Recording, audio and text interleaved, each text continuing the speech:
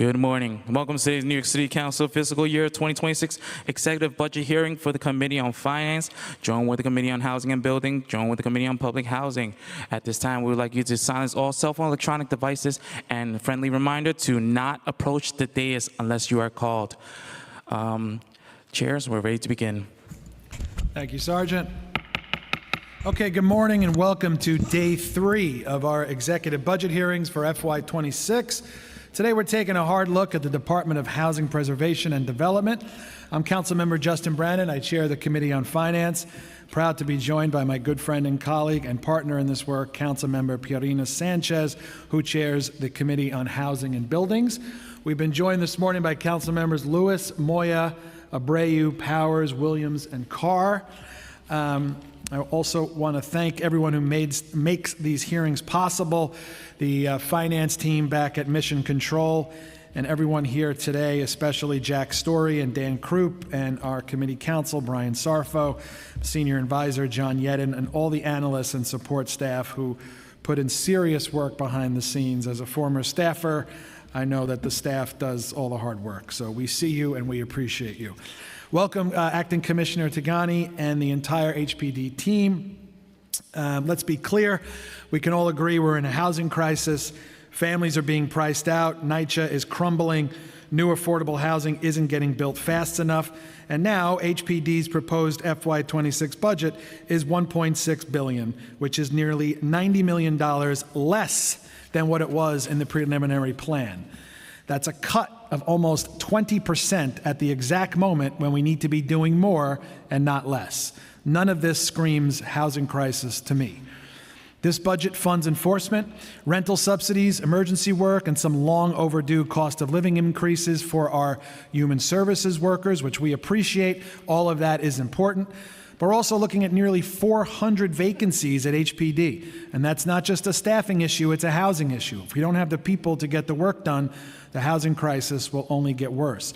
In our preliminary budget response, the council called on the administration to fill these vacancies, especially in the roles that finance, build, and preserve affordable housing, and to boost capital investments in real projects. That's how we move the needle. So today we're going to dig in. How does this budget meet the moment? What's the plan to make HPD whole and get more affordable housing out the door? With that, I'm going to turn it over to my co-chair, Councilmember Sanchez, for her opening statement.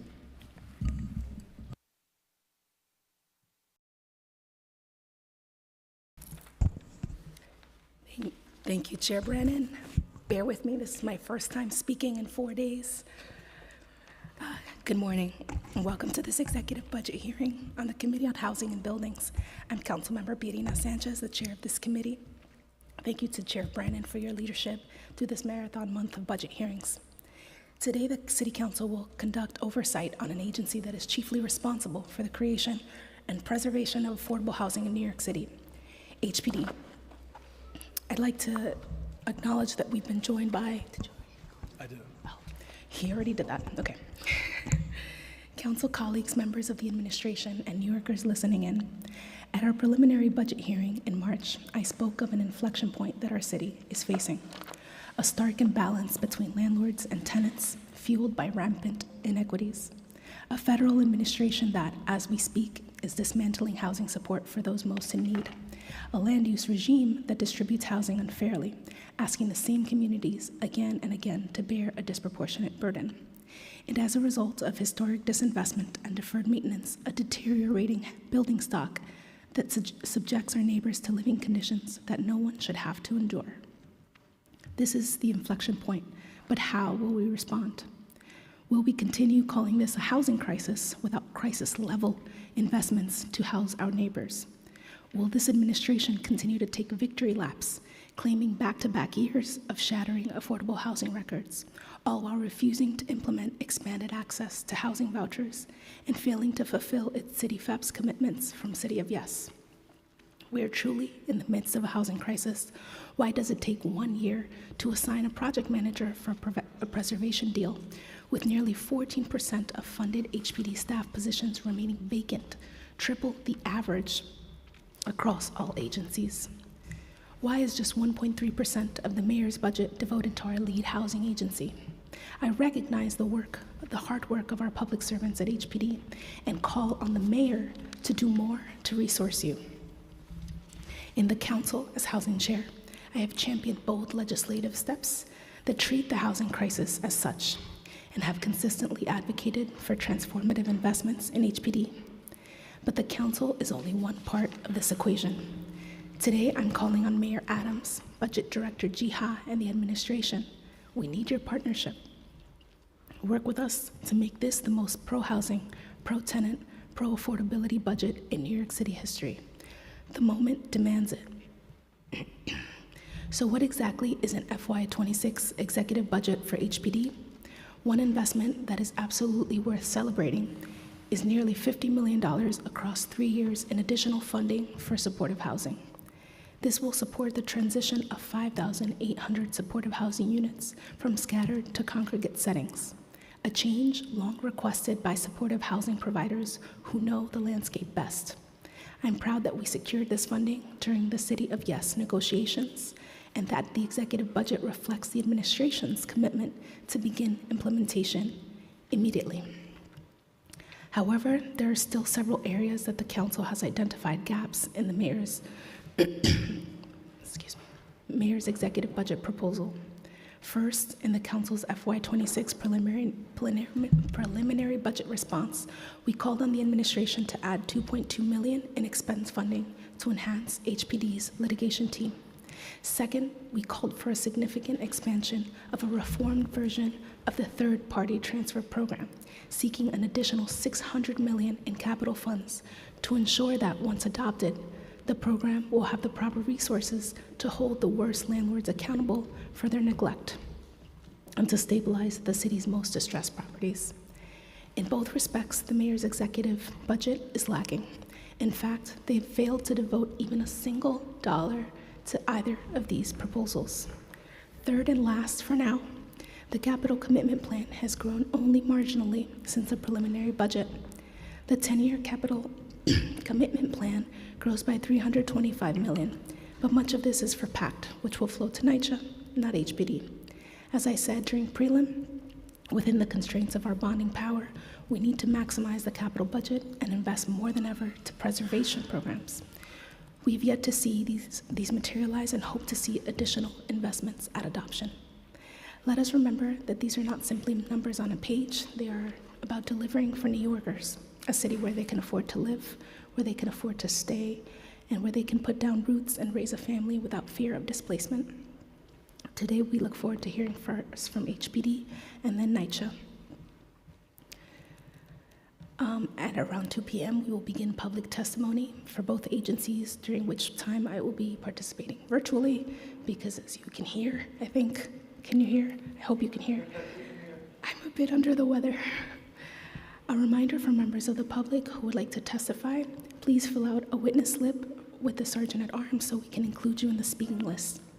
Lastly, I want to also thank all the staff who made today possible: Jack Story, Michael Sherman, Emra Edev, and Shima Buchera from Finance Division, Austin Maloney, Andrew Bourne, Dirk Spencer, Jose Conde, Brooke Fry, and Reese Hirota from the Legislative Division. And finally, my team: Maria Villalobos, Ben Ratner, Kim Castellanos, Gerard Fernandez, Paola Olivo, Joania Yegue, and Carla Dominguez, who ensure that all our work is connected to the experiences of our community. I will now pass it to our committee council to swear in HPD leadership and administer the oath. But I'd like to acknowledge we've also been joined by Councilmember Ressler.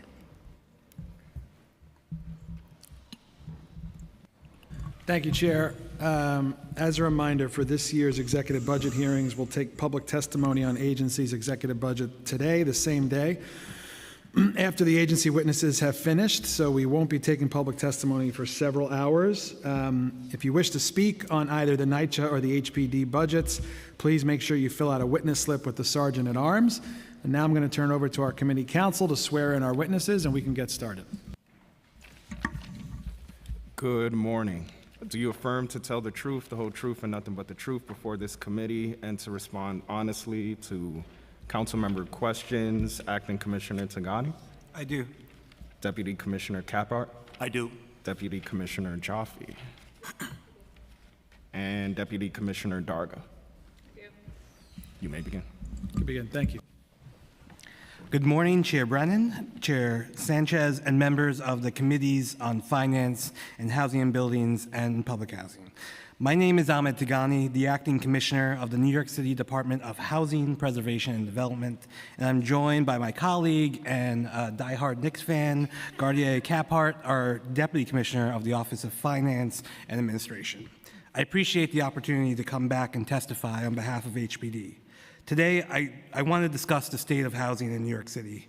5 weeks ago, you gave us the opportunity to share HPD's vision for the future we're working to build, and to engage in a conversation about how New York City is leveraging our financing tools, resources, and community programs to address the ongoing housing crisis. As I said then, and I reaffirm to you now, every single day, we are showing up with urgency, with creativity, and with dedication. This conversation and our budget isn't theoretical. It's about real homes, real communities, and real people. Robert Pamphile is a 70-year-old New Yorker born in Trinidad. After retiring to care for his wife and son, both living with disabilities, Robert did everything he could to keep a roof over their heads. For 6 years, they cycled through shelters, living without a kitchen, without privacy, without peace. We asked how he got through it. He said faith. He never gave up hope. Last year, that hope was answered. In 2024, we placed Robert and his family into a brand new, affordable 2-bedroom at Grebe Point Landing, with on-site support from Breaking Ground and brand new furniture through a city program. A real home, fully theirs. When Robert stepped inside alone for the first time, he cried. Not because he was fancy, but because after 6 long years, he could finally give his family a safe, stable place to call home. Robert is who we fight for, and the millions of other New Yorkers like him, those who are struggling now, and those who might need us tomorrow. So my hope is that my testimony today will serve both as a state of housing in New York City as well as a call to action, because the mandate is clear and the work is far from done. Let's start with where HPD is focused. The answer is simple: everywhere. Every block, in every neighborhood, in every borough, in communities from East New York to Inwood, from Stapleton to the South Bronx, we are turning policy into housing. The help might look different, the combination of tools configured more specifically for those areas, but we are working to serve every corner of the 5 boroughs. Just since the last time I sat before you, we relaunched Neighborhood Pillars to rescue distressed buildings and protect the people living inside them. We opened applications for the Universal Affordability Preference, UAP, another tool to make sure every New Yorker can afford to live in any neighborhood, not just the ones that they've been pushed into. And we've doubled down on supportive housing, backing it with real dollars and a real commitment to creating more congregate homes. We advanced dozens of public site projects, from community engagement and RFP designations to homecomings, including the topping off of Willett's Point Phase 1, where a historic 25,000 unit development is now visible on the skyline next to Citi Field. We've advanced Where We Live NYC, the city's fair housing plan, holding 4 public workshops as the first step towards drafting the 2025 update to the plan. Even with announcement after announcement, we never lose sight of why we do this. It's about the people of New York, the parents looking for stability, the seniors trying to age with dignity, young families chasing a future. It's about the dream that every New Yorker deserves, a safe, affordable place to call home. We know that building homes is only part of the job to creating those dreams. Getting New Yorkers into those homes fairly, efficiently, and with dignity is just as critical. That's why in the past 5 weeks, we've taken major steps to overhaul the Housing Connect system, because getting a shot at an affordable home shouldn't feel impossible.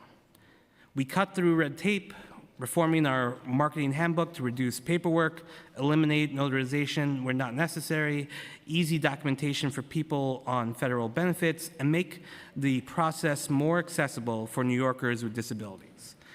Because the system should work for the people who need it. And the results speak for themselves. In just the first few months of this year, 94 lotteries have opened. That's over 5,000 affordable homes. And more than 5,000 households have already been approved. That's families who now have a real chance at a stable future. Our goal is simple: make it easier to get housed, not harder. In a city where more than 3.7 million apartments are already built, including nearly 1 million rent-stabilized apartments, preservation is essential. And in this economic climate, it's urgent. Preservation isn't just about saving buildings, it's about preventing displacement. Just recently, this March, we sent out information on J51 to property owners so that they know it's an available tool for addressing building needs. When we align enforcement, support, and subsidy, we protect people's ability to stay in the neighborhoods they call home. But we don't stop when financing is done or even when the keys are handed over. Because at HPD, we believe every New Yorker, no matter their zip code, income, or background, deserves a home that is safe, legal, and livable. Full stop. Since just March, our code enforcement teams have responded to almost 110,000 problems and issued 130,000 violations. Over 150,000 violations have been closed, including 3,200 as part of our litigation activities. 32,000 housing units were made safer because of the emergency repair work completed in apartments or public areas of buildings throughout the city.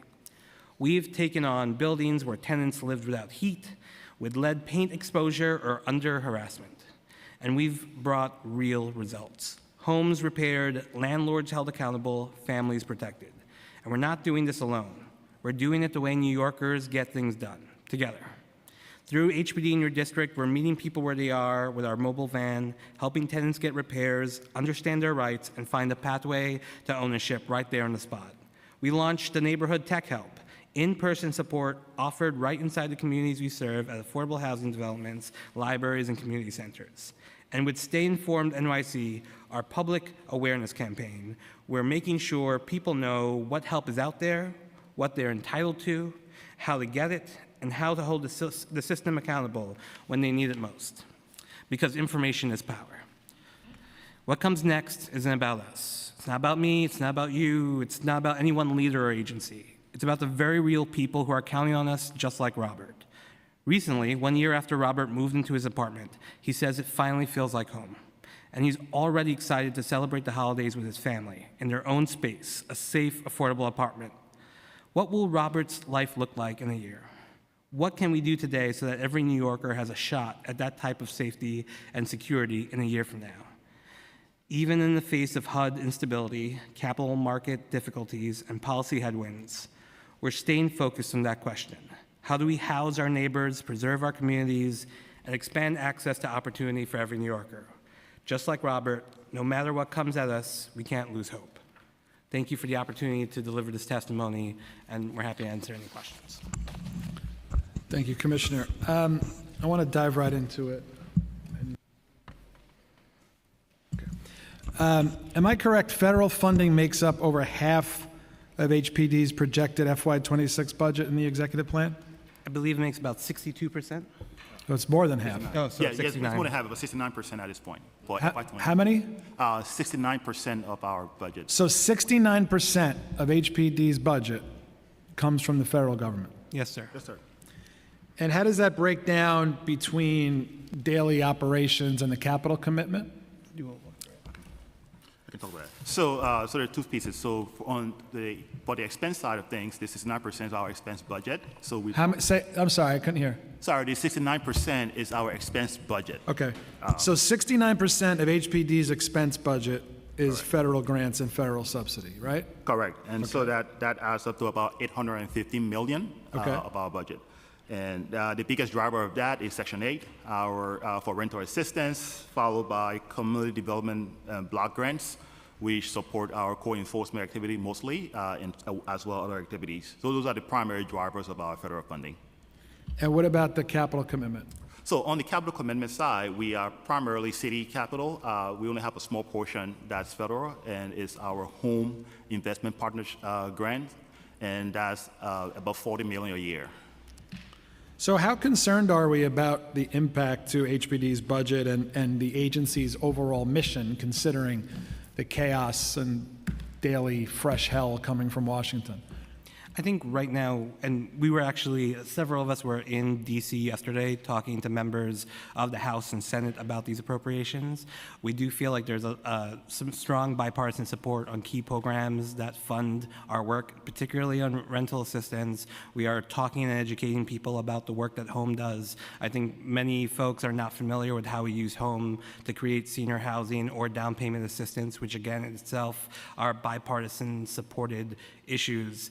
We are watching carefully and working to make sure people have these facts. There's still some time left between reconciliation and when appropriations happen. So right now we're on the ground working not alone, but we've worked with a coalition of other cities, both in blue, red, and purple states. Since this is not a New York problem, this will affect everyone.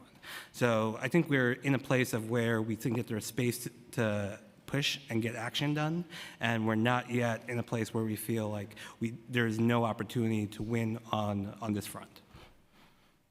Has the administration, City Hall, OMB expressed concern or asked you to, put together a contingency plan? Have they offered any kind of contingency plan?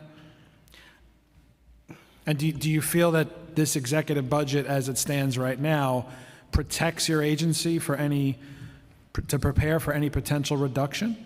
I think right now, especially given the additional funds that we received through City of Yes, and again, we thank the council and the mayor and the administration, plus the funds that we've just seen allocated through the state budget this recent year, we are in a strong place to meet our commitments in the near future, and we'll continue to manage that in the out years. I mean, you've just seen in the last couple of weeks our ability to commit and further specific areas like supportive housing. We're still on target to meet strong new construction goals, preservation goals. So we do feel like this budget, it does put us in a good place to meet our targets. We'll continue to watch the federal situation, but again, just over the last couple of days, we do feel like there are bipartisan support for the things that really keep our work moving, and we'll continue to work through that over the next couple of weeks. So I think there's one thing that most New Yorkers agree on is that we've got an affordability crunch, an affordability crisis in the city, and obviously access to housing is one of the key pillars of that affordability crisis. And I think when the administration puts forward a proposed budget for HPD that's about $90 million less than what they proposed a couple of months ago, $1.6 billion, I always say that you could tell me what you care about, but if I want to know what you care about, I want to know what you spend your money on, right? So if City Hall says they care about housing, a $1.6 billion budget for your agency does not scream housing crisis to me or to anybody. Has that concern been relayed to City Hall?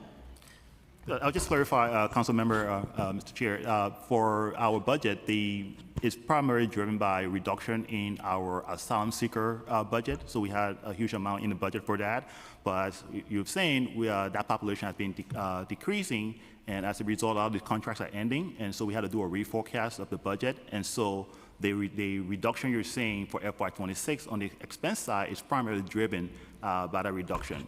But as far as our agency operations and daily operations and all the agency programs, we did not have a cut in our budget. Instead, we had an addition to our budget for those items. Yeah, I think just add it goes back to the November mod. We saw additional lines in enforcement added then, and then up and through prelim, and now we have seen a growth in our programs and staff positions. Let's talk about staffing. One of the things we hear a lot about, and I've personally dealt with this on a couple of projects, where the turnaround to get shovels in the ground is insanely long. And it seems like it's due in part to vacancies, and some of these lines are just, some of the staffing at a lot of these agencies is just skeletal. What is the head count for the folks who actually do the document processing and to get these deal sheets out the door? What's the target head count? What's the budgeted head count? And how many people are there today? Yeah. So for our Office of Development in general, we have a budgeted headcount of close to 400, but 277 budgeted headcount, and active right now is a little over 300, about 309. So that area we have about an 18% vacancy rate for that office. But the 18%, but what about specifically in that? Yeah, so particularly for staff overall who manage development projects, so our project managers primarily, our budget ahead is about 113 for that area, and we have about 82 on staff and another 30 or so that are vacant. So a vacancy rate of around 27%. And for that area, we do have, as we know, we do have a hiring freeze. However, for that area, we are under more of a 1-for-1 hiring freeze as opposed to a 2-for-1 hiring freeze. 1-for-1 hiring freeze for those playing at home means? Pardon me? For those people that don't know what that means, can you? For each person who leaves, we're allowed to backfill each person who leaves instead of waiting for 2 persons to leave, which is the general policy. And I would just add, for grant-funded lines, we're actually able to hire as openings do happen. The other thing that we have been using for the last couple of years to supplement this work, because part of the hiring process, even when we identify a candidate, it may take some time to bring them in and then bring them up to the level of sophistication, awareness, recognition of what to do to get projects moving. We've been able to supplement it with some other programs. So we have a capacity accelerator program where we've spent, it's funded to over $7 million. It brings in temps with experience, outside temps with experience to help with project management. We're bringing additional outside counsel support to help with transactions and loans. And also, because since COVID, there were a lot of new staff who came into agencies across the board, HPD included. We've actually invested in training to get them up to a place where they are on par with where we need them to be. We've accelerated the training so they know more about finance. So we've brought in outside help to get people more up to speed on development, finance, strategies, and education. Yeah, and one note I will add to what the commissioner just said is that we also, with this budget, beginning FY26, we're seeing an additional 30 heads being added to our budget which primarily supports staff who do this work. So that's funding from what we call our interfund agreement, which the capital budget reimbursing the expense budget for staff. And so those 30 staff will not be subject to the freeze. We can have staff lined up and new candidates lined up to fill those positions very quickly. So those are all the things that we're working on to beef up staffing for that. What's the approximate time for I apply for a job at HPD, you hire me, how long until my first day at work? I think it depends on the funding source. So if it's something where we're not subject to particular hiring procedures, it could be a couple of months, and then it depends on whether you are coming new from outside city service or internal city service. If you're internal city service, often we're also working with the other agency to come up with a release date that makes sense and doesn't impair their work and allows them to come over here. If it's someone who's coming from outside private sector into the public sector, it really just depends on the funding source to tell us how long it would take. We could have something that's a couple of months. Some positions do wait a much longer time. So at the preliminary budget hearing, HPD was asked about a disclaimer on your website that says it could take up to a year for a project manager to be assigned to some of the preservation programs. Is that still the case? So yes, it is still the case with the preservation finance team that right now it could take up to a year to connect with a project.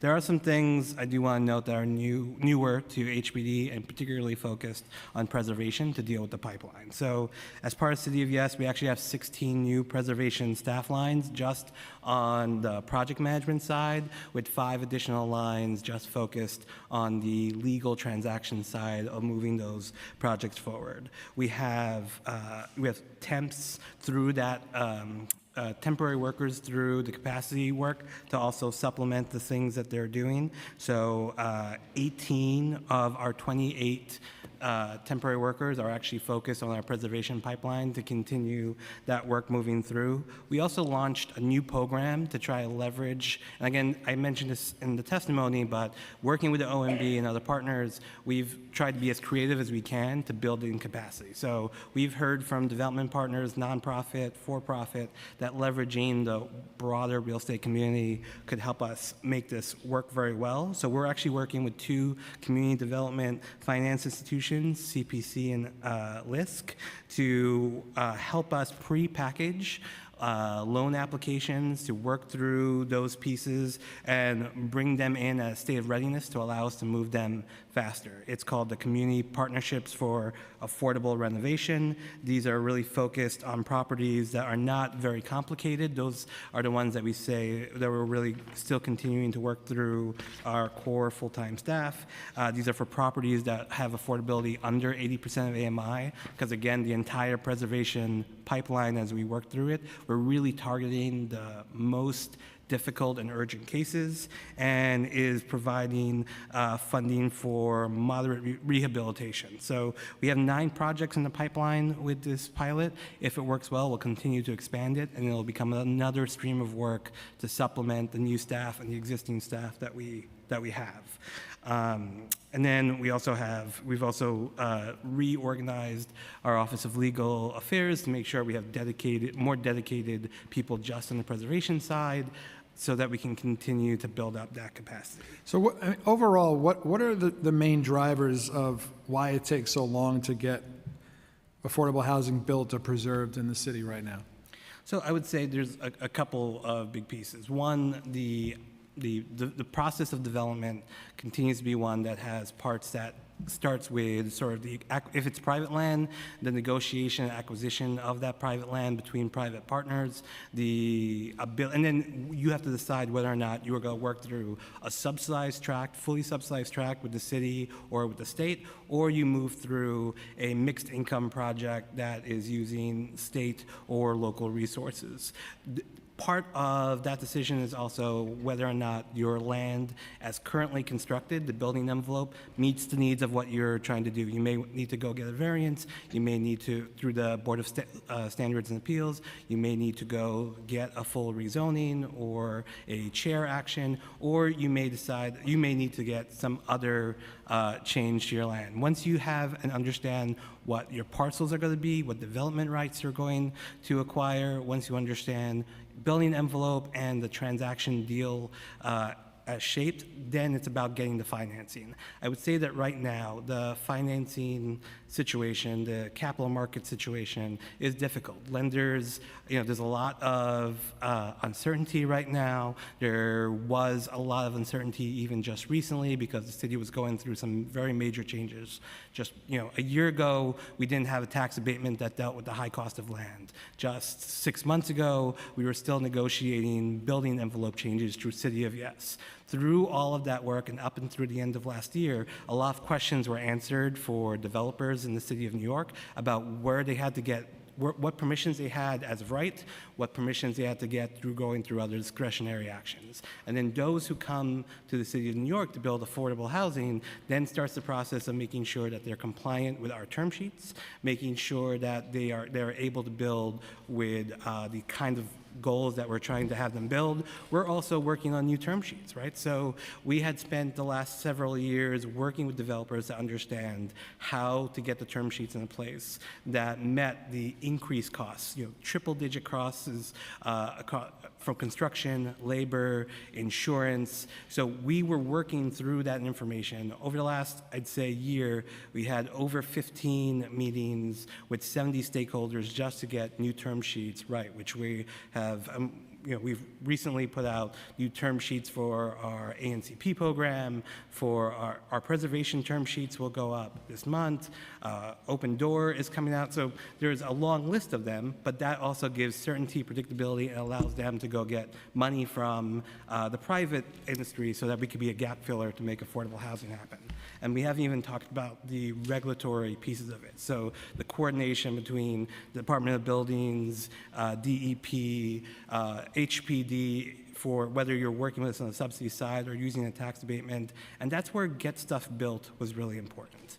That's where the work to look at the regulatory scheme and try to figure out how to reduce the timing by 50% was really important. That's where trying to figure out and pass the Green Fast Track, which allowed us to take buildings that were passive house, electric design, not impeding on historic resources, and move them through environmental review that was unnecessary and save $100,000 was important. So we're trying to chop through things that data has suggested is a time drain and get that out of the way and move those projects forward. But if I were to sum up all of this, I would say that the process of first figuring out for new construction what kind of building you want to build, where you want to build it, what permissions you need, whether or not you are in a place where that building program works for either a city, fully subsidized project, a mixed income project, and has a right project, then moving through one of those tracks to go through either the financing match, connecting yourself with, as a right project, with the Department of Buildings, DEP, or if you're on the coastline, there's a whole other set of regulatory agencies you have to work with, and then making sure that you're going through that process and checking all the boxes correctly. The city has been very interested in understanding that regulatory map. We have been trying to chop through it, but those are some of the factors that contribute to the length of time. And this is something I've written about with one of my colleagues.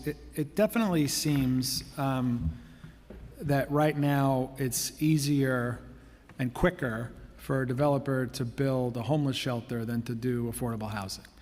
I have a situation in my district, I've heard from many of my colleagues, where it's a vacant lot, so it's blue sky, they can build whatever's needed, but they decide to build a homeless shelter because they can get the subsidy process and everything processed years quicker than HPD, and a developer doesn't want to sit on a vacant lot paying taxes for 3 or 4 years, so they're going to say yes to build a homeless shelter.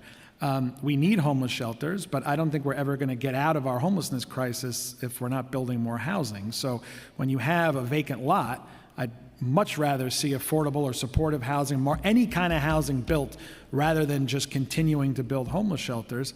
But right now I'm worried that we're undermining our own housing goals by making it easier to build homeless shelters for developers who are agnostic. They'll build whatever you want them to build, but if it means getting paid tomorrow versus getting paid 4 years from now, well, which one are you going to do? Why is it so much easier for a developer to do a homeless shelter than to build affordable housing? And what is HPD doing to close that gap? So I would say, I want affordable housing to be built faster as well. That's what we are all here to talk about, and this is what the work focuses on. It is absolutely true that our pipeline is a long pipeline. Some projects, depending on the type of project, may take a few years, or it could be longer than 5 years. Part of it has to do with the way we finance affordable housing, but it's the way affordable housing is financed across the country. Affordable housing is financed through a number of different layers of subsidy using public and private contributions. We heavily depend on HPD being able to maximize how many projects we're able to do. Rather than build 2 or 3 very expensive projects, we've been able to leverage federal, state, and local resources to finance tens of thousands of units. That involves the use of low-income tax credits, one of the nation's most innovative solutions to building affordable housing, creating millions of units nationally. We use our own city capital. We use federal funds like the home partnership funds to build senior housing. On the federal piece, and I think we've discussed this before, the low-income tax credits are a really important program, but we've been advocating for years that some of the rules around it makes it harder to do what I just described, which is maximize the money we have to spread it out effectively, to do more projects, to get more projects through the pipeline. They have within the rules a requirement that if any project that receives low-income tax credits needs to use 50% of that project needs to be funded using low-income tax credits. We have advocated to bring that basis point down to 25, basically cut in half. Last year there was a bill that, if it had went through at the federal level, would have allowed us to finance another 4,400 units of affordable housing.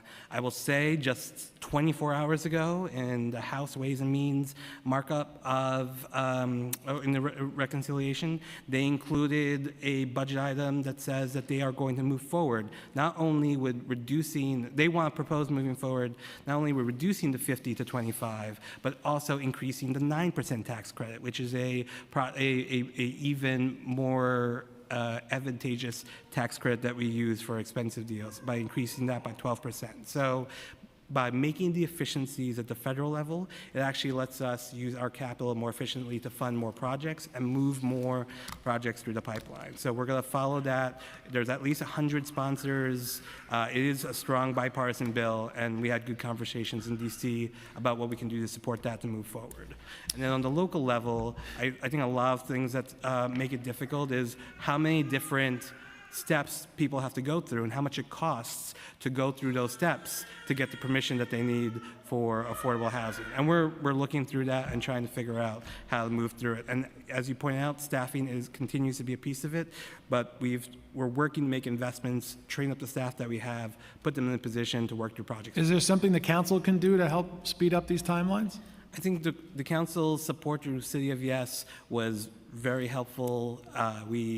Not only does the $1 billion help us do projects, the staff lines are going to help us do projects. The council has been record about the federal changes, and we certainly need to continue putting more pressure, not letting up. The next 6 weeks or so are really important to seeing that work happen. And I think overall, continuing to have a conversation with the council about what provisions in charter and law and regulatory scheme is involved in development of housing writ large in New York City is going to be very helpful. And I would say the last piece, the work that you've done on fair housing, the pressure that we want to make sure that everyone understands that it's everyone's obligation to build fair housing across the city, that makes clear the message that we want to move projects faster, not impede its movement forward.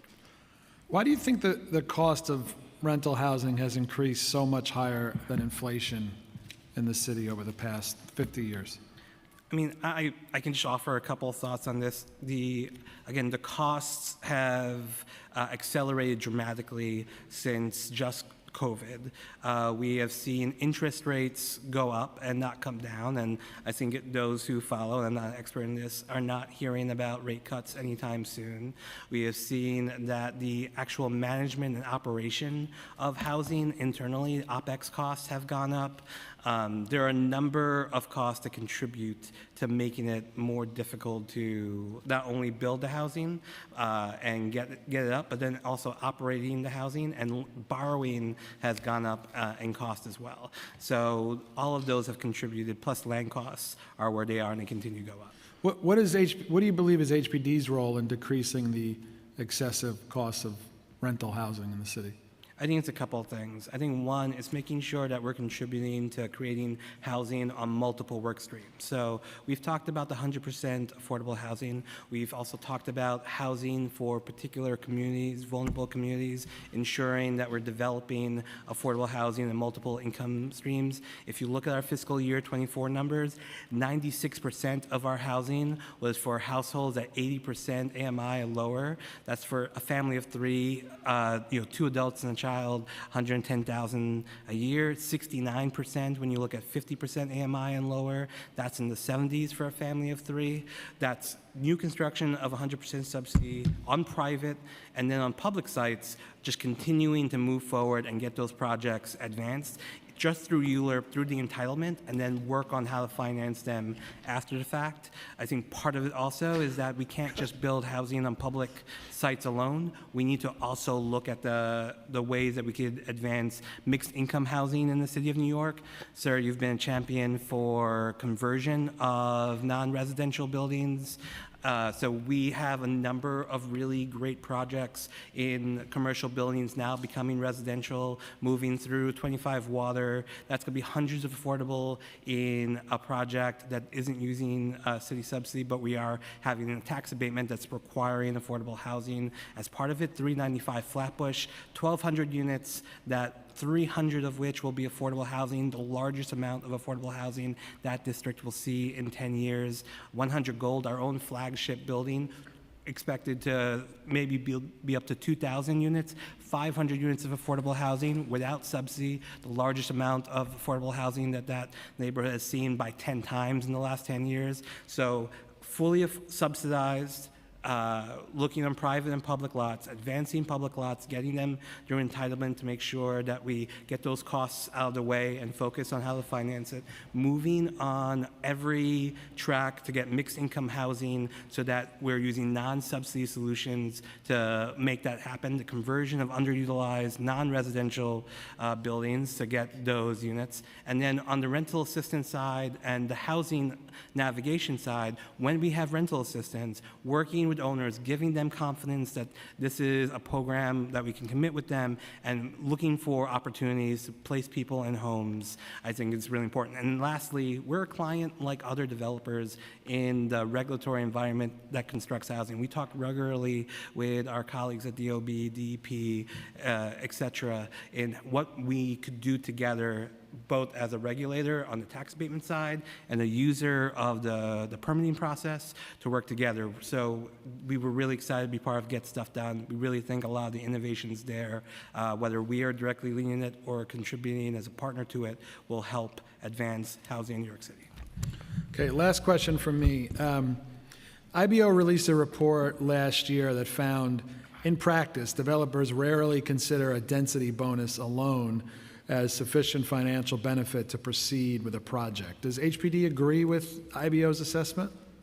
I actually think that this is something that we've been talking about since 2015, 2014. So the original study for coming out voluntary and considering things like mandatory inclusionary housing, that study suggested that in many markets you needed to pair both a tax abatement assistance with building envelope in order to get strong output of affordable housing and viable projects. And as we continue discussions about both City of Yes and different abatements over that time, we have seen a strong connection. It really depends on the market that you're in. It depends on what the cost of the projects are, but there is a strong connection between the both, especially in our stronger markets, our higher cost areas. Well, what would you say is more effective for increasing housing supply? Is it zoning changes or is it more city subsidy? I think it's a little bit, again, it really is about the area of the city that you're building in and the costs associated. Changes to zoning and building envelope allows a certain level of predictability and planning that cannot be understated. Advancing citywide zoning like City of Yes did, looking at the neighborhood plans that have already been passed, AIM Up and AIM Up, Long Island City, the ones we've done, we are looking ahead in the future, creates the ability for developers to work with partners in the financing field to say, this is what we can do. Can we price what it would cost to move a project forward? It gives them information that they don't already have. Uncertainty leads to higher costs or no opportunities. Certainty does the opposite. And so I think zoning is a really important part of that. That being said, when approached with what the actual costs are, what people will be faced with and what people will offer on the private side, and HPD is a gap filler. We always do the best we can, but we have to do it in a way that creates fairness and accessibility and opportunity for many users. So the private side is important. Those tax abatement tools help bring down the cost and allow us to exchange that for deep affordability in those projects. Last question from me. Does HPD do any cost-benefit analysis to determine whether or not a dollar spent from the capital budget is more effective or impactful than a dollar spent through tax expenditures? I don't know the answer to that. I'm going to bring up Deputy Commissioner Lucy Jaffe. There is some figures that we looked at it, but I'm not sure I can address your exact question. Hi, thank you for that question. We do extensive analysis on all of our programs, and when we're proposing new programs or looking at reforms, and cost-benefit analysis to the city is always one of them. We are constantly looking at what is the best way to achieve something. That may be a difference in the cost-benefit of one program or one type of subsidy or another, or there is also often feasibility considerations, timeliness, so there can be a lot of factors that go into what makes a tax-based program versus a subsidy-based program more efficient and effective for the city, but cost-benefit analyses are always a big part of our financial work when we're thinking about any new programs or reforms. And I would just add that every project goes through a multi-unit review where we look at everything, whether development rights, land, and the individual capital we put into projects are evaluated for what is the best use of it. So especially when there's development right transactions, whether it's a better use to transfer those development rights or build on the lot that it's transferring from. And those are the kind of specific questions we look at each of the tracks. Do you think the HPD budget should be higher? I think that in order for us to build really good communities and strong housing, we also need good parks. We need good schools and streets. You know, I've also worked in government for a while. I've worked at a number of different places. I've had the pleasure of working in public service, and I know that those agencies are also looking for their own ability to advance projects. We work with OMB as part of a larger community to make sure each one of us has the opportunity to build projects, so they work in tandem together. I think we're about 14% of the capital budget? Yeah, we're about 14% of the capital budget. I'm very grateful for the money that we get, and I understand, and this administration works with us to give us more money, as has been demonstrated recently. So I would not want to see a budget that impaired our ability to deliver on other goals and things New York City needed, and would want to be part of a holistic budget that delivered more good things on more fronts. Thank you, Commissioner. Turn it over to Chair Sanchez. Thank you, Chair. I want to thank Councilmember Ressler, who's going to be my voice. You have to do your best impression of me. I will do no such impression, but I think this is going to be a highlight of my professional career because never will I have ever sounded more cogent and intelligent than today reading the questions drafted by Chair Sanchez and her team. I do, just as a point of privilege, want to say I think that the prelim budget hearing was just entirely too much of a love fest for the acting commissioner, and I'm going to say no nice things today. No, please don't.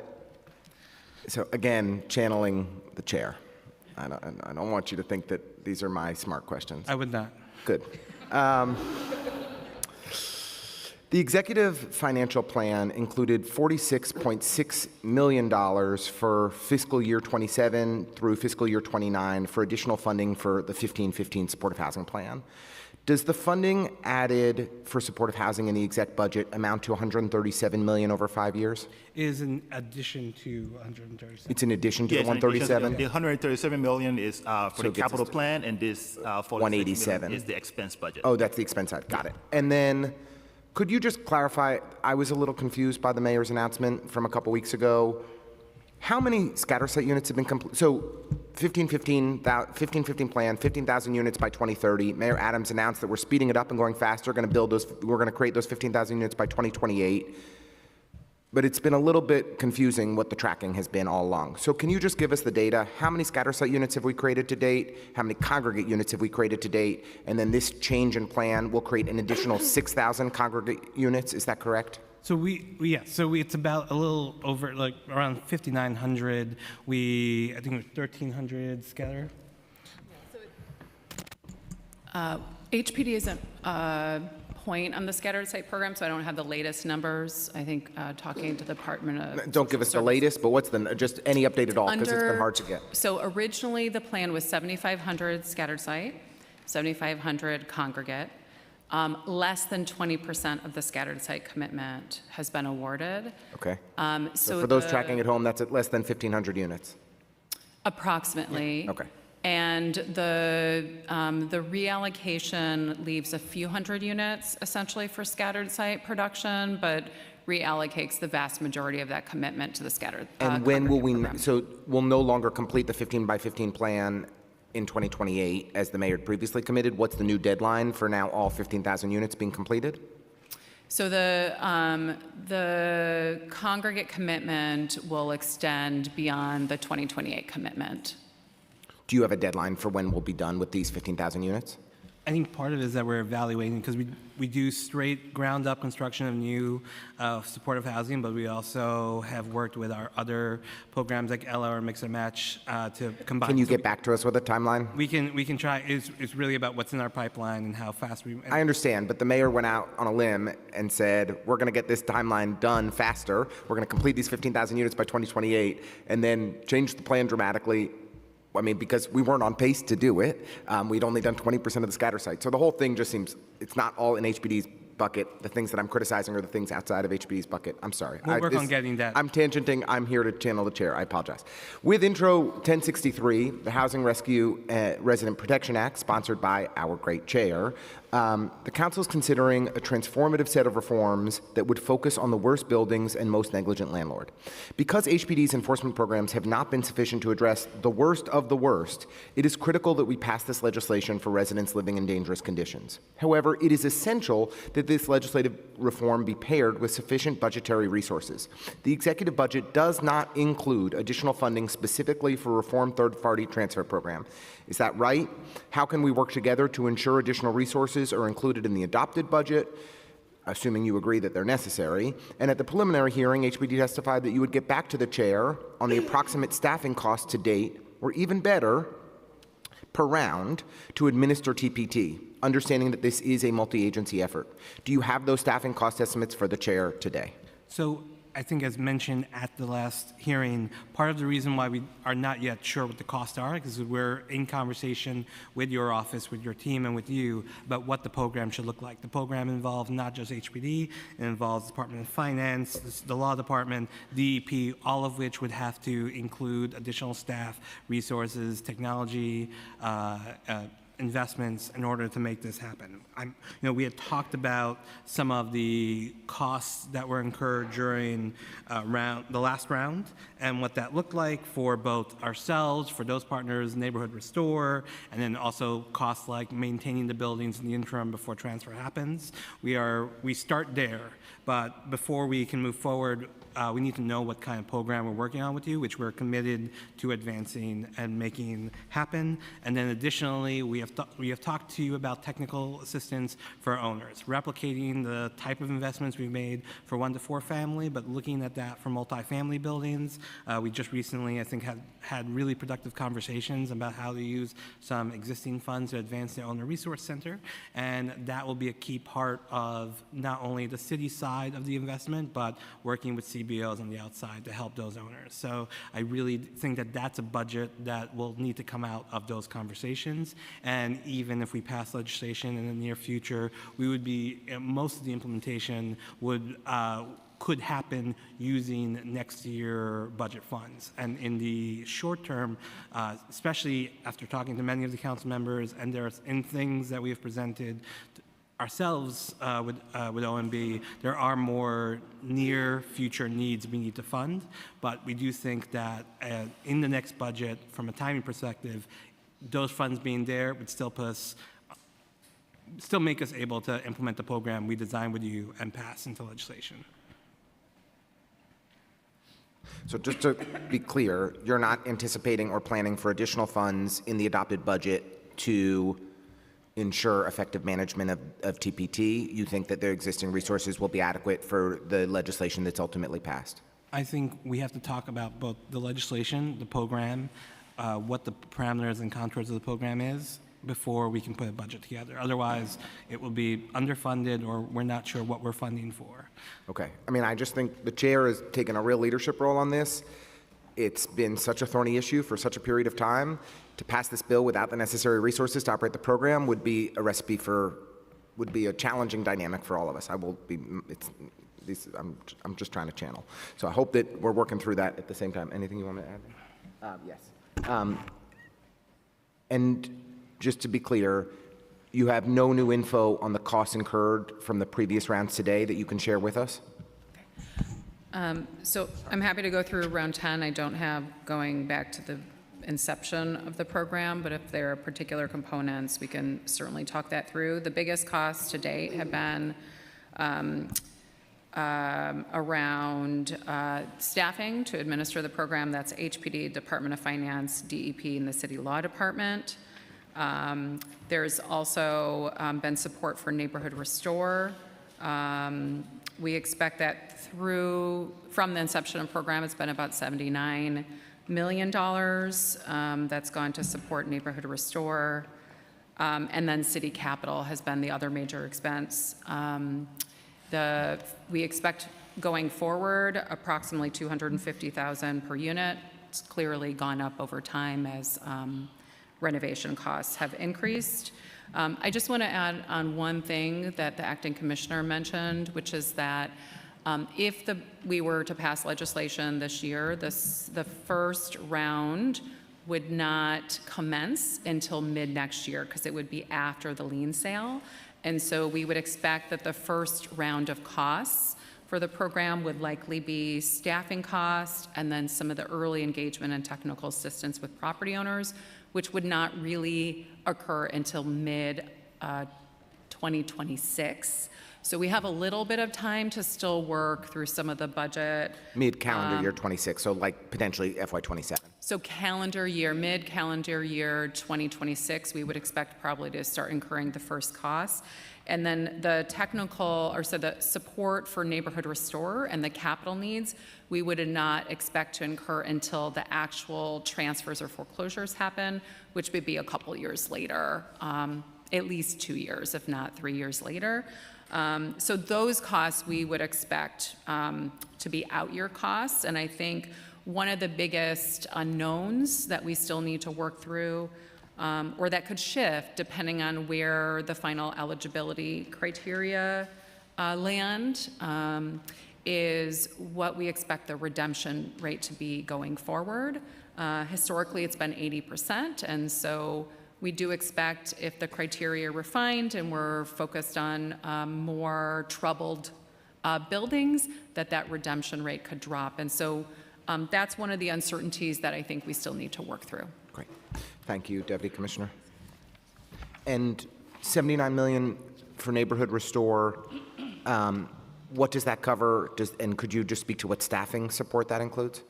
So that is, so neighborhood restores the interim owner of properties once they go through TPT. Right. They own the property until such time as the new assigned property manager developer can scope out the renovations, secure financing for the renovations, and take title. That could be a couple years of interim ownership by property. If there's litigation or other complicating factors, it could take longer. So during that period of time, Neighborhood Restore is responsible for making sure that any critical immediate repairs, they work with the property manager to make sure those happen. If the cash flow from the building is insufficient to do it, they will front money for those critical immediate repairs. They also, if there are bills that the revenue from the building can't cover, they will cover any expenses. So making sure that there's utilities in the building, there's heat during the winter. Any of the critical systems and expenses would be covered during that interim ownership stage. Okay. Thank you very much, Deputy Commissioner Dargo. We've been joined by Council Members Aviles and Stevens and our Public Advocate, Jamani Williams.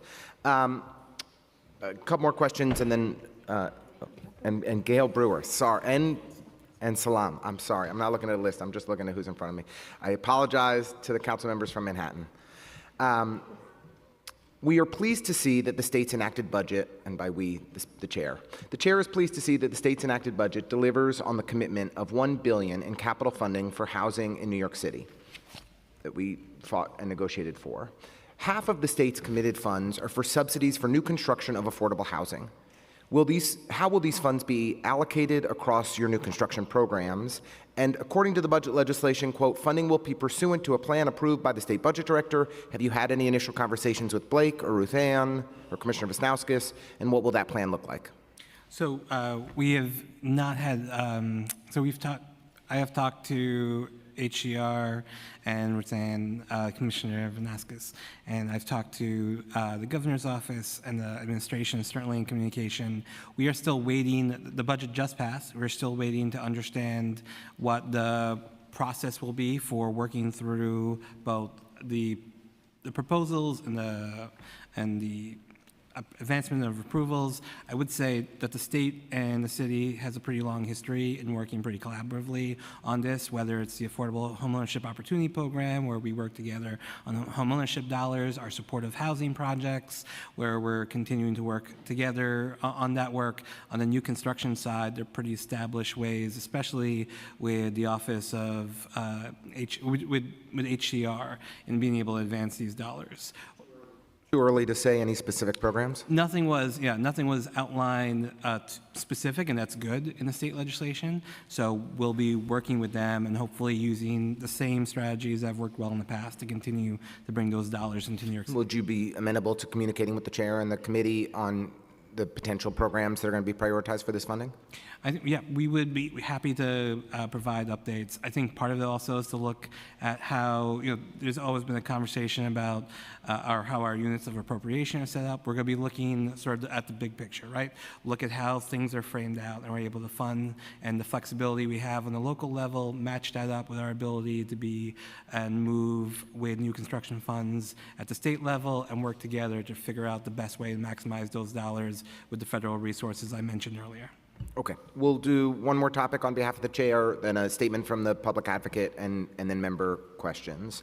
At the preliminary budget hearing, the chair and you discussed efforts to issue new term sheets. And the committee was very pleased to see a new neighborhood pillars term sheet finally appear on HPD's website. Have you been getting any interest? How many buildings or units does HPD expect to reach, given the relatively low amount that the administration has invested in the program? I believe it's $15 million for FY26. When an affordable housing developer sees that a term sheet is 4 or 5 years out of date, how does that affect their willingness to pursue that HPD program? And are there additional term sheets that we should be anticipating in the near future? I, again, appreciate the question, and of course, we appreciate the support for Neighborhood Pillars. It's an important program to us. We did relaunch it. We were excited about seeing and getting that moving forward. We worked on that with dozens of advocates over at least a year plus, many years of conversations. So we do expect this to have a high impact right now. We think about 100 units a year based on the funding, but I also want to stress the fact that this is work that isn't exclusive to Neighborhood Pillars. We have nearly a dozen preservation term sheets. Many of the nonprofit advocates we work with use those tools as well to make the same kind of outcome in distressed buildings, realize better futures for the tenants who live in those buildings, and can use that in conversations with owners in terms of coming up with different succession plans. So while Neighborhood Pillars is as a statement and as a tool is very important, we still and have continued to have preservation term sheets, the New York Acquisition Fund, other tools where we were making that work happen in real time, either through conversations with owners, through our housing litigation work, and other streams. And then as far as... Can I just pin you down, though? So have you gotten any interest to date? So I don't know if if we can come back to you with that. How many buildings or units does HPD expect to reach, given the relatively modest amount of funding? So in this particular term sheet, we think maybe 100, but in the work that we're doing overall... 100 units. 100 units, but in the work that we are doing to take distressed buildings, put them in a better situation, either through the current owner or with a nonprofit, that's where you're doing millions of dollars, tens of millions of dollars of that work, and that's going to yield many more units. And so you had asked about the term sheets. We expect new preservation term sheets to be out fairly soon, if not this month, in a couple of weeks after. We are expecting other term sheets to come out after that. Open Door, we already put out the revised Affordable Neighborhood Cooperative Program, the ANCP term sheet, the new Home First term sheet, which covered different things, but the preservation term sheets are the most germane to this conversation. Those should be out. Those also went through a year of meetings, at least 15 meetings, 70 stakeholders who are involved with that. And to your last question, yes, having older term sheets did create a lot of questions, but I do want to stress that when they come into our program, the project managers and the leadership in development finance are working with those owners and working with their team to make sure that we're funding those units at a level that adequately takes care of the job. Right? We're not going to fund something. That's why we stress so much to make sure the scope is complete. That's why we stress so much that any other resources that come into the project are there and sure, so that the dollars that go into it from the public, the scopes that we developed, and the outcomes that we expected all happen. And so that is the information actually that we've used with our conversations with OMB to land those term sheets. Those years of engagement and those outcomes is how we got to where we were going to be in a couple of weeks. Thank you for that, Commissioner. I think you've put Anaya to sleep. You're welcome. It's a very hard thing to do. And with that, I will pass it over to Public Advocate Williams, who has a statement. And thank you, Councilmember Chair Sanchez, for allowing me to give my opening statement in the middle of the hearing. Appreciate it. First, as mentioned, Jemina Williams, my name is Public Advocate, City of New York. Just for those who care, I'm not $1 million in debt. I'm not homeless, and I have not committed any mortgage fraud at all. And go Knicks. Thanks again for the opportunity, and chairs and the members of the Committee on Housing and Buildings for holding this hearing, allowing me the opportunity to provide a statement. I would like to highlight the same crucial data points I raised during the preliminary hearing for housing and buildings. For the past few years, the Department of Housing Preservation Development, HPD, has faced high attrition rates at 45.6%, change from pre-pandemic to current trends. The attrition rate pre-pandemic 2016 to 2019 was 164, and with a peak in 2022 with 273 staff members leaving HPD, in 2023 300, and in May 2024 238. For fiscal year 2025, there were a total of 2,832 budgeted full-time positions. As of March 2025, the actual headcount is 2,383 with a vacancy rate of 15.9%, which is a total of 449 vacancies. There was an increase from February 2025 as the HPD's vacancy rate was 13.8% with a total of 382 vacancies. HPD's vacancy rate went up by 2.1% with a total increase of 67 vacancies within a month. Although HPD has bounced back from pandemic lows, it is extremely concerning that within a few months there was a large dip. HPD needs to prioritize hiring to ensure the gaps are filled and that they will be able to operate in full capacity. According to the Executive Financial Plan, the fiscal year 2026 executive budget for HPD is $1.56 billion. This is significantly lower than the fiscal year 2025 executive budget proposal of $2.13 billion, and less even than the proposed 2026 preliminary budget of $1.69 billion. It comes in just over the fiscal year 2025 adopted budget of $1.40 billion. I hope the Council does not consider any further cuts from the adoption of the budget. The fiscal year 2026 executive budget included additional $46.6 million in fiscal year 27, fiscal year 29 for 1515 supportive housing, which will help the transition of 5,800 in supportive housing units to congregate settings. Supportive housing must be a priority when it comes to responding to the city's mental health crisis. In year 10 of the city's 15-year plan for housing, we are falling behind. I hope during today's hearing we'll hear more from the administration on their plans to address the issues I mentioned, along with the federal cuts that are looming. Thank you. Appreciate it. thank you so much, Public Advocate Williams. Would also like to acknowledge Councilmember Dinowitz. The chair's neighbor to the north is here. We will start with Councilmember Lewis, followed by Councilmember Brooks Powers. Thank you, chairs, and thank you, Councilmember Russell, for supporting at this moment. Good to see you, Commissioner, and your whole team. Your team has been very helpful with some of the properties in my district, 1111 Ocean Avenue, 2500 Bedford, 3900 Kings Highway. So I wanted to ask 3 quick questions regarding provisions for addressing repairs. With the Council's FY26 executive budget request for $2.2 million to enhance HPD's litigation team, not included, how does HPD plan to continue enforcement of housing agreements and service implementation when legal intervention is required? Does HPD have sufficient staff and legal resources to address serial noncompliance? And what will HPD's enforcement capacity look like in FY26 compared to FY25 in terms of legal action, physical repairs, and inspection volume? I'm Thanks. happy to answer those questions, and also Daniel and your team has been great partners on those buildings, of course. So, just to stress on the housing litigation part, our staffing has held stable since the last time we've come before the prelim, and even beyond that, we have seen just through our housing litigation work over 52,000 violations corrected. We have initiated about 2,200 cases, which is not among our highest, but we've also been more involved in tenant activated cases or initiated cases, which we take just as seriously. So, and then been able to collect about 5.7 million in settlements and judgments, which includes everything from violations to monetary at that point. So on the housing litigation front, we do have a strong team. We're working with OMB and DCAS. DCAS because some of the staffing requirements, or we were able to get, since attorneys are hard to recruit titles, we were able to get some help in making our positions more attractive over time.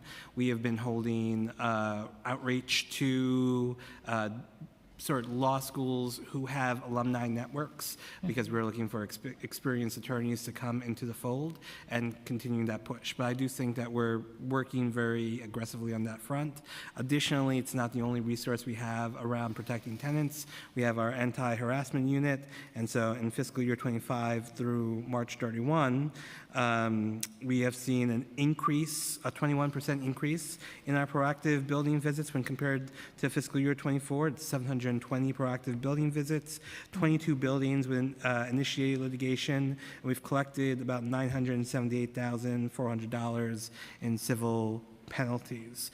Our inspector force continues to be something that we rebuild. We have about 370 active inspectors and supervisors, and we hope to graduate another class this summer. And people know my favorite thing is to take a selfie with every new class that comes in, because that's the face and heart of our agency. So are you saying you don't have sufficient staff and legal resources to address the serial noncompliance? You're working on it? Is that No, what no. you're saying? We actually have both. We are stable. We still have vacancies to fill, Okay. Somewhere between, I think, 11 and 14. And we are also depending and relying on other parts of the agency. So the anti-harassment unit, or if it's a building AEP, we're using the coordinator and those and that work. And then if it's serial noncompliance, we always have our emergency repair program for life hazardous and serious condition C violations. So it's not, litigation's part of it, but there's a lot of work that happens to either individual buildings where the issue is not corrected and it's a serious violation, or units like the anti-harassment unit, or established programs like AEP. And then on the litigation side, it's either our staff that's initiating litigation, or we're working and we're involved in tenant-initiated litigation, which we're a part of. So always, continuing to fill those vacancies, but we are making sure we're filling up that work. And Commissioner, my time is up, but you didn't get to highlight a little bit more on HPD's enforcement capacity and what that will look like for FY26. So we have 370 active, and Anne-Marie will correct me, but we have about 370 active inspectors and supervisors. We are looking to graduate another class of inspectors, and just to let you know what the pipeline is, at the end of last year, beginning of this year, we actually did 2 job fairs, talked to 270 individuals, have about 70 people we made offers to. So we have a pipeline of individuals that we'll continue to pull from to fill vacancies as we have them, and as we continue to be able to graduate more classes. All right, thank you. Thank you, chairs. Okay, now we have questions. We've been joined by Councilmember Hanks, and we have questions from Councilmember Brooks Powers, followed by Williams. Thank you, and hi, Commissioner. Good to see you. The Auburn East project in my district has repeatedly seen delays for the Article 11 exemption from HPD. At first, the project was slated for this June, then it was pushed back to December, and now we are hearing that it may not even be closed in December. Without this exemption, the developer will not be able to open critically needed community benefits as a part of this project. or keep open rather? And can HPD provide a rationale for this delay and commit to a timeline this year for the closing? And I just want to color it by reminding you that at the time, then Commissioner Carrion came out to Rockaway for an elaborate press conference for the opening of a community space. L&M had put the community benefits on the front end of that housing development, and has been as a result absorbing the costs, but they are unable to go too much further in absorbing that cost without a clear timeline for closing. And this is something that we've often emphasized, especially when we go through the ULURP process through the Land Use Committee, in wanting to make sure that we're pushing forth projects that HPD is committed to seeing in its fruition, especially when we're talking about wanting to create housing. Yes. The next question is, given recent efforts by the council to amend and improve Housing Connect, what modifications does HPD aim to make to the Housing Connect programs this year to improve the experience on the platform for its residents? How is the budget prioritizing that? Because we often get issues with that. And then my last question is, there has been an extensive wait time for approval of landlord packages submitted on behalf of Section 8 recipients.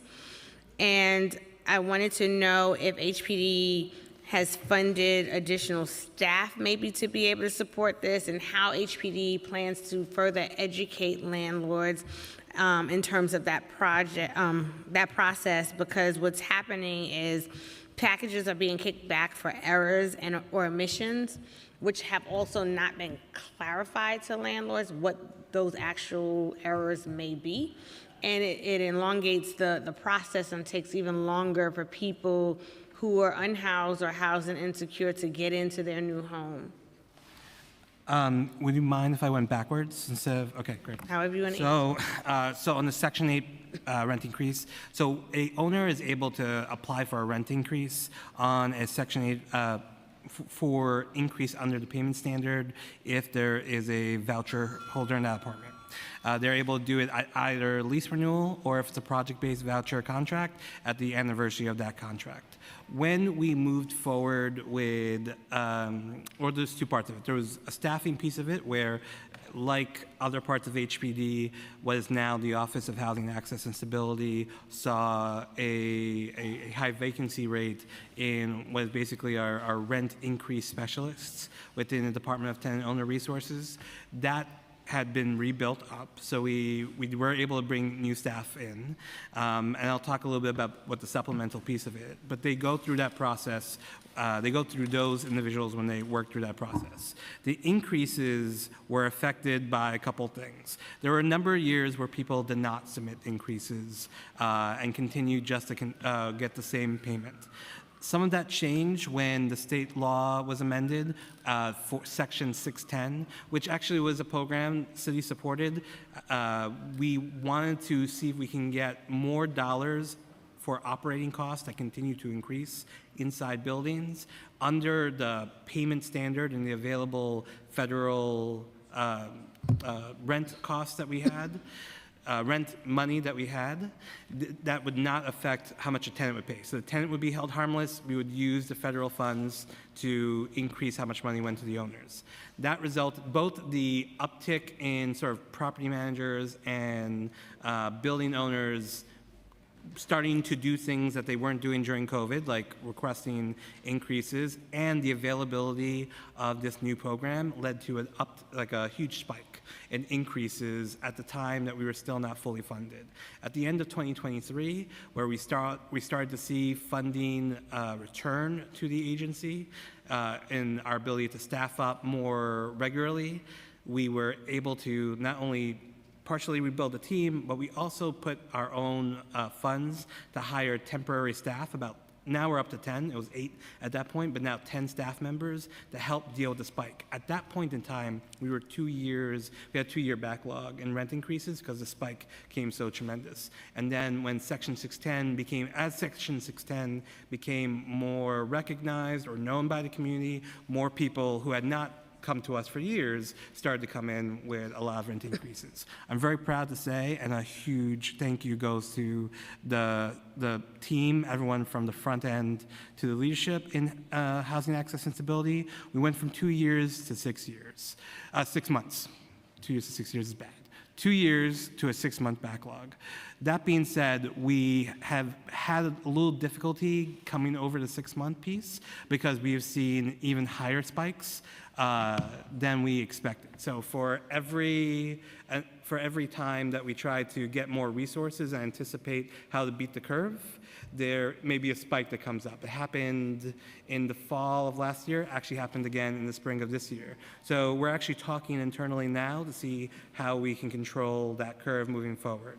Not, unfortunately, because of the federal funding condition, programs like Section 610 are on pause until we realize how much additional funding that we have. We have to make sure we have the funding that we need to pay the payment standard, and then we can start looking at other ways to bring operating funds into buildings. But buildings who were first able to get the regulatory adjustment that allowed them to ask for the 610 increase, those increases that are submitted, we're going to continue to pay that, and we're going to work through the backlog. So we're using both the staffing piece to help, but then also the education, as you pointed out. So at the beginning of this year, or yes, I think it was this year, because 610 and rent increases are something that not only happens at HPD, it happens at NYCHA, it happens at the state housing agency, DSS with City of HEPS. We actually worked together using feedback because we met with property managers and owners who were seeing this issue. Taking their frequently asked questions and developed a guide to walk through and educate people on all the different processes and how to request depending on which agency you talk to.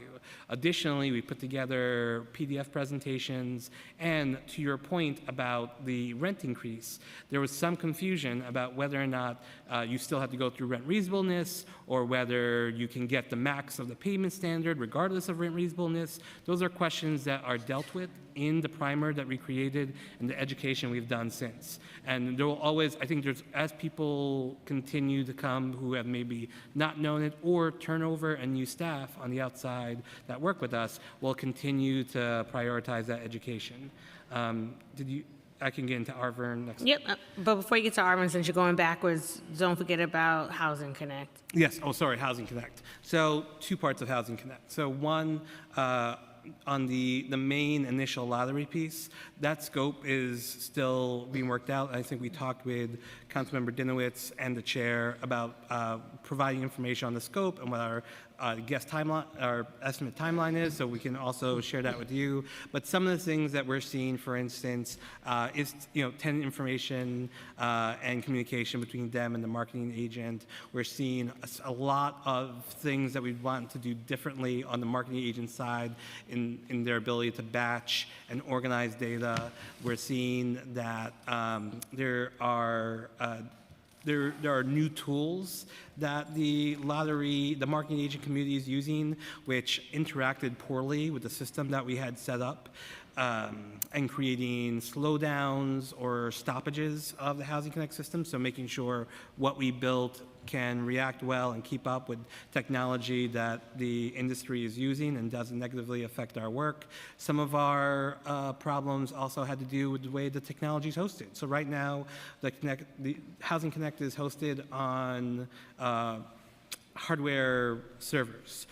We work with OTI, who does a lot of support to help us manage that, where a lot of our work is moving to the cloud, which we think might help us manage it better and limit the number of interruptions. So that's part of the work that we're doing. On the front end, we're listening to our tenants and our applicants about what their experiences are with marketing agents. We had talked about this at the last hearing, but we have done 8 round tables where marketing agents. We talk on a regular daily basis with participants, but thinking about how round tables with participants starts to be part of how we plan out the rest of the work. And sorry, just in the interest of time, I would like to get the guide. And in terms of the staffing shortage, is that accounted for in the executive budget in which HPD is looking to obtain? We are self-funding 5 staff members of Housing Connect. What's the ideal number of staff? Yeah, so for the temps, we do have funding for the temps, so they're covered. In terms of the staff for that area, the entire Office of Housing Access and Stability, we have been able to bring that vacancy rate down. We're now under 10% in that area, and we'll continue to recruit. The good thing about it is that the grant-funded staff are not subject to the freeze, so we are able to hire quickly, and so we're working on rebuilding that team. But you're self-funding 5, like what's the ideal number of staffing so that you don't have this bottleneck? Oh, the 5 the commissioner mentioned is just for the temps for like a bridge, just to get us over. We still have regular staff, but those 5 are just temps to help catch up with the backlog. So with the 5, you feel like there won't be that delay that we're seeing right now? Well, in the delay, so the Housing Connect process is both us being able to get the initial lottery up, which involves the submission of starting the lottery, us approving the lottery ad so it meets the requirements of what information people should see, and then starting to put that lottery out. Usually it's a 60-day period to advertise the lottery. At that point, the lottery is closed. We bring the names are brought out, is randomized so that everyone has a fair chance, and log numbers are populated, and then the marketing agent starts going through those names. At that point, there are a number of questions about, what is the experience for individuals who are in low-income tax credit units versus other non-low-income tax credit units. Why is that important? Because there are different requirements and checks that might have to be implemented on one unit versus another based on the funding source. We are seeing that there is a lot of work we can do to improve the technology, to make it easier for the marketing agent and the applicants to communicate together, to get the paperwork that they need. And we have been, and you see now in the marketing guidelines that we just improved, that we reduced the amount of paperwork that was required. 6 pay stubs down to 2, tax returns that may not be required anymore, self-certification of personal finances from $5,000 up to $50,000 because our data suggests that you don't need to provide paperwork and we can confirm that they're eligible for those units. So reducing the burden of what you collect will reduce the time. The work that we've done with the federal government last year to look at the tax code for units that may have additional requirements and coming up with new interpretations will reduce the time. And then the technology piece to make sure all of this catches up and we figure out a way for them to be able to work more effectively on the back end will reduce the time. And Commissioner, if you could just answer the final question. Yeah, we get to wrap up. I'm sorry. So Arvern East, it's an important project. I did not get to join that event, but I've been out there because I've worked on this project from a couple of different places. It, like many of our larger projects, is dependent on all of the financial resources we talked about. I've talked to a number of members of the council about important projects that they want to see forward. Part of this is the federal tax credit solution that we talked about that will allow us to do more projects.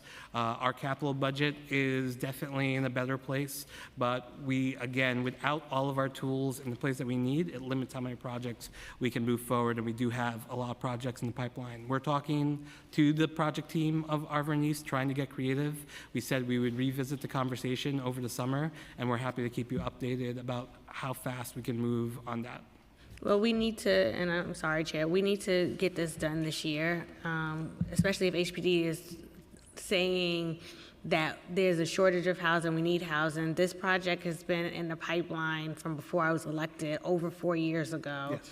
And myself and the borough president have contributed over $3 million to its affordability, but the goalpost keeps getting moved by HPD.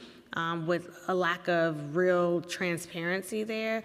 And so it is important that they get to close before the end of the year, because then now you're talking about not only not building housing that's much needed, but the community spaces that have come as a result will then be closed. We don't want to see that happen. We want to be able to figure out a solution for them. We want to be able to execute fairly across a number of projects that have really important community facility space, delivering hundreds of units, 1,600 units of housing, so it's an important project. We are trying to be as creative and efficient with the funds that we have, but we will continue working hard to figure out what we can do for Arvern East. Okay, we need to move on. Thank you. We got to keep it tight now because we're behind. We've been joined by Council Members Hanks and Hudson. Questions from Williams, followed by Brewer. Thank you, Chair. I always want to talk about home ownership opportunities, and so just wanted to understand how HPD helps support, we know you help us support sustain affordable home ownership opportunities. What is the fiscal 2026 expense and capital budget for these initiatives? Sure. So for our fiscal year 26, across the agency, we have various homeownership programs. On the expense side of things, we have over $70 million in expense dollars dedicated to homeownership programs. And then as far as the capital side for fiscal year 26, we're talking about $222 million for 26, but over the 10-year plan is over $1.7 billion dedicated to homeownership, the various homeownership programs. Okay. What metrics does HPD use to measure success in each of the major programs? So in speaking to a lot of the developers, like Open Door really hasn't built any new substantive homeownership opportunities. So how do you measure success of each program? Well, I think I would respectfully disagree, and there are hundreds of units built with Open Door, and we have more projects in the pipeline. It has been something that because of the cost of new construction for homeownership, it's maybe 2 times or more the cost, and the financing environment is more difficult than it was yesterday.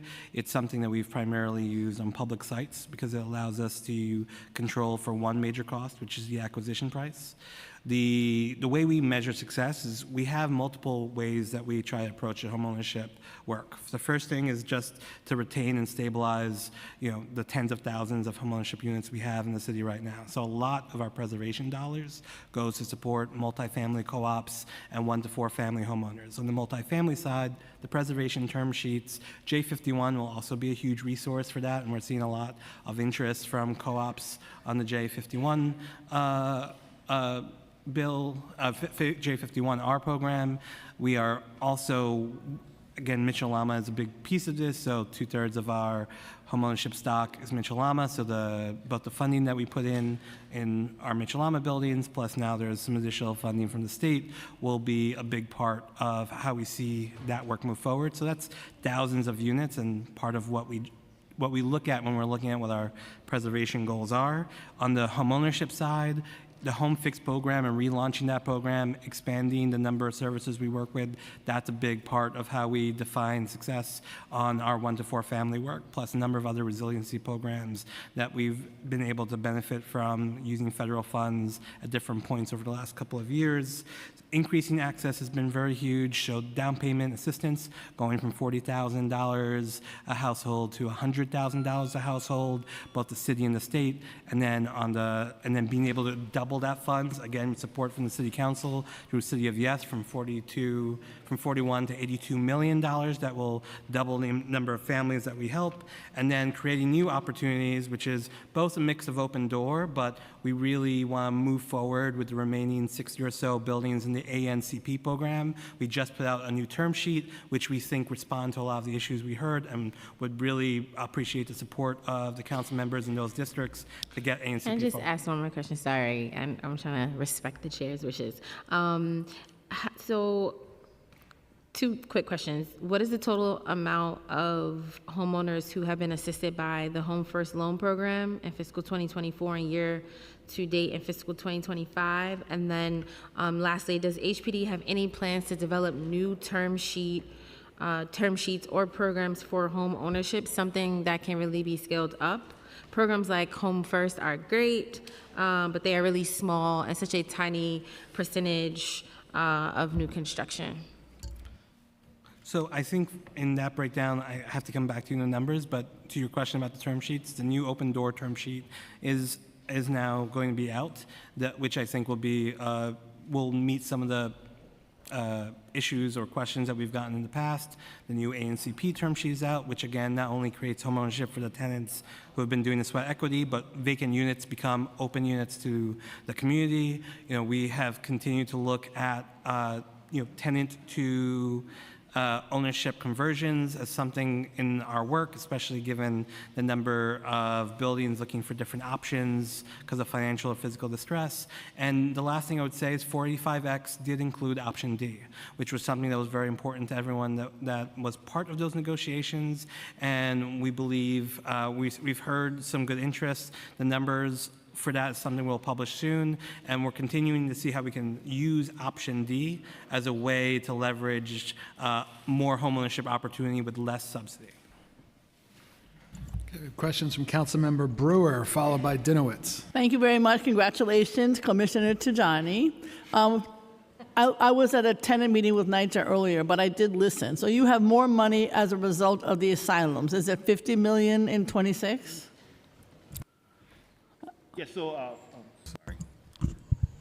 Yeah, overall net, we did reduce the asylum seeker budget because the population has been going down. That additional just an adjustment from one initiative for this year, but overall we saw a net decrease. What are you going to do with all that money? Pardon me?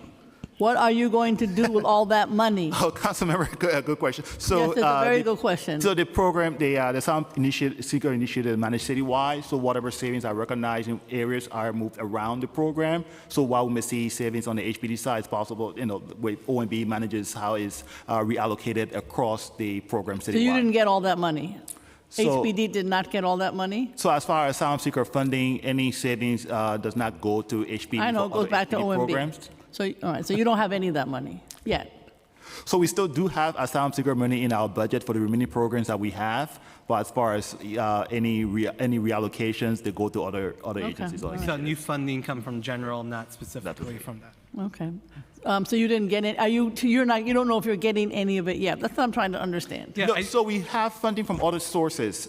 So in terms of our additional budget, like we mentioned, the increase we saw with the NYC 15 program, supportive housing. So the agency is seeing an increase in our budget for other programs. But for the asylum seeker budget, those funds are specifically for that initiative. So we can only use for claiming purposes in order that it can only be used for asylum seeker costs. Okay. So any money that we don't spend in our budget for asylum seeker gets reallocated and doesn't go back to fund other All right, I'm just trying to understand how you're going to build more housing. My same question, HDFCs, or whatever the hell you call them now.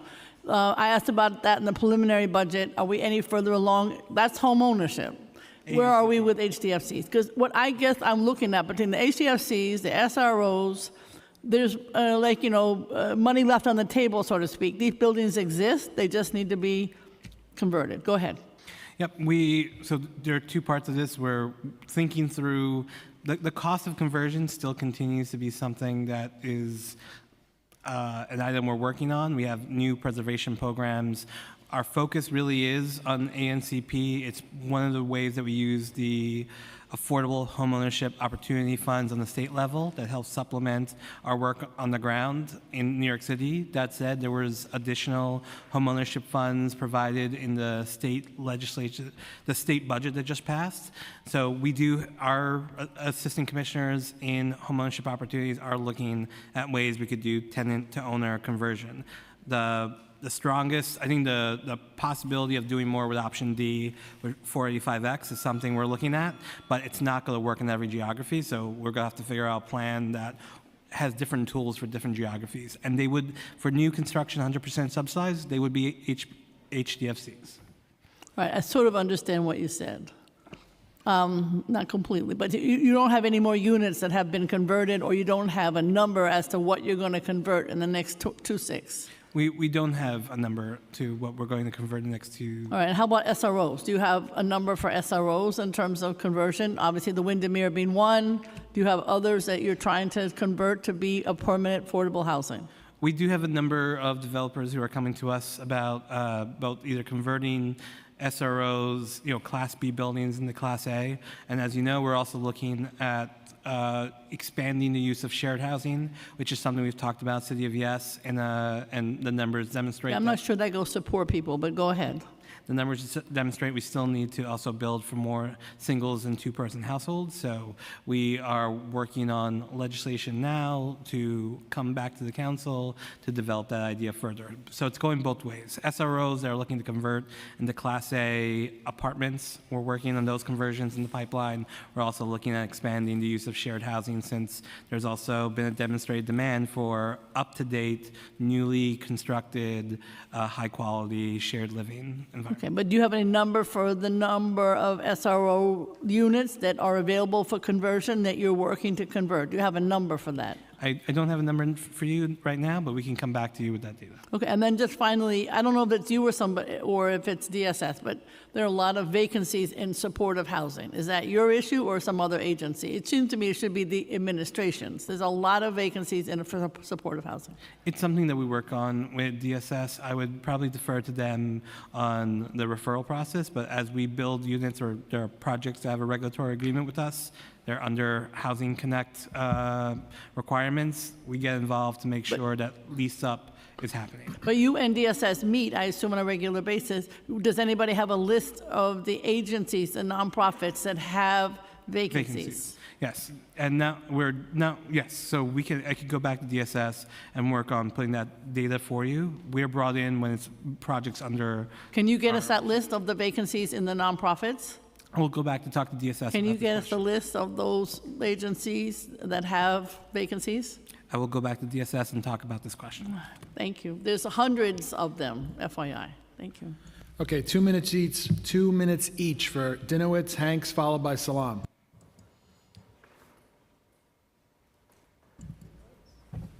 Sorry, I'm waiting for my time to be reduced. First, Commissioner, thank you for getting back to me about the lottery, the filter. I would note that according to the letter, 39% of applicants are rejected outright because they don't meet the criteria when applying. And in a batch of 250, that's about 100 people who are just rejected outright. That means 100 other people could have been in that batch. So I just want to point that out for the committee. In the past fiscal year, how many units of housing have you financed for new construction? It was about a little over 25,000. 14,000 were new construction. Around 13,000 were preservation. 14,000 new construction. How many of those were 3-bedroom apartments? I don't have that data broken out for you, sir, but we can get that to you. Can I guess? I don't know. 0. How many 2-bedroom apartments? Well, also our term sheet has requirements for larger bedroom size, so. Your term sheets have requirements for a minimum of 30% 2 bedrooms, and 100% of the as-of-right developments in my district have 30% 2-bedroom apartments, with the vast majority being studio and 1-bedroom apartments. And I will point out every time I've asked this question to this agency, on this committee, the response has been, well, we respond to the market. But I'm telling you that you do not respond to the market. If you can provide to me any data, because your agency has still not provided me any data after any hearing, for what metrics you're using to determine what neighborhoods need 2- and 3-bedroom apartments. Can you provide that data, please? So, sir, just one point, as just a fair housing point. When we build housing in the Bronx, it's also available to people in Brooklyn, in Queens. When we build in Manhattan, it's available to people in Staten Island. So we create housing to meet what the citywide need is for housing. And I agree with you, more 2- and 3-bedrooms are needed. It's the reason why, as part of the mayor's state of the city, we're looking at the ability of expanding the number of 2- and 3-bedrooms in our finance projects. Okay, but are you adjusting your term sheets to incentivize developers to make more 2- and 3-bedroom apartments? We are actually launching a pilot to see what the cost and impact and what the delivery impact is of creating more 2- and 3-bedroom apartments in certain projects. But just, you asked for data. Yes, please. And so the Housing Vacancy Survey, a nationally recognized critical data survey that's used to even hold up and support rent regulation in New York City. When we look at New York City residents, mostly live in small house. According to our data, mostly live in small households relative to need, the city's housing supply. So basically, we have smaller households, but the supply skews the other way. For all households, owners and renters, 62% of the households comprise only 1 or 2 people, but 39 of the units are studios or 1 bedrooms. From the renter side, we have 66% of renter households comprise only 1 or 2 people, but 48% of the units are studios or 1 bedrooms. I think it's also, there's a little nuance here. There are families that are growing. This is a point in time study, but we do see that we have a awfully lot of individuals who are themselves or a family of 2 that are having a hard time finding affordable, stable housing in New York City. The term sheets are designed to try to meet that need, but we see from a lot of council members that they get requests for larger unit size. It's the reason why we are adjusting and looking at what the cost will be and impact will be. Even where if the data goes here, we want to see what the cost will be there, and we'll be doing that in projects coming forward. Okay, well, I want to be respectful of everyone's time, and I do have questions to ask on Chair Sanchez's behalf, but there hasn't been a single project as of right development affordable in my district that didn't go through ULURP, where they did adjust based on anything other than the term sheets. It's always 30% 2 bedrooms and the rest the 1 bedroom to studios, to create the most number of units, which is great on a press release. But it's not great when the building's down the block from a school and you have families who want to move in and give their kids like a great education at the great schools in our city. That we're not building housing for our families with children. And so I think it is a real shame that in the budget there isn't more invested in amending the term sheets to provide for our families with children. I've never seen in my district, again, any of these affordable developments with anything more than 30% 2 bedrooms, which is the bare minimum on your term sheets. I want to ask, again, on behalf of the chair, just a couple of questions about Mitchell-Lamas. $80 million in the state budget was allocated for Mitchell-Lamas. Can you please describe your plans to disperse this funding to the areas that need it? So that is money that we will hopefully complement after understanding what the requirements are and what the process will be with the state with the money that we have in our own preservation term sheets. I think, Gardy, can you go through? Yeah, so for the Mitchell-Lama program is funded under our preservation program, and for our preservation capital, the capital budget that funds that program for FY26, we have close up of $543 million dedicated to preservation programs. And over the course of the 10-year financial plan for preservation, we have close up of $5.9 billion, and Mitchell-Lama is included in that as well. And so the $80 million would go and help us try to advance more projects than we would have otherwise with our preservation dollars. And there's and so you're just kind of folding it in. It's already part of an existing program. So there's no barriers to starting to spend down any of this $80 million? The question still remains, and we still have to discuss with the state, how generally the state money that's been allocated will move forward. As mentioned earlier, the legislation involves discussing with the state budget director and the commissioner of HCR, and so those are conversations we are going to move forward with, but also said earlier, we have a pretty long history and established success with being able to work together. Okay, good. I think it'll come as no surprise coming from me that so many of our Mitchell-Lamas are falling apart. Some of them city-run, some of them state-run, but that is funding that can be provided to support for them. Of course, I've mentioned on this hearing before, this committee before, Tracy Towers, Cannon Heights, Orloff, Reservoir, all of the Veterans Housing and Woodlawn, all of these have significant capital needs. So of course, on behalf of those residents, I'm extremely interested in making sure this money is unlocked. And in line with that, as part of the City of Yes negotiations, there was supposed to be set up a city-state task force on Mitchell-Lamas. Can you please share with us the status of that city-state task force on Mitchell-Lamas? So we've actually been talking regularly with staff here at the council. I believe we have a meeting coming up soon to advance it to the next step. So we've been working very closely with the council to move that forward. We've actually talked to the state as well. So we are planning to work together on a number of issues through that work. And if you don't ask the question, I just want to make sure I say May 5th is when the affidavit program went in place, your bill. So thank you for working with us on it, and May 5th is when it started. Thank you so much for that. That's all. Thank you, chairs. And thank you, Commissioner. Thank you. Now we have questions from Hanks, followed by Salam. Thank you, Chair. Thank you, Commissioner. At 180 Park Hill Avenue is part of the larger Park Hill HUD housing complex, and these residents are still dealing with inhumane conditions, including, a gaping hole in the lobby ceiling that continues to pour water into a public space and also into, residents' apartments. Meanwhile, across the entire 8-building complex, there are still over 200 open housing code violations. Despite this, HPD has currently removed 180 Park Hill from the corrective action list. Can you explain the rationale for removing this property from the corrective status, given the ongoing and visible hazards and high volume of unresolved violations? What criteria was used, and how is HPD ensuring real accountability and safe living conditions for these residents?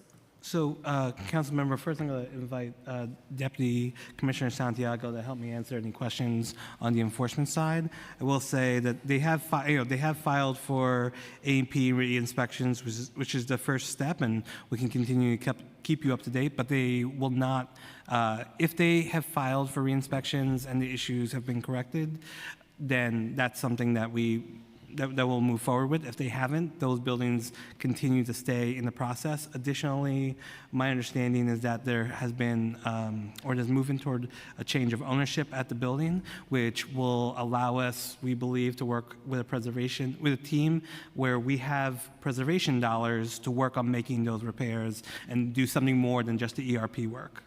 I appreciate that, for the record, and we wholeheartedly support the change of ownership. That previous owner should be in prison, honestly, for what they have done for decades upon decades of having people living in these conditions. Thank you.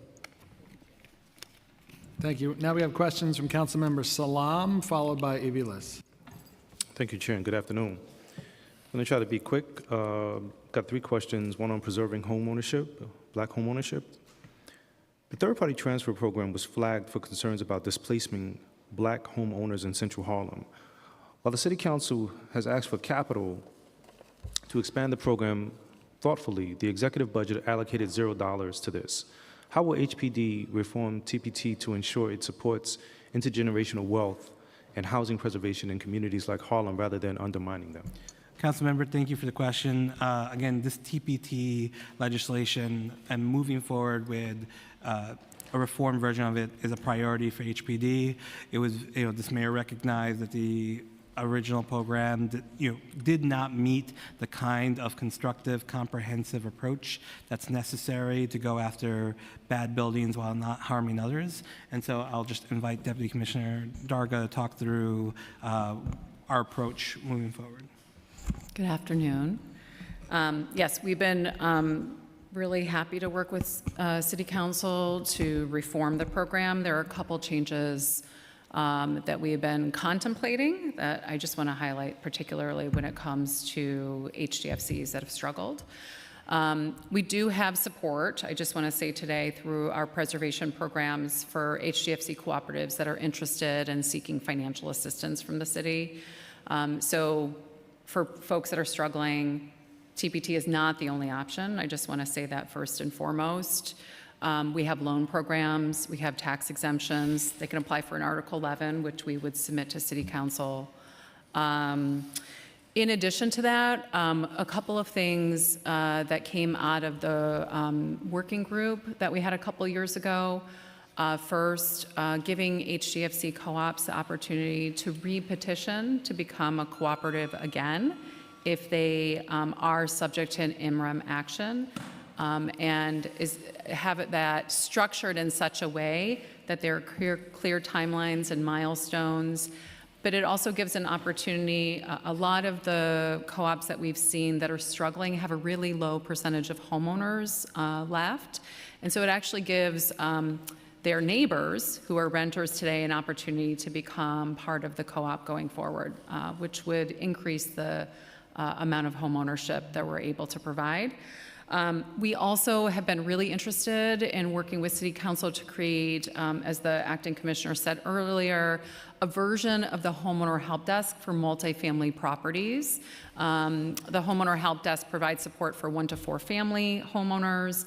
We're really interested in creating an owner resource center, which would provide technical support for HDFC cooperatives, among other multifamily properties.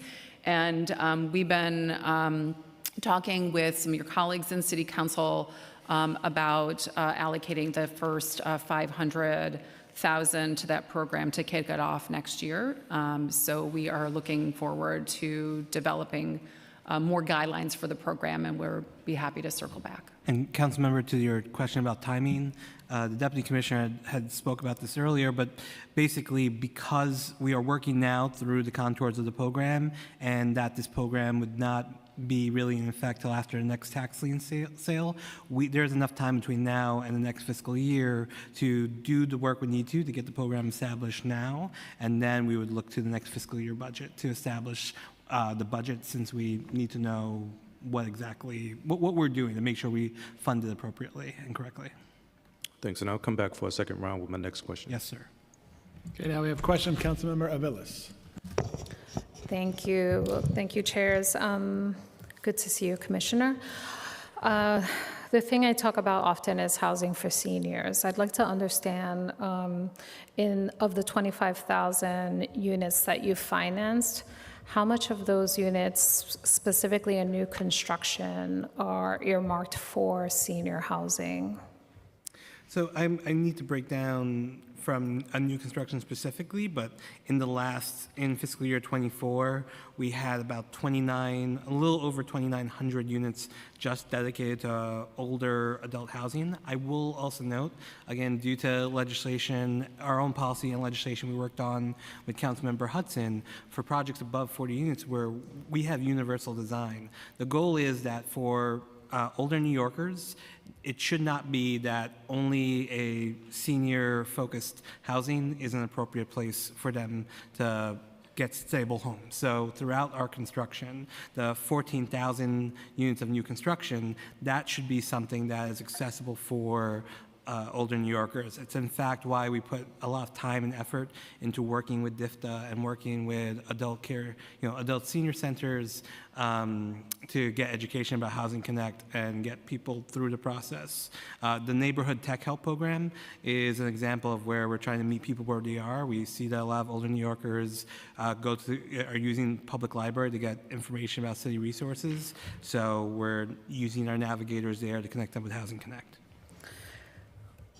So I absolutely agree that older adults should be integrated and considered, and not just simply, one modality for them, for sure. However, how will you be able to track? I mean, do you have the projected need of the amount of housing we would need for our older adult population, which is growing significantly? I would have to come back to you and probably, we can look at or Lucy may know from our housing vacancy survey.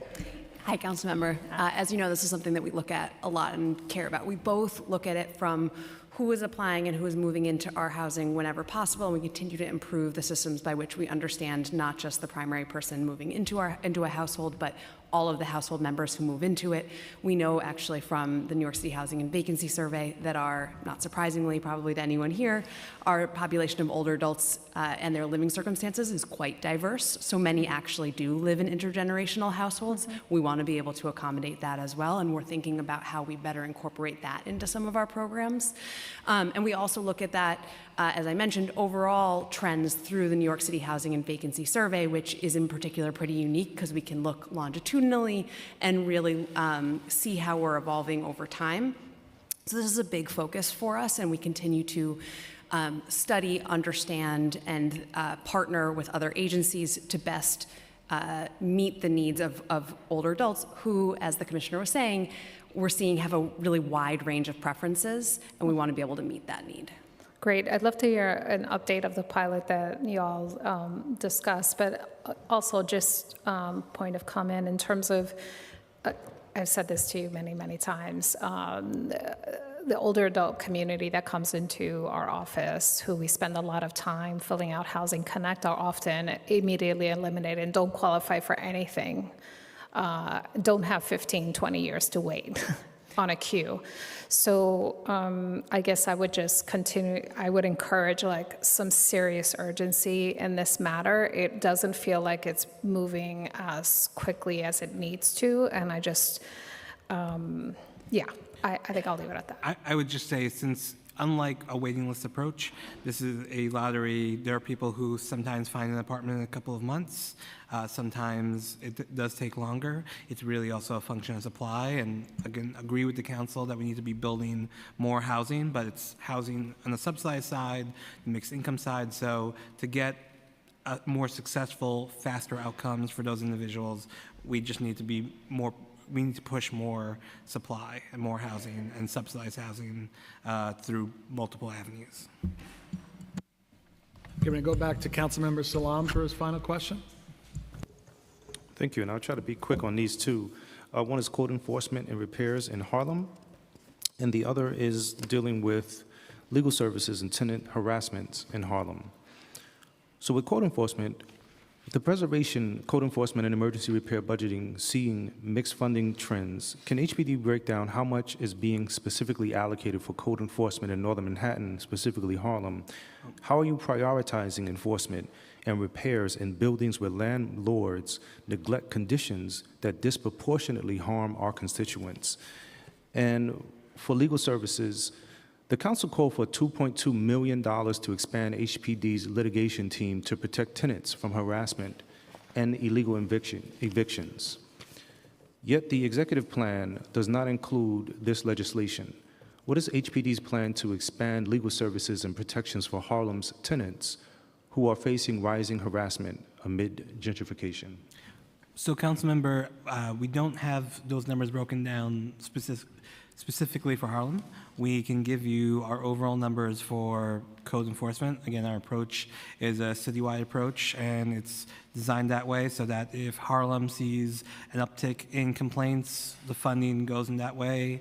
But if Corona Queens sees an uptick, we're able to move that way. We don't have geography-based budgets for code enforcement, but we're happy to provide those numbers now. I'll let, Is it possible I mean, if it's a collection, can there be a zeroing in on that so that we can see exactly how different districts are being?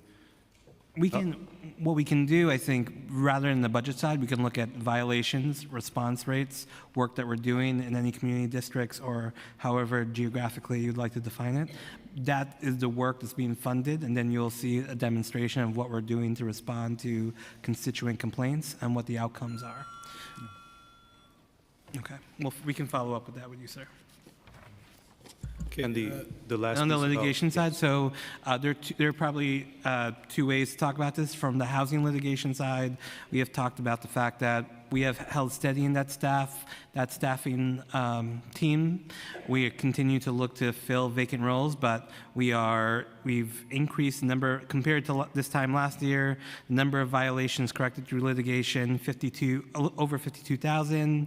That's an increase. We have less cases initiated by us, but we've increased the number of cases we're involved in through tenant-initiated cases, and we've collected more money in settlements and judgments, $5.7 million. Separate and apart from our litigation work, we have the anti-harassment unit that has had an increase in the number of proactive building visits, initiated litigations with buildings, and collected civil penalties. And on the legal assistance work, we partner with DSS and their Office of Civil Justice, and I think through City of Yes and other ways, they've been restored dollars. So our enforcement team does work with DSS and the Office of Civil Justice, and I'll just also use this as an opportunity to talk about the Partners in Preservation Program, which again was also expanded through the City of Yes, which is government not doing it alone, doing it with people on the ground, where it's us, legal aid, CBOs in about 6 different areas of the city,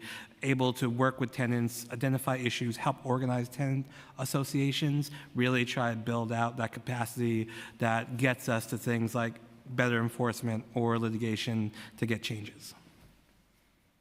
Thank you. Thank you. Chair Sanchez. Not what you were hoping for, but I'm still here. You're laughing too much. No, sorry. You shouldn't be having this good a I'm time. trying. It's a lot. I'm drinking a lot of water. We're going to ask for brevity as we got a long day ahead of us, and you have a talent for filibustering. It's information. Sorry, that's It's information. Yeah, sure. No, these are long and thoughtful and comprehensive answers, but brevity is appreciated. Yes, sir. According to the Rent Guidelines Board, since 1994, the first year of which the Rent Guidelines Board has data, a total of at least 185,000 units have been added to the rent stabilization system, while at least 338,000 rent-stabilized units have been deregulated, for an estimated net loss of 153,000 rent-stabilized units over the past 30 years. In 2023, at least another 9,694 housing units left rent stabilization, and approximately 5,524 units entered the stabilization system. Again, a net loss of approximately 4,000 units. All of this is to show that despite the administration's record-breaking affordable housing starts, Chair's words, the net loss of affordable housing is much greater, much greater. And any record-breaking year for preservation will take place in a context of net losses of rent stabilization that dwarf the administration's progress. Beyond mayoral appointments, as the HBD commissioner, how do you and your team weigh in on the Rent Guidelines Board's deliberations, and how can we better advocate for the needs of tenants through this process? So I'll just quickly say that the place that this starts with is at the state level that oversees rent regulation. So the Office of Rent Administration is where sort of the regulatory and enforcement work of protecting rent-stabilized apartments begins. But HPD obviously is part of this in a number of different ways. We contribute to creating a broader swath of rent-stabilized apartments in the units that we regulate and subsidize, subject to rent stabilization. We are also working through the anti-harassment unit and our enforcement team and our outreach work to make sure that tenants, before something happens, knows where to go to and who to go to about questions that come up about their status, how to get information about their units and status with the State Department. And then after the fact, as an example, something horrific happens when there is a vacate due to fire, our emergency housing services case managers are giving them information about how to codify with the state their rent stabilized status, which is something that you do when you're temporarily relocated. We're trying to figure out all the different points in the system from the beginning including points when you're temporarily removed and how to protect your status. And I think the 2019 laws went a long way to provide new tools for tenants and advocates to protect them, and that's been part of our education. I think we really appreciate your commitment to trying to protect and preserve rent-stabilized housing, and I guess accordingly, the chair wants to understand, do you think measuring housing preservation production by net addition or net loss in a given year is a sensible indicator for us to be tracking? Do you think that measuring preservation simply by the amount added without accounting for the net loss is an accurate demonstration of our progress? If I may, it is one measure at which we look. I can't speak directly to the RGB's reports. We do coordinate with them on a lot of data. We provide a lot of our data. We have looked over long time periods precisely at this as an indicator of health of our housing stock, and really have, we believe, stemmed a lot of the tide of exiting units from rent stabilization. But overall, that is something that we sounded the alarm about for years and, was a big concern. That being said, there can be a lot of noise or abnormalities in the data. So it's not the only thing that we would look at because units could be leaving RGB's records for a number of reasons, and I'd want to be able to dig in more to it. We would want to look at a number of factors. We look at as we sort of assess the overall health. Right, but whether RGB's data or HCR's data, I think the chair's point is, shouldn't we be measuring both the units that we're preserving and creating in the rent stabilized system and the units that we're losing, and tracking that net total each year as a key benchmark for our progress. And I think you're saying yes to that. I'm saying yes. I think it's more than a year-over-year thing. I think if you just look at what happened in any one given year, you pick up some sort of what the technical folks on my team seem to call noise, right? But I think over longer periods of time, it's absolutely what we're looking at, and making sure that we're keeping our existing rent stabilized stock, particularly the low cost rent stabilized stock, and that we are adding to it as much as possible. I would just sort of caution that on a one-year basis, any of these. I don't think the chair's point is in any given year. It's about this is a benchmark for how we're tracking our progress over time. Then yes, we would agree. And I think that thinking about how in the mayor's management report and other HPD metrics we can better center that as a kind of North Star data point would be helpful. Okay, one more important bucket from the chair. HPD's high vacancy rate has declined in the past year, from 14.8% in January 23, this is staffing, from 14.8% in January 23 to 13.8% in March 2025, as critical positions like inspectors have been hired. But this is still 3 times the citywide vacancy rate. The last time that HPD's budgeted headcount was lower than 2,500 was fiscal year 2017. That's term 1 of Bill de Blasio. And currently, there are only 2,383 active employees. Earlier, Deputy Commissioner Caphart said the preservation staff has a headcount of 113, 82 on staff, 30 vacancies. Ooh. This is a 27% vacancy rate. Are the 30 new heads mentioned in addition to the 30 vacant ones? Is that 60 total? Could you clarify what division? And I'll follow up from there. Yeah, just to clarify, the numbers quoted is for all preservation and new construction, not just preservation. So for flexibility, we track based on the project managers for the entire office as opposed to the specific unit. But we can get back to you with more details on that. So sorry, so you're clarifying that the vacancy rate is for the full team under Deputy Commissioner Dargo? So that's for project managers. So all our project managers, assistant project managers, senior project managers working both on preservation and new construction. We are carrying about a 27% vacancy rate. Okay. And that does not include, to your point about the new lines that were added. Those new lines are added for FY26, so they're not captured yet for our current vacancy rate, but we will be hiring for those, and it will be reflected in our fiscal year 26 numbers. And just so as an example, and Deputy Commissioner Dargo, correct me, we posted for 32 lines just this week.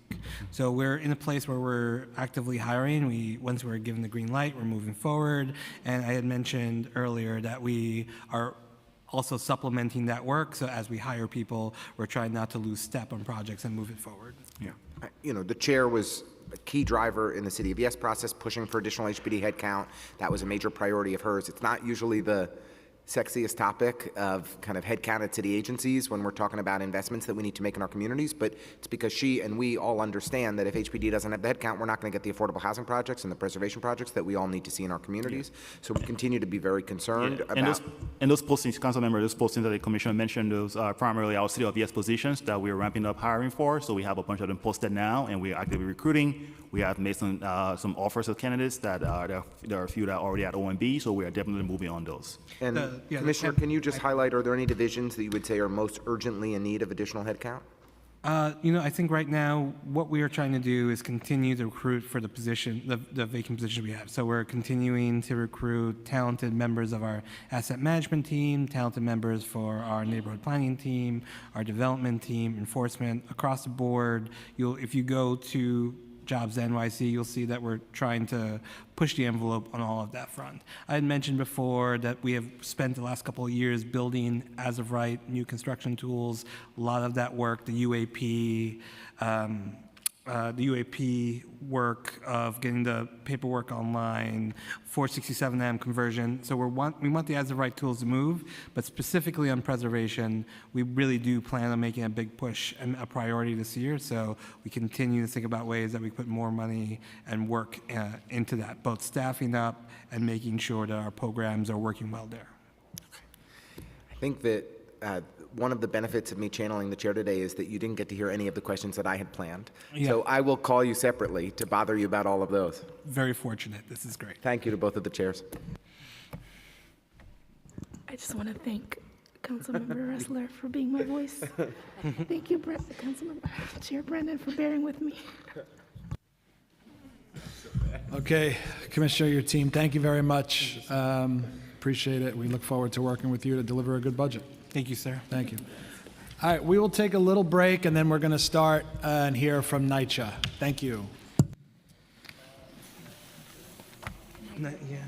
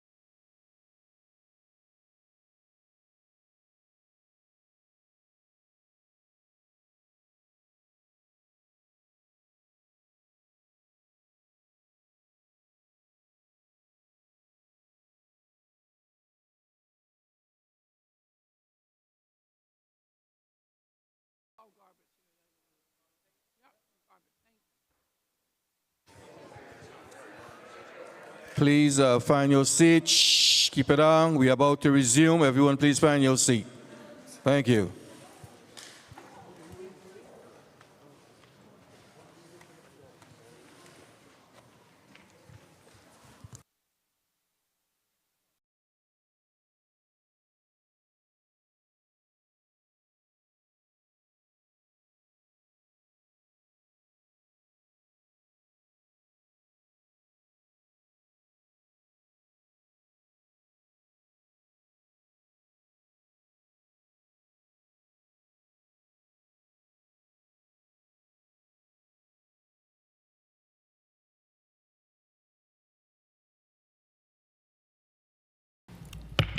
Okay, good afternoon and welcome back to today's executive budget hearing. I'm Councilmember Brannan. I chair the Committee on Finance. I'm joined by my colleague and friend, Councilmember Chris Banks, who chairs the Committee on Public Housing. And we're here today to talk with and about NYCHA. We've been joined by Councilmembers Brewer, Moya, Hanks, and Lewis so far. Before we get started, I want to thank the rock stars on our Finance Division staff again, Jack Story, Dan Krupp, Brian Sarfo, John Yedden, and all the analysts and support team that works hard behind the scenes to make these several weeks of hearings possible. Of course, welcome to NYCHA CEO Lisa Bova-Hyatt and your team. We appreciate you being here. NYCHA's proposed supplemental funding in this executive plan is $378 million. It's a slight bump from the preliminary plan, but let's not pretend it's enough to fix what's broken. This money is supposed to cover some union contracts and rehab some vacant units and fill some federal gaps. But we still have questions about the massive backlog of repairs and mold and the heat outages and the elevators that are always going out of service.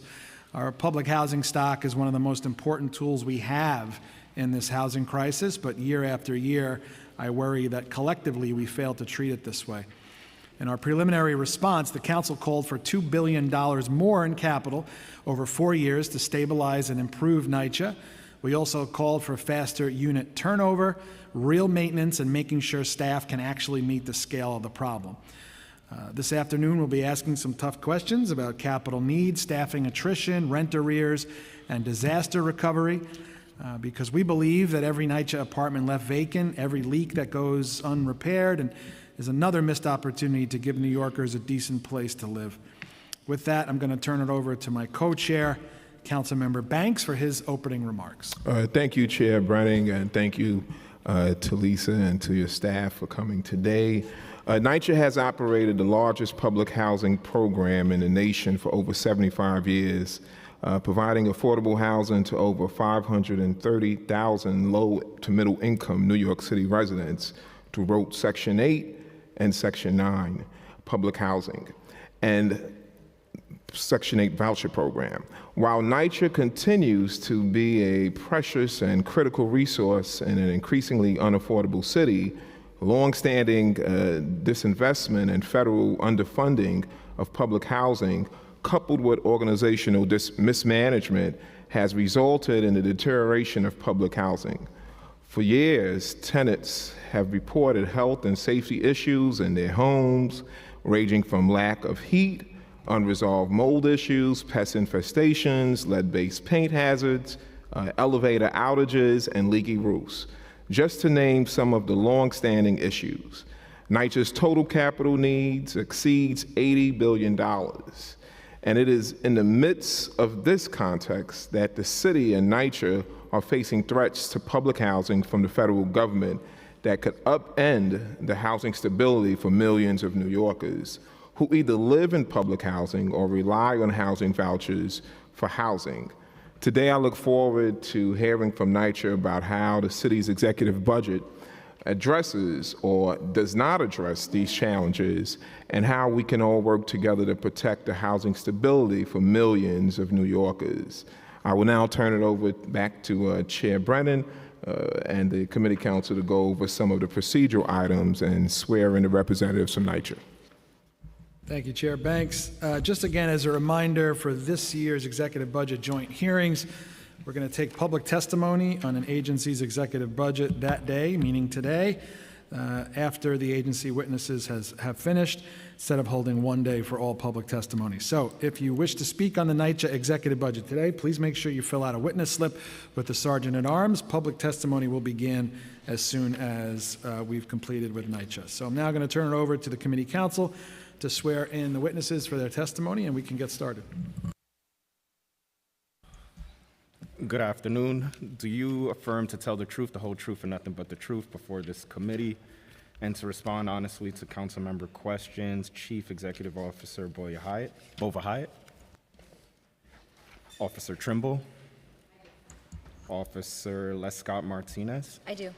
and Vice President Honan.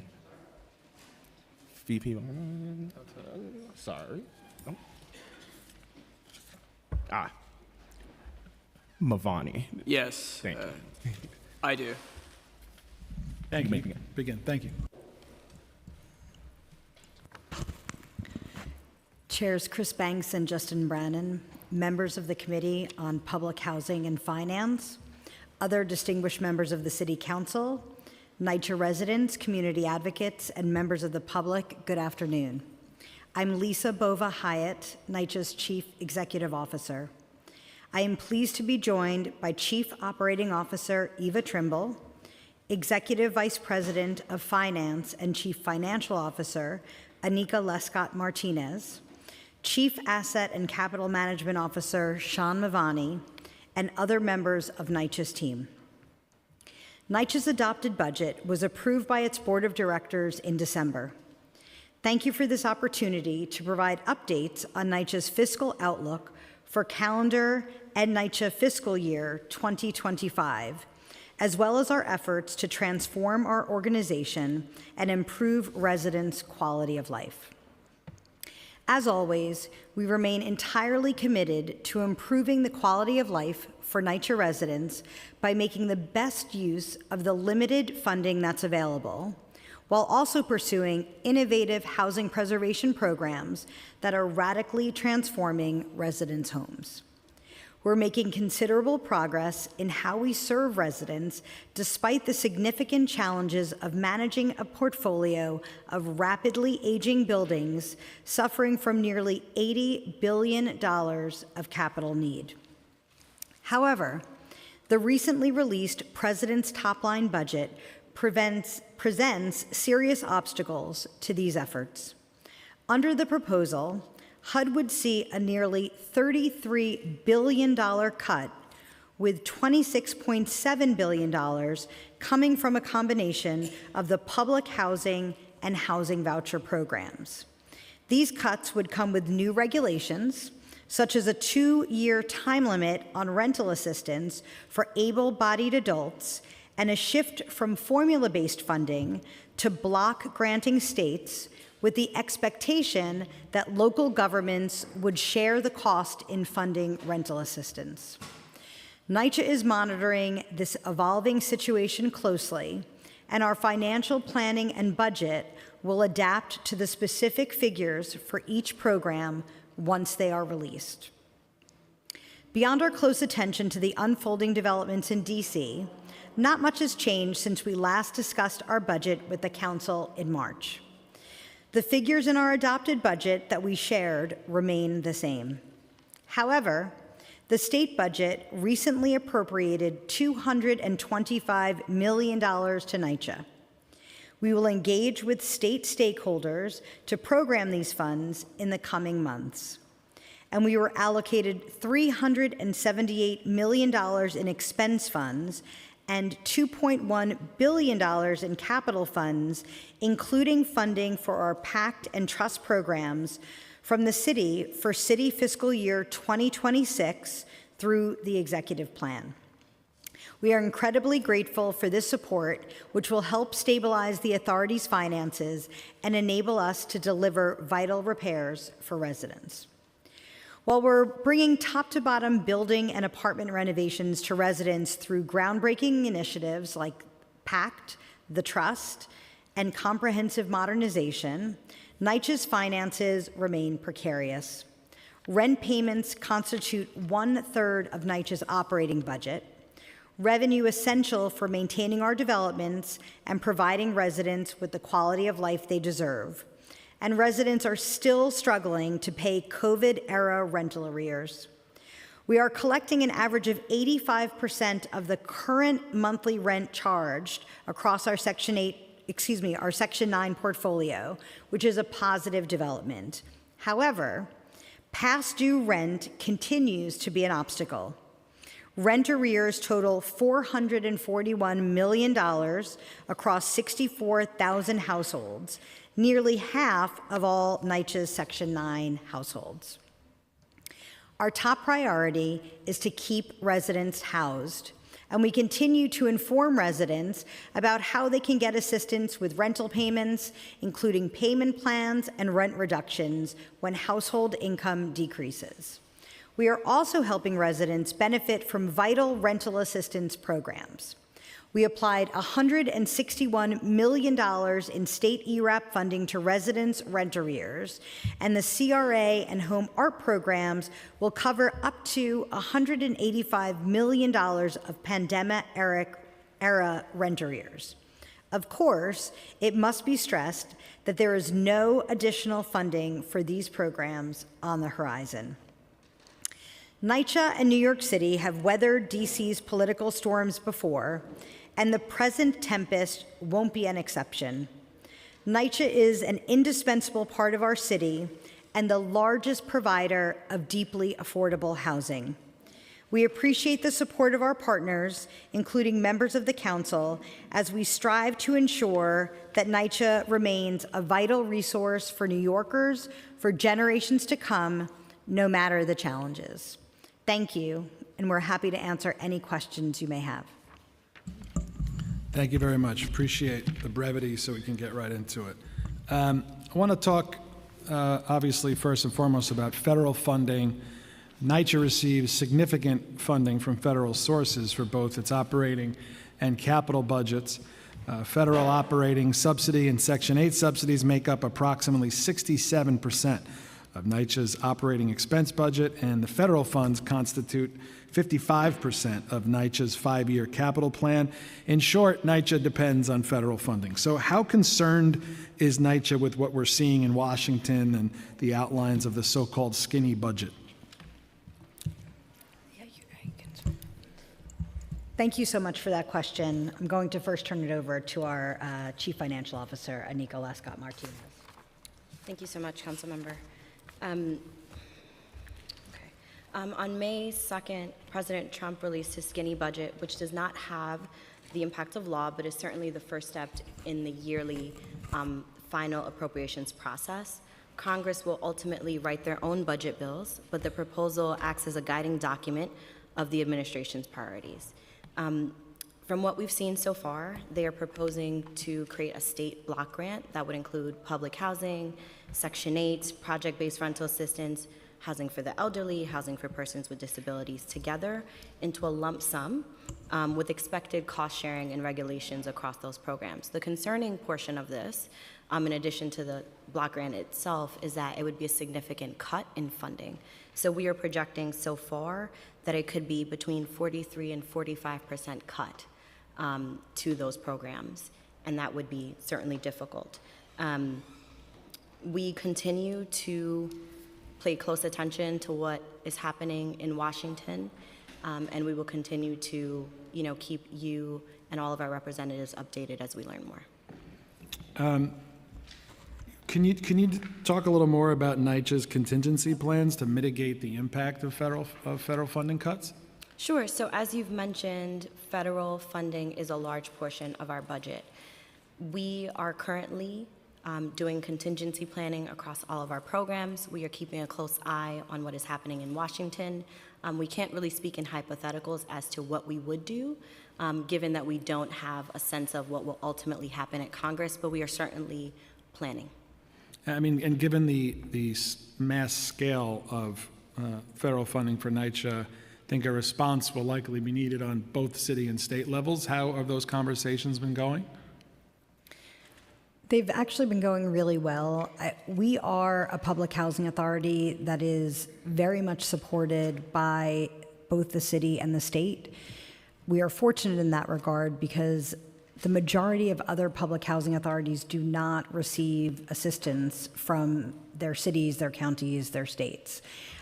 So those conversations will continue, and we will see what happens when the president's full budget, and then, of course, when Congress' budget is issued. Okay, I want to talk about RAD PACT and the trust. A core component of NYCHA's transformation plan is RAD PACT. Through RAD PACT, NYCHA will utilize federally funded project-based Section 8 vouchers to convert 62,000 apartments to private management. RAD PACT is important because NYCHA can unlock federal funding, we understand, for its housing that has been systematically dismantled. However, now that federal funding may be at risk. So how do you think the changes with the federal administration will impact federal funding for RAD PACT, and what kind of indicators are you seeing specifically around that? The enacted levels for fiscal year 24 were $337 million. The proposed levels from the House and Senate are $300 million, so there's not that much of a change. And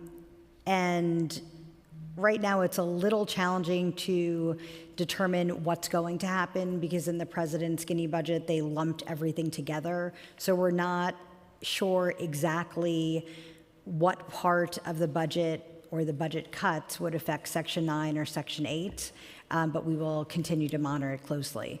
Frankly, it could affect everything, both our Section 9, traditional TPVs, and our regular vouchers for Section 8. What about the trust? They also rely on TPVs. How realistic do you think an expansion of RAD PACT program is under this Congress? That's very hard to say.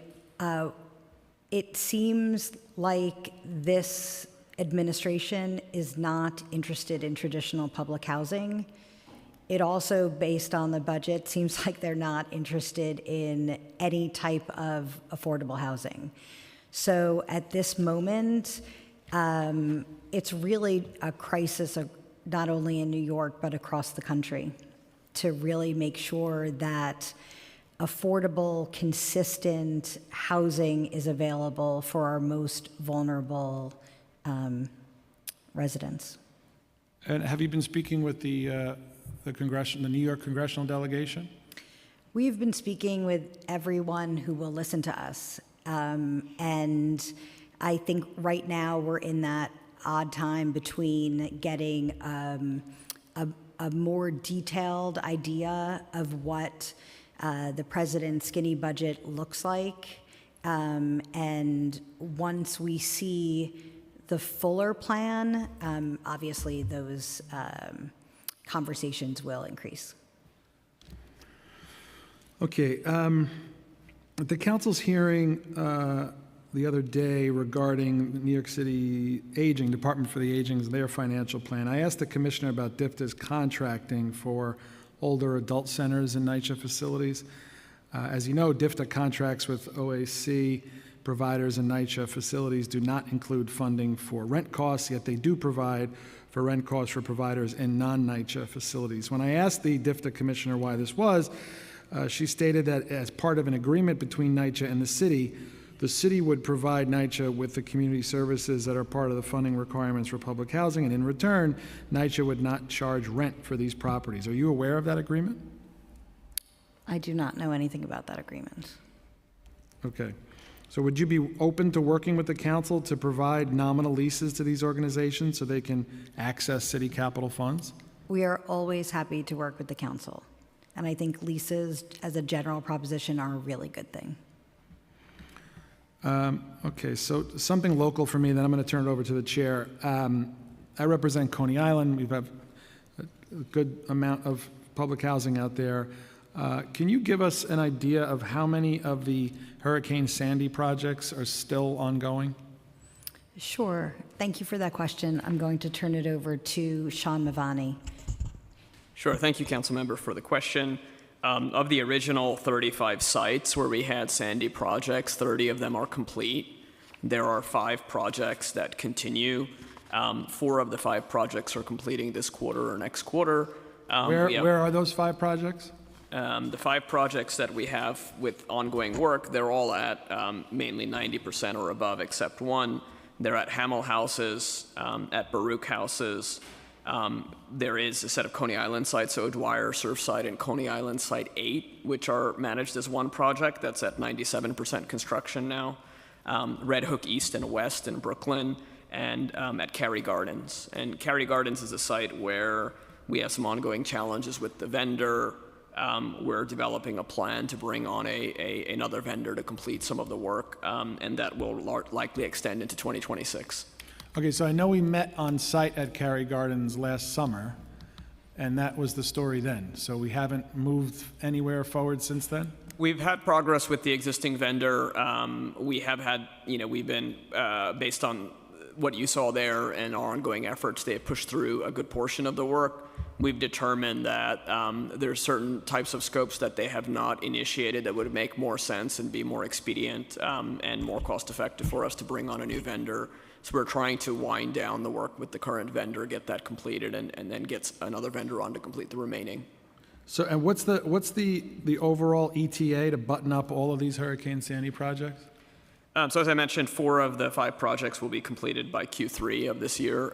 The only remaining one will be Cary Gardens. We're still working through the exact timeline, but we would hope to have that buttoned up by the middle of next year. Okay, Hurricane Sandy was a very long time ago. So it's unfortunate that the one that's stuck is in Coney Island. Okay, thank you. Chair Banks. Thank you. To talk about the executive budget changes, the executive plan includes very minimal changes in the city contributions to NYCHA's fiscal 2026 budget. What have your conversations been with OMB and the administration about city funding for fiscal year 2026? Thank you for that question. I'm going to turn it over to our CFO. Thank you for the question, Chair Banks. We have the resources that we need to carry out our mission, and we're focused on implementing the funding necessary for our agency.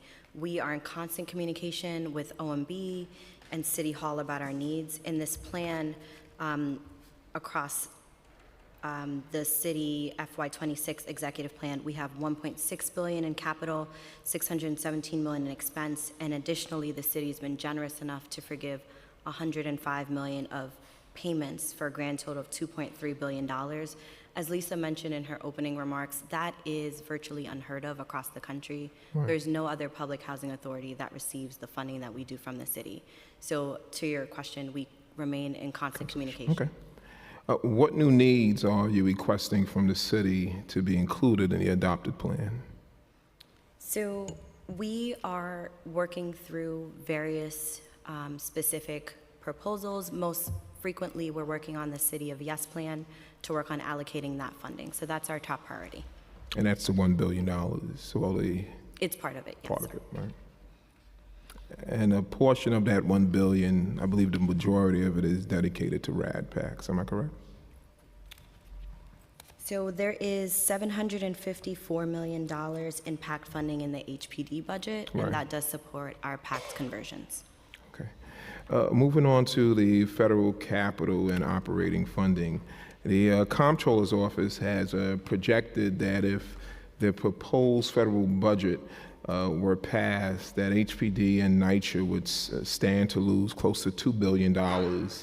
How are you modifying or shifting around your current budget to insulate critical needs for any potential cuts? That's a great question. So as Lisa mentioned, we really are in a holding pattern. The president's budget is not an enacted legislation, and in 2025, our funding is actually quite stable. So yesterday, we received word of our federal capital grant, for example. It is $731 million. It is a slight $700,000 increase from what we received last year. So for 2025, we're doing quite well, and we feel confident that we can hit our budget targets. 2026 is certainly looming on the horizon, and as we mentioned, we will pay close attention to what's happening in Washington We will advocate for our residents and with our residents to get the funding we need. And of course, we will hope that you all will support us in that. Thank you. According to an analysis from the New York Housing Conference, across New York State, 243,000 households utilize Section 8 vouchers, and 100,000 households live in Section 8 project-based housing, and 164,000 households reside in public housing. For NYCHA specifically, can you describe how Section 8 housing choice and project-based vouchers play a role in your budget for this year and next year? Sure. So our Section 8 program is included in our operating budget for 2025 calendar year. So we are projecting $2.3 billion in support in the form of housing assistance payments, as well as the administrative fee that we earn as a public housing authority for administering that program. We currently serve upwards of 100,000 voucher holders. Okay. And on a monthly basis, we push out $156 million worth of housing assistance payments on behalf of those residents. So it is certainly a large part of the work that we do. We are well funded and well staffed at this current moment. And as we mentioned, we'll continue to keep watch of what's happening in Washington. Thank you. When it comes to Section 3 job opportunities, given the economic impact of government-funded housing and infrastructure projects, how will the agency prioritize Section 3 to ensure local residents, especially low-income New Yorkers, gain access to jobs and career pathways? And how does the budget prioritize that as well? I'm going to turn it over to Sean Mavani, who can answer that question. Great, thank you. So across the agency, we have a number of different efforts we make to prioritize Section 3 hiring, which includes, as you highlighted, Councilmember Banks, both low-income residents from New York, as well as specifically NYCHA residents and Section 8 voucher holders. So a couple of those ways that we prioritize that, and then we can come to potential, if there's any budgetary impacts. First, in our staff hiring, so a significant portion of our hiring each year into NYCHA as staff, both at our properties and central office, are Section 3 workers, including targeted Section 3R residents. Secondly, for our vendor contracts, we have very clear requirements. All of our vendors have to develop a Section 3 plan during the procurement phase, and as they're contracted, they have to adhere and perform against that Section 3 plan. That includes meeting the federal benchmarks around 10% of labor hours being completed by residents, 25% by either residents or other low-income workers. And then we manage the contracts through their life cycle to work with vendors to help source resident candidates or low-income worker candidates so that they can meet those benchmarks as best as possible.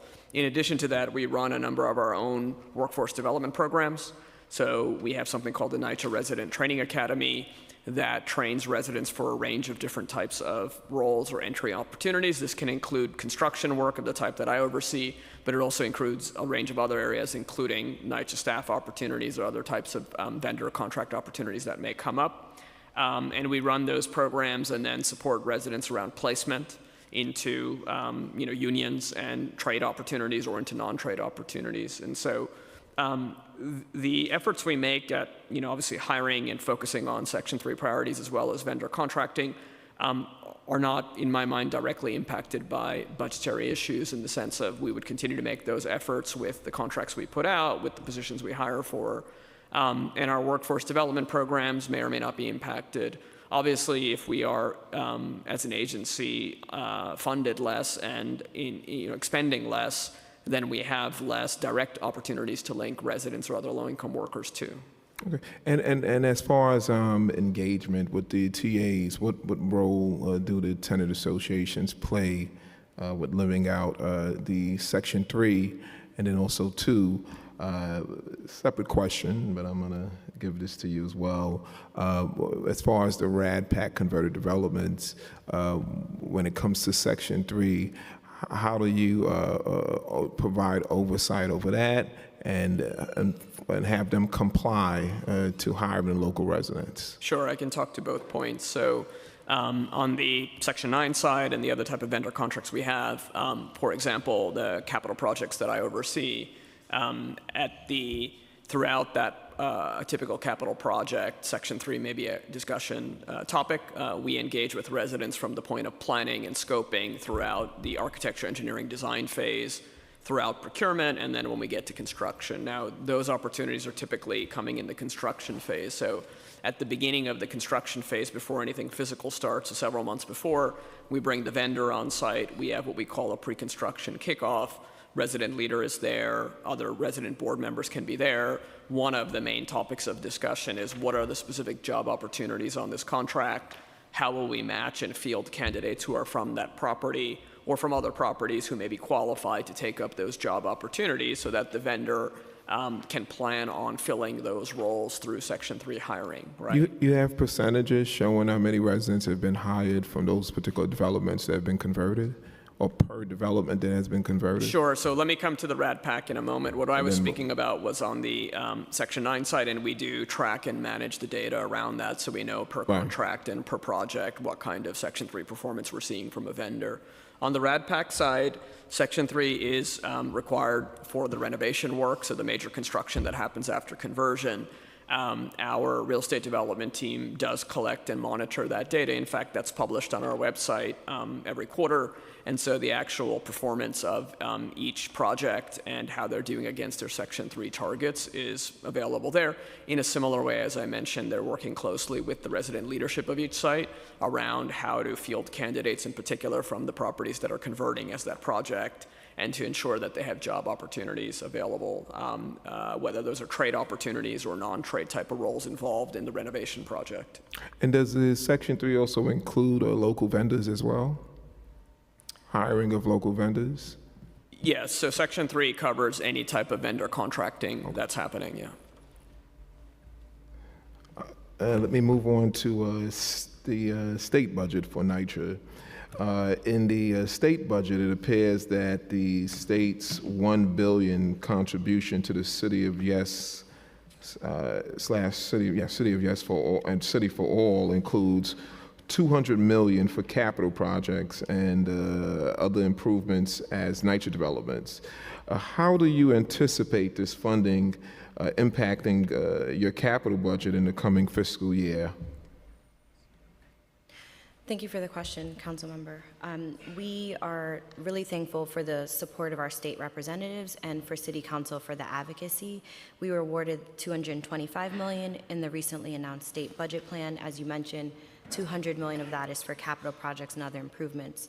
We'll work with our state partners to identify the projects and execute a GDA agreement to begin that work. And there's also $25 million in capital for our vacant unit turnover program. Yeah, $225 million is not a lot of money. but we're glad that the state has stepped up. And I'm also glad to hear that it's the funding is to preserve Section 9 housing. Do you have any plans to allocate this additional capital funding, and what's the process for determining those allocations? Can you repeat the question, sir? Do you have any plans to allocate this additional funding, this additional capital funding, the $225 million, and what's the process for determining those allocations? So that's a great question. It's very new. It was only awarded on May 9th, and so we've only begun very preliminary conversations internally, but we will have a list of projects shortly, and we're happy to share those with you. Well, I know the list of needs are long, so yeah, okay. What role will the state play in determining how you use these funds? And we know that the state budget also includes $50 million for mold, lead, and asbestos abatement in New York City. Would NYCHA be able to access any of this funding, or do you feel that NYCHA has sufficient capital funding in these areas for other funding sources?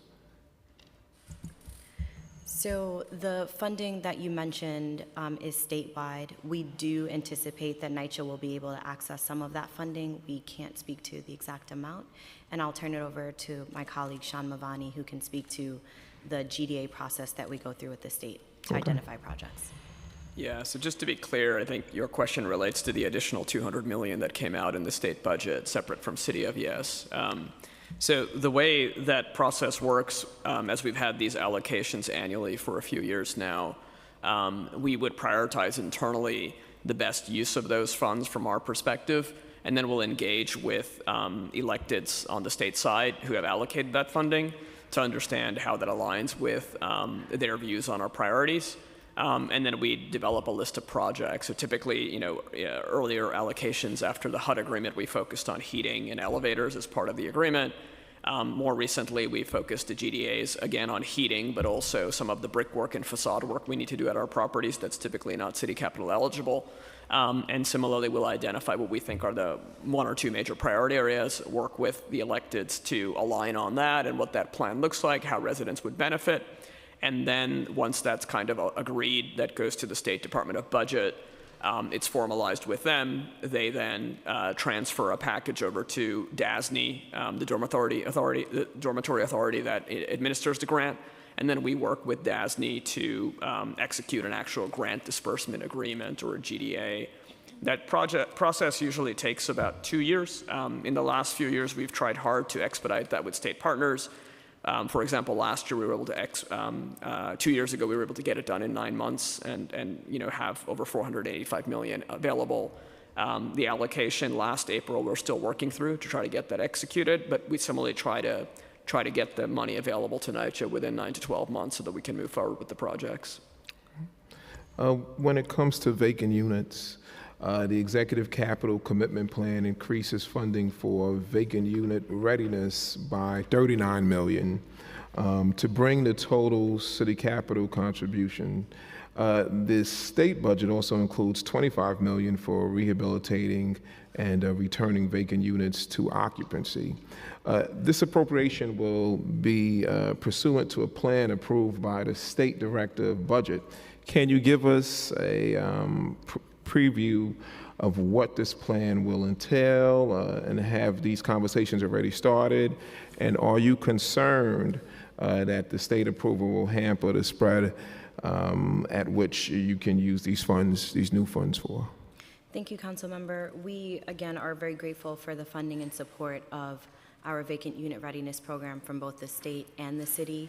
As you mentioned, we have $150 million over the next 2 years from the city across the expense and capital budgets. We currently use that city capital for the asbestos, lead abatement, supplies and related work.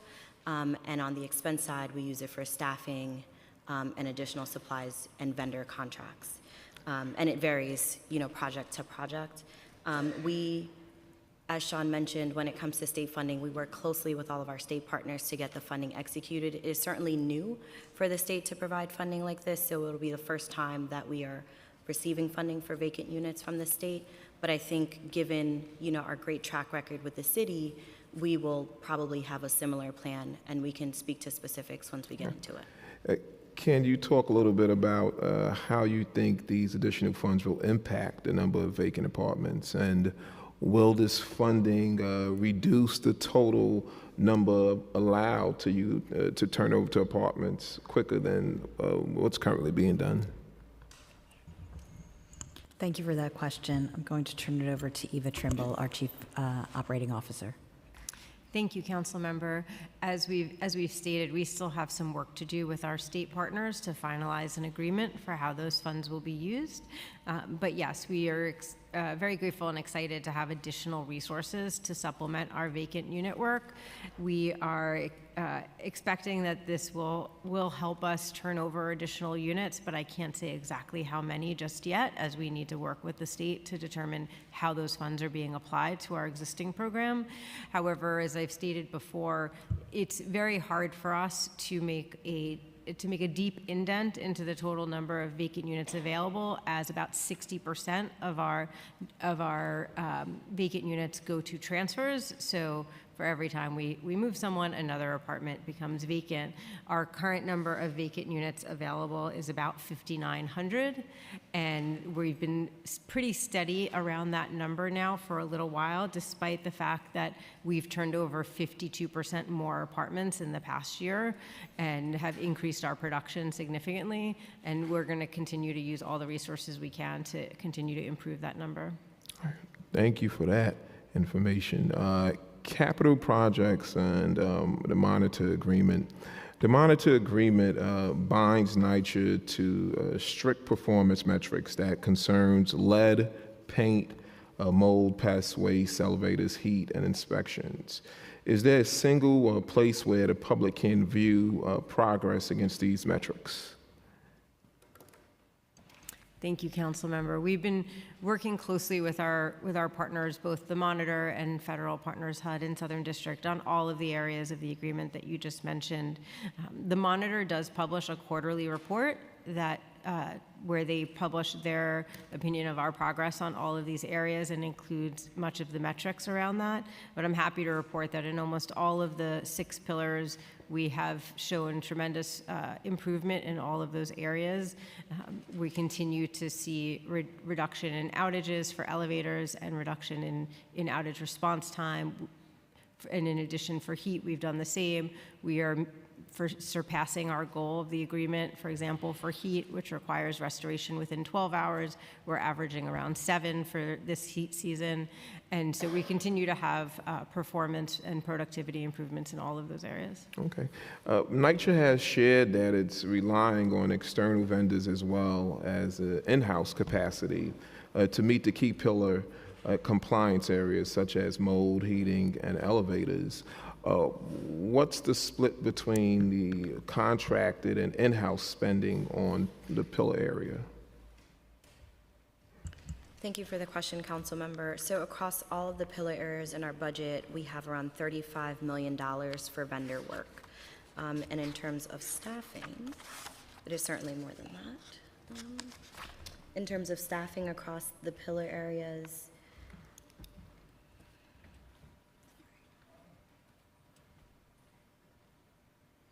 I can get back to you with that amount, sorry. Yeah, if you can get back, we appreciate that. What resources would be needed to allow discretionary capital projects to flow more quickly? And have you requested these resources from OMB? Sure, I can take that. Currently, we are able to effectively staff and deliver all of our discretionary capital projects on top of the non-discretionary. Obviously, a couple of years ago, we had, at the council hearing, made a decision or communicated a decision to pause a small number of projects, so 55 projects out of our portfolio of about 650, due to inability to effectively staff and deliver those at the same time as our compliance commitments. We now have restarted all of those 55 projects that were, either combined them with other projects or started them on their own. We do not currently have any projects that are paused in that way, and therefore I think we're sufficiently staffed and resourced to be able to take on discretionary projects and deliver them effectively. When it comes to Local Law 18, Local Law 18 large project cost increase report, Local Law 18 of 2012 requires reports on cost increase on large city projects, and the most recent report shows that the cost of relocating tenants in order to do a letter remediation increased from $20 million to $43.4 million. A jump of 117%. Can you explain the significant increase, and has the cost of the relocation increased, or is NYCHA remediating more apartments so that there can be more relocations? Thank you, Council Member. I'm not familiar with exactly that report or that data, but I can share that we are doing a significant number of relocations, which is, something we're very proud of. We've done over 12,000 lead abatements, which is, frankly, something that worked really hard to scale up over the last few years. So the number of lead abatements has grown, and that is something that requires a full relocation of the household from the apartment in order to do that safely. And we know that that's tough on residents to have to fully move out of the apartment. All their belongings are fully moved out as well. They are moved into a hotel, so the relocation costs include both moving, hotel expenses, as well as gift cards that we give out in order to help with defraying the cost of meals and other amenities. The costs for relocation and for the lead abatement program are covered as a combination of both federal and city capital costs. And we can get back to you on the cost of relocation. Some of the the work in the apartment after the lead work is completed, the lead abatement work is completed, we do have to have our skilled trades come in and do things like reinstall cabinets, fix tub enclosures, similar to our vacant unit work. And so some of that work relies on our trade availability, which, as you know, is sometimes tight. So we admittedly have relocations. We try to make it within 2 weeks. They have lingered past 2 weeks, and that's something that we're working hard to bring back to the 2-week timeframe. Thank you.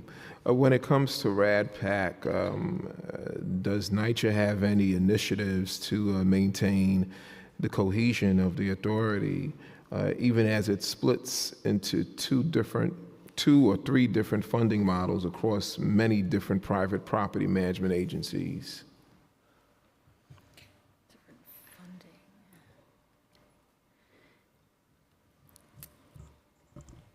Can you repeat that question, please? Yeah.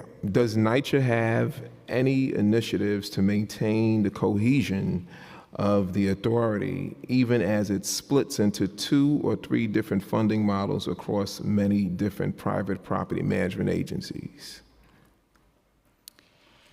So NYCHA maintains both ownership of the properties as well as significant oversight over the PACT partners.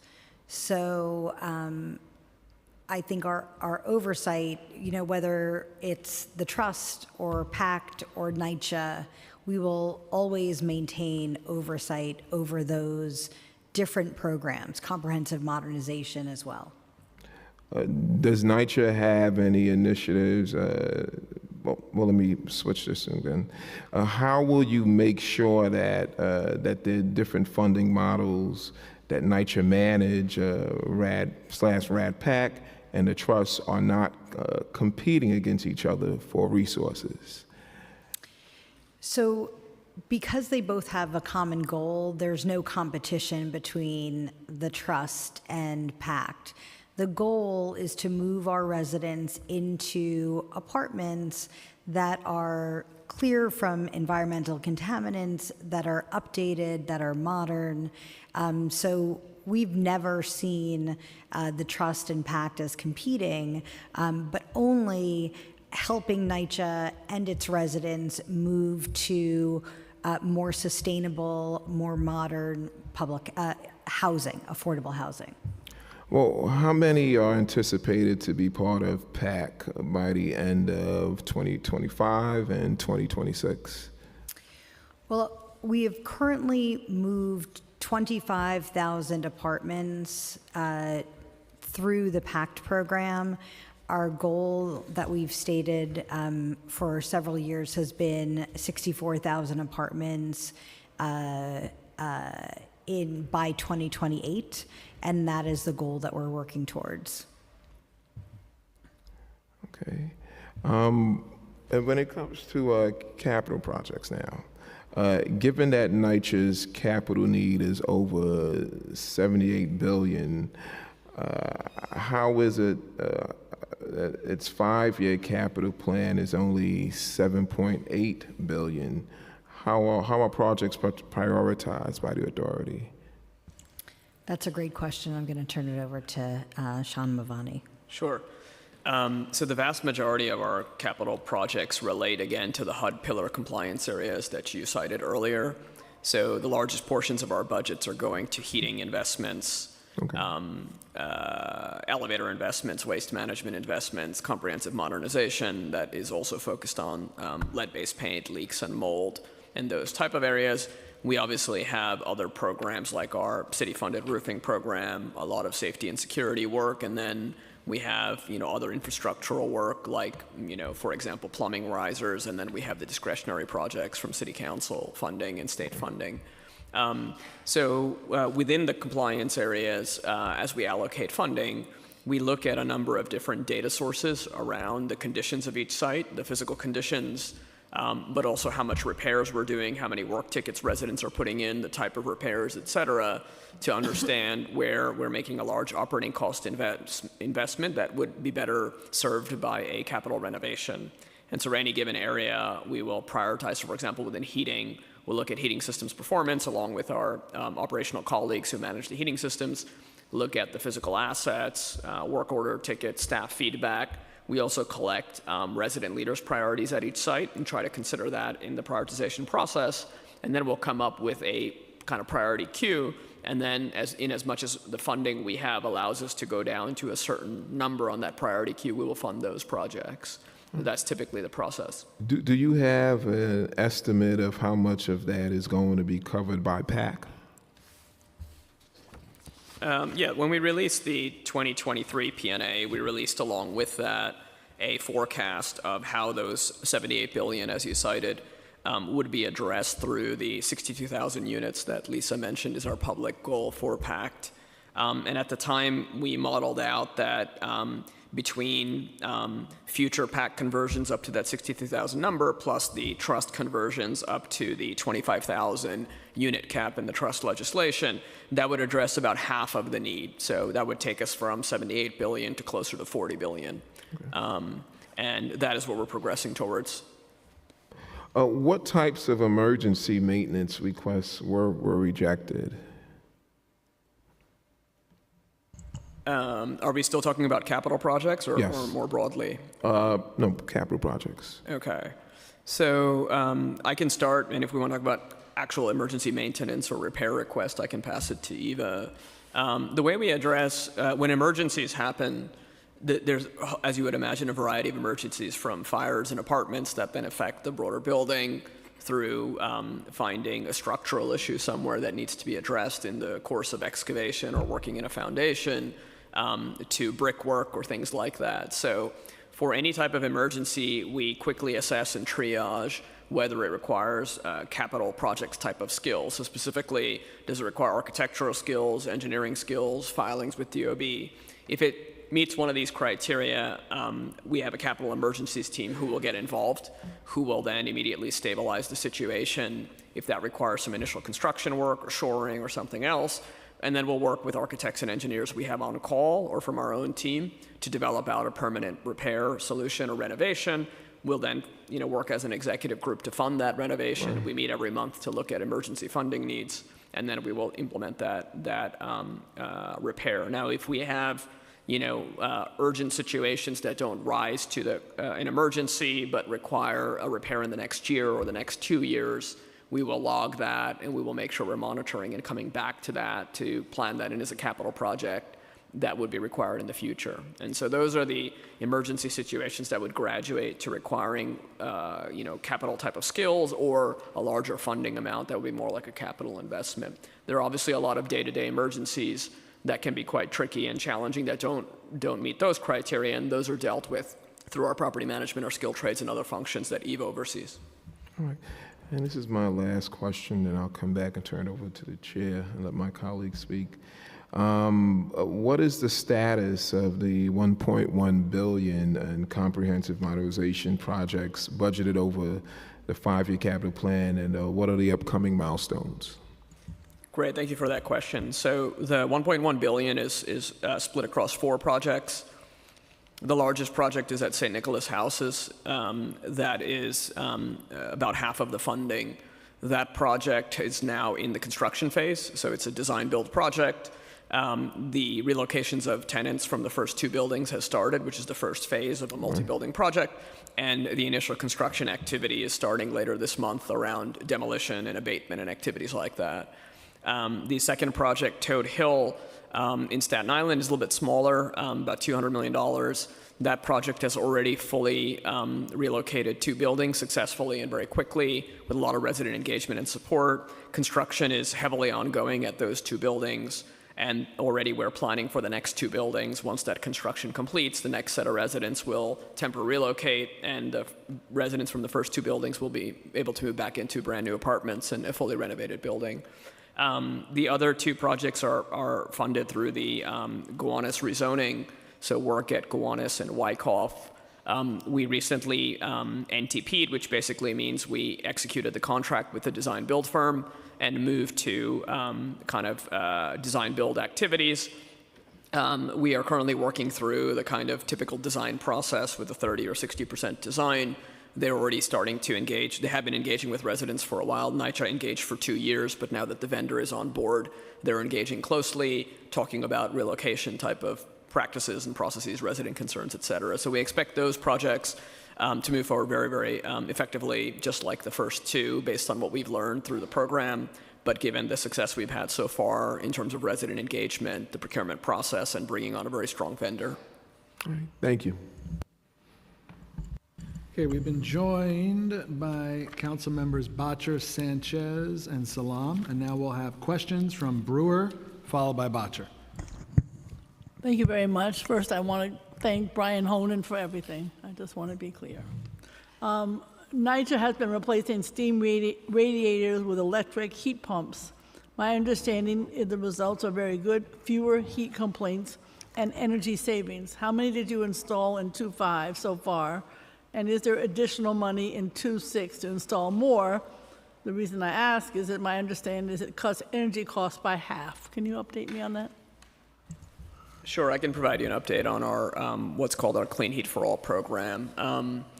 As you know, Councilmember Brewer, that was an industry challenge where we partnered with 2 different industry partners who developed these products to our specifications.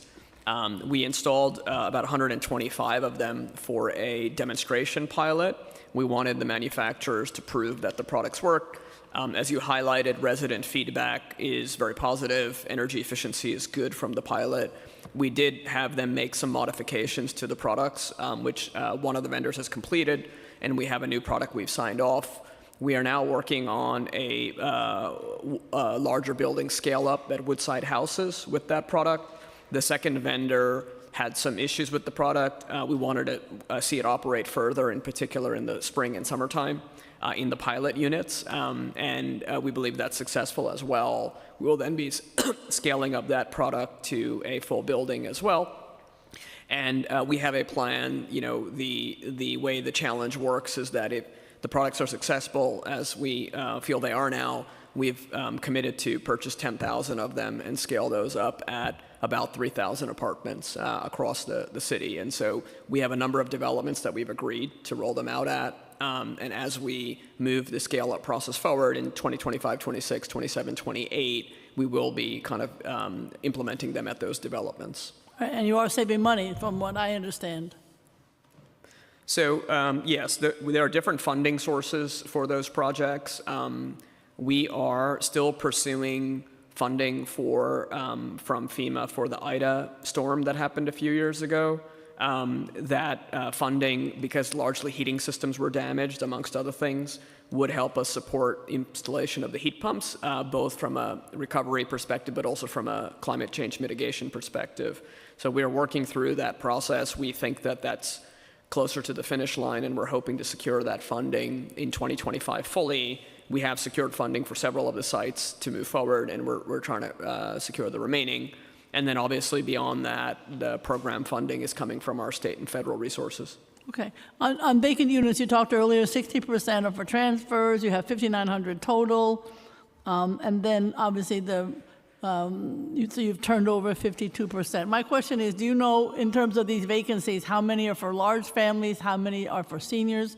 It is hard for the public to understand that there are so many still vacant units. I know you're using some I understand, for those who are transferring, but it's still hard to understand. So do you know the breakdown as to what's left, and how are you going to address funding-wise those that are still needed to be repaired? Thank you, Council Member. We definitely understand that there's a significant wait list for these units.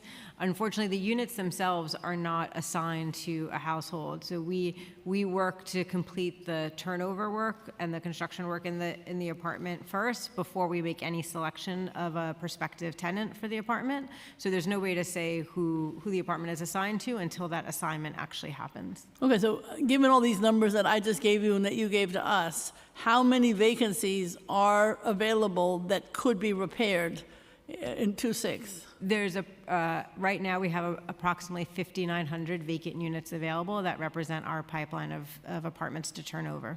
So those are the ones that you're going to be repairing? Correct. Okay. The other question I have is maybe so how you get a cost. I was this morning with all of the Upper West Side NYCHA leaders at a meeting, and they're all complaining about dogs because of the pet policy. You're supposed to be registered, but there's no enforcement. Is that a budget issue? What is the reason for all of that?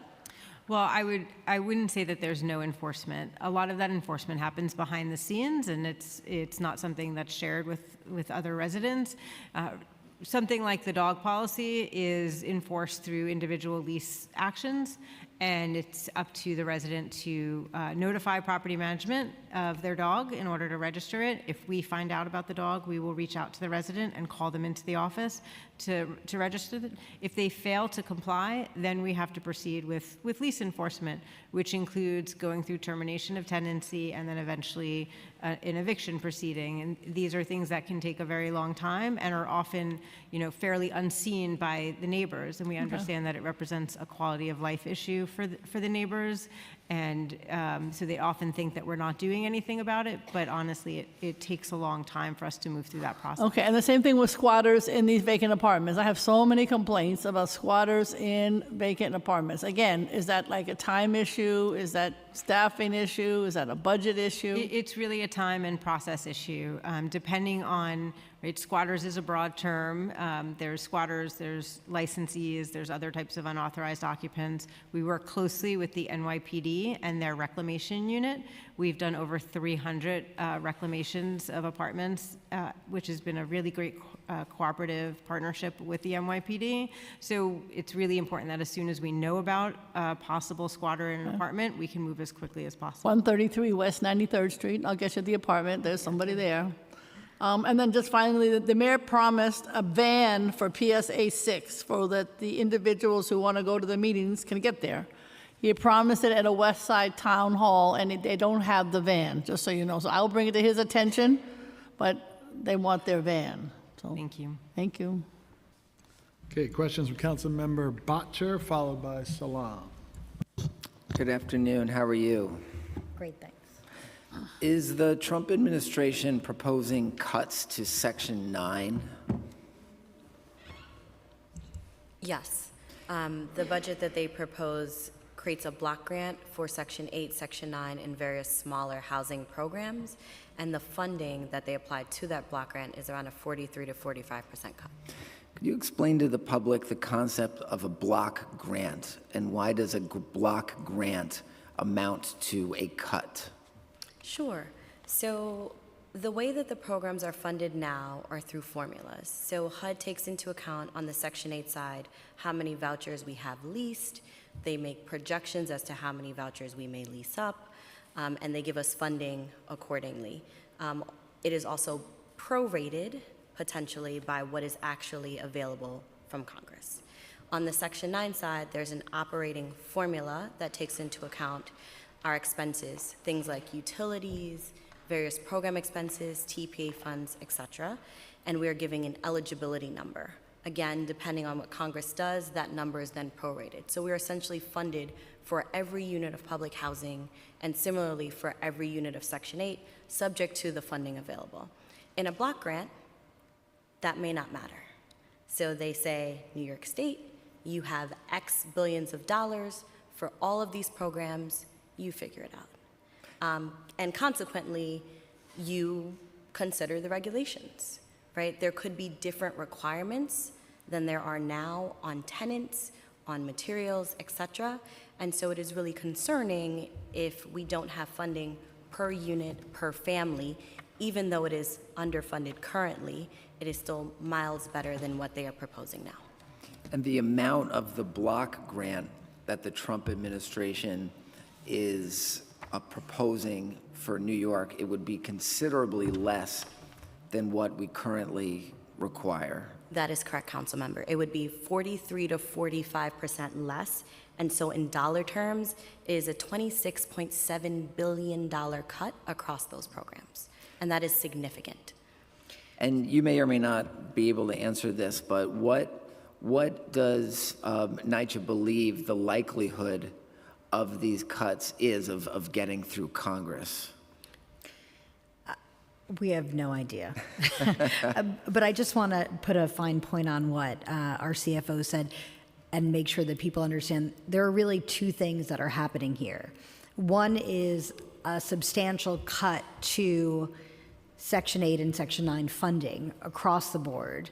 And then this idea of whatever money is left, whatever money they will give, they're going to push that down to the state in a block grant. So it's really two things, and then add additional regulations on top of that. Last question. I've heard you give updates on several renovation projects that are happening around the city. And I've also heard you talk about how tenants are being required to temporarily relocate from their homes during those renovations. What determines for you whether or not a tenant has to relocate from their homes during a renovation versus staying in place during a renovation? And how many tenants are being asked to relocate temporarily out of their housing development entirely to other developments, and where are those developments where tenants are being asked to temporarily relocate out of their development elsewhere? It's a great question, and it's complex. So we'll have Sean answer the first portion, and then Eva might want to add additional. Sure. So there are different types of repairs and renovations that you'd imagine that require tenants out of the apartment for different reasons, right? At the lower end, as Eva explained earlier, for things like lead-based paint abatement or asbestos abatement, there is a basic code requirement, a legal requirement that that space cannot be occupied while that work is undergoing. And so we may relocate for a week or 2 weeks or 3 weeks or something like that. Typically, those short-term relocations, will be on the property or at a hotel or at a nearby property based on availability.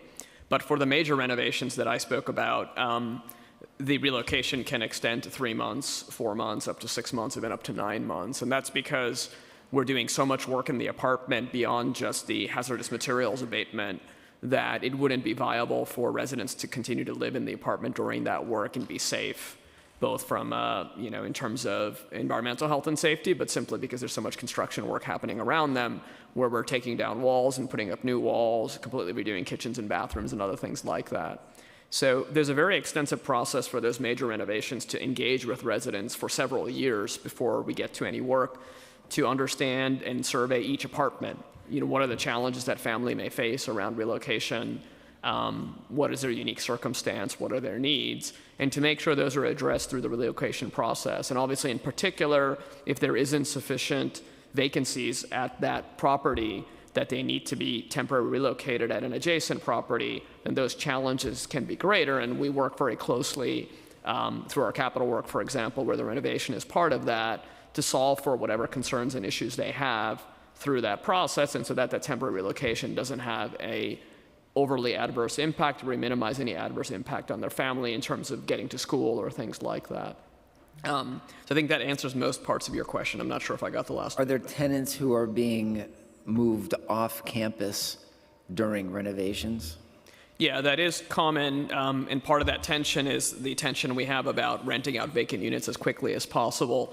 Being able to maintain tenants on a campus, whether it's a smaller campus or even a large campus, during a large-scale renovation would mean that we'd have to have a significant amount of vacancies to cycle tenants through, right? If we're doing 2 or 3 buildings at a time, all 2 of those buildings, we would need the equivalent number of vacancies on the site for those tenants to temporarily live there and move back. We do not hold that level of vacancy even for these very large renovations. We solve for whatever we can on the campus by using existing vacancies, maybe holding for 1 year or so, that will typically give us 2, 3, 4% of units, but not nearly enough if we're going to need to clear full buildings during renovation. And so that's where we end up using other sites. There are cases both on capital renovation and PACT where we're able to do the work with a very short-term relocation or keep people on the site. It also depends on the scope of work that's being undertaken in that specific project. Okay, now we have questions from Councilmember Salam. Thank you and good afternoon. Good afternoon. So lead, mold, and asbestos remediation comprise of over $1.1 billion in capital investments. Can NYCHA publicly release the breakdown on where those remediation projects will take place, including timelines for the removal in Harlem's oldest buildings, such as King Towers or St. Nicholas houses? Thank you, Councilmember. We can certainly follow up with more detailed information about the developments in your district and the amount of lead and asbestos remediation and abatement that we're doing in those apartments. Thank you. And the council pushed to increase funding for NYCHA's vacant unit readiness initiative to $134 million. How many current vacant apartments in Harlem can be turned around with this investment? And what is the current average time it takes to reoccupy a unit? Thank you, Councilmember. We will again follow up with the specifics on the number of vacants in your district. As far as the time frame, that is much harder to answer. As said, we have about 5,900 vacant available units right now, so we are working through a significant backlog and working to get to all of apartments as quickly as possible, though the overall number, as I said, is hard to bring down because 60% are for transfers. But we can certainly follow up with you on the units in your district and get you some more information on those. And last thing, regarding heating and energy efficiency in Harlem. With $1.2 billion allocated for heating upgrades and greenhouse gas compliance, what specific Harlem developments are prioritized for boiler replacements, decarbonization, or insulation? Residents in Harlem frequently report lack of heat during the winter. How does this plan directly address their needs? Thank you, Councilmember. So I think there's a significant number of developments in Harlem and in your district that are part of our boiler replacement or decarbonization of energy efficiency work. We can provide you a full list of those, where they are. Some are completed, some are ongoing. We do provide a biannual letter to all council member offices with the status of all capital projects in their district. I think our next one is set to come out in a month or so, but we can definitely give you something before then, specifically around heating. I think your earlier question also may have been partly referencing the comprehensive modernization at St. Nicholas. We're happy to give you a deep dive on where that project is, the schedule for renovations that are ongoing at the site as well. Thank you. Thank you, Chairs. Thank you. Just have a couple of more. I wanted to talk about rent collection. I know the NYCHA's budget projects over $1 billion in tenant rental revenue in 25 and $920 million in 26. Can you give us an update on the progress you're making with rental arrears, and so far in your fiscal year, how is NYCHA's rental collection rate? Thank you, Chair, for that question. We have great news to share on the rent collection front. So as of April 30th, 2025, our tenant rent arrears balance is $441 million. When we came last and spoke to you, that number was $104 million higher. So we have been making great strides implementing our various rental arrears programs with our tenants. We have already received $161 million in emergency rental arrears program funds, the majority of which, as Lisa mentioned in her testimony, have been applied. On the COVID rental assistance program through state OTDA, we've received $34.5 million and already credited $32.6 million to tenant accounts. And lastly, which is a new development in the month of April, our home art program has finally gotten off the ground. We've been working closely with our city partners to implement that federal funding, and we have applied $84.1 million to tenant accounts. So just this month, even 29,271 households are seeing the impact of those programs. Thank you. Chair Banks. Thank you. I just have a couple of questions. This is from my colleague, Councilmember Brooks. Far Rockaway Trauma Center. I think this is something that was brought up at the last hearing. So this is a follow-up question to that. Since the preliminary budget hearing, the mayor has established is set to convene a working group on the Far Rockaway Trauma Center in the coming weeks. This working group will be focused on the transfer of the NYCHA-owned property to DCAS for the trauma center. Does NYCHA now commit to working with the mayor administration to advance this land transfer? Thank you for that question. And as I said in March, we have been committed to working with the councilwoman on this project. But in order to facilitate the Section 18 process, we need a plan that includes both funding and a provider. And once we have that information, we will start that process. So but that's the same thing you said at the last. But we still don't have a plan or funding. Well, the working group.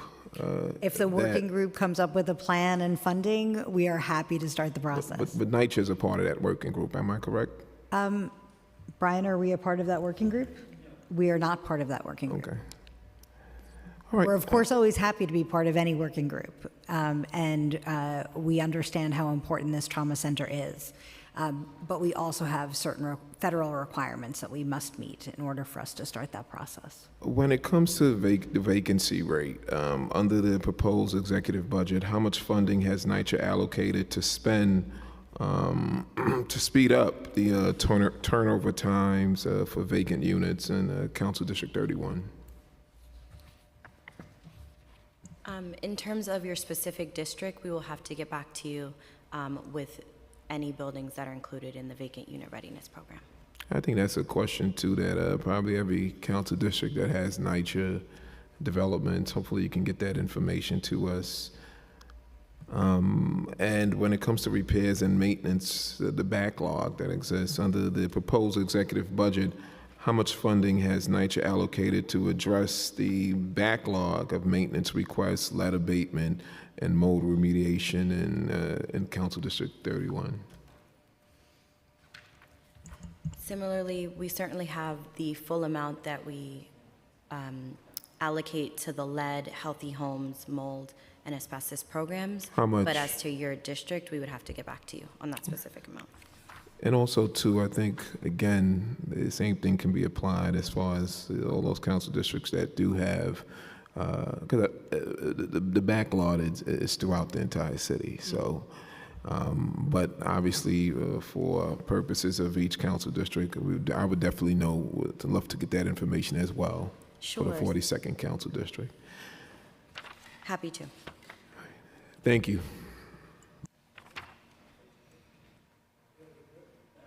Okay, thank you very much. Thank you. Thank you. Okay, we'll take a short, say, 10-minute break, and then we're going to hear from the public. If you are here to testify, please make sure you filled out a witness slip, and we will start shortly. Thank you.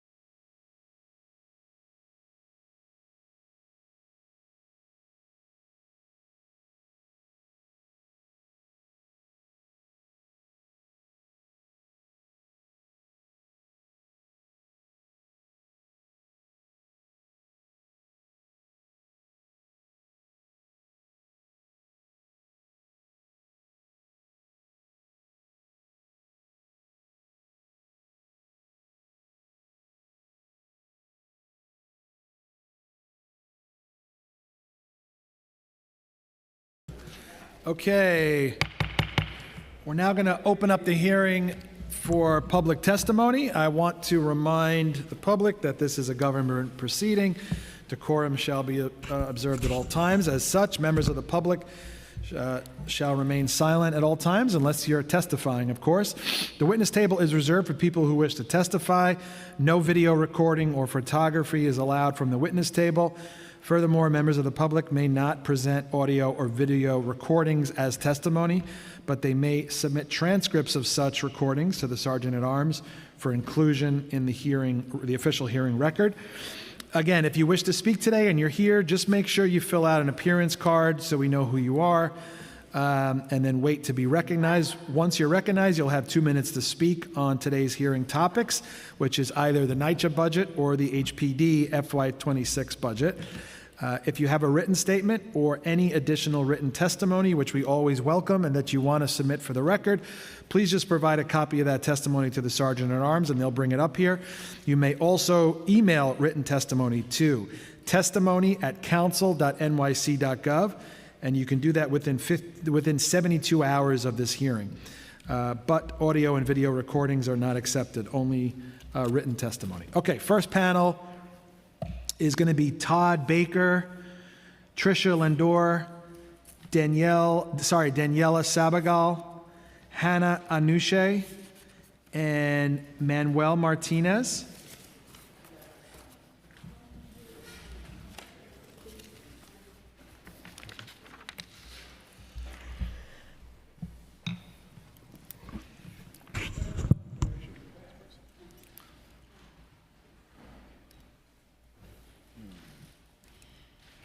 You want to start from my right, your left? Just make sure your mic's on.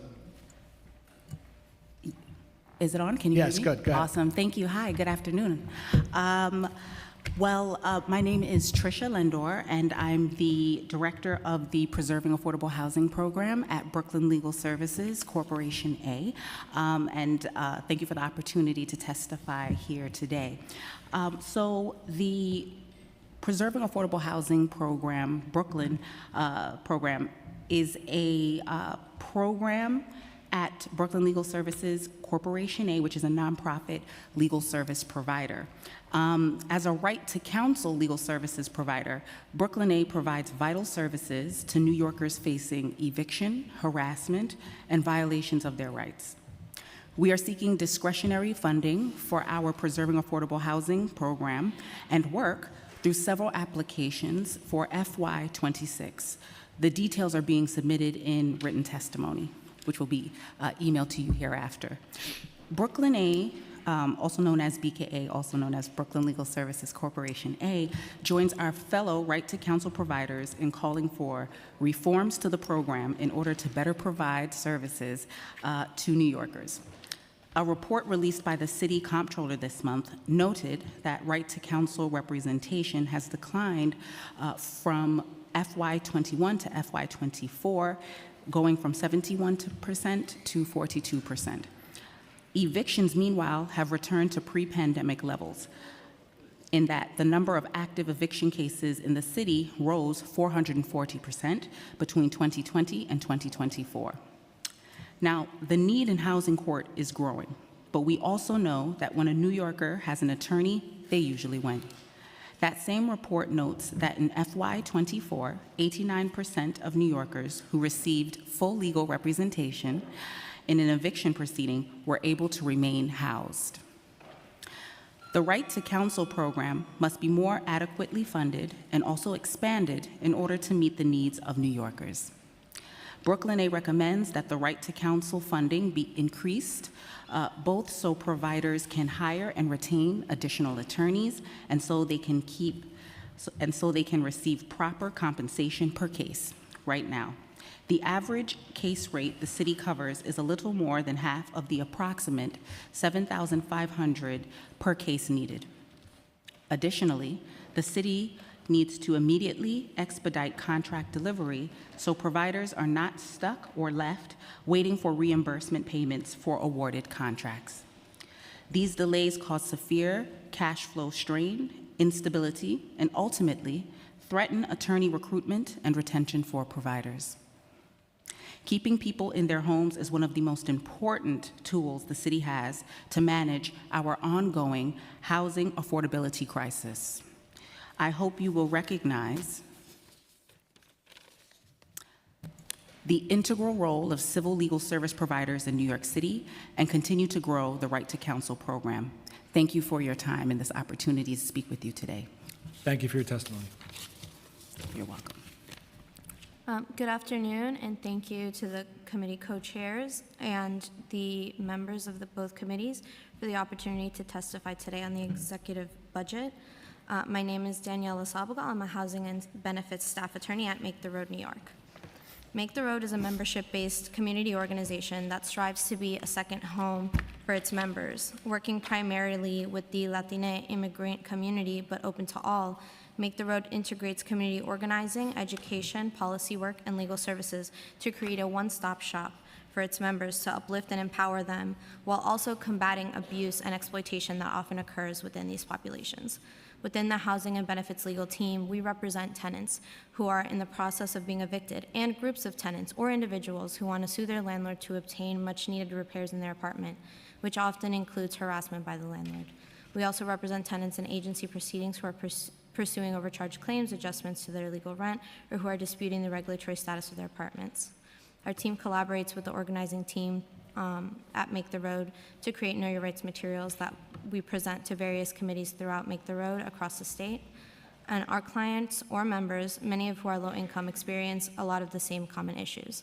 Some are living in abhorrent conditions and having their requests for repairs ignored. Others are refused a renewal lease, rent payment receipts, or are suspectedly overcharged for years without the resources to recover these funds.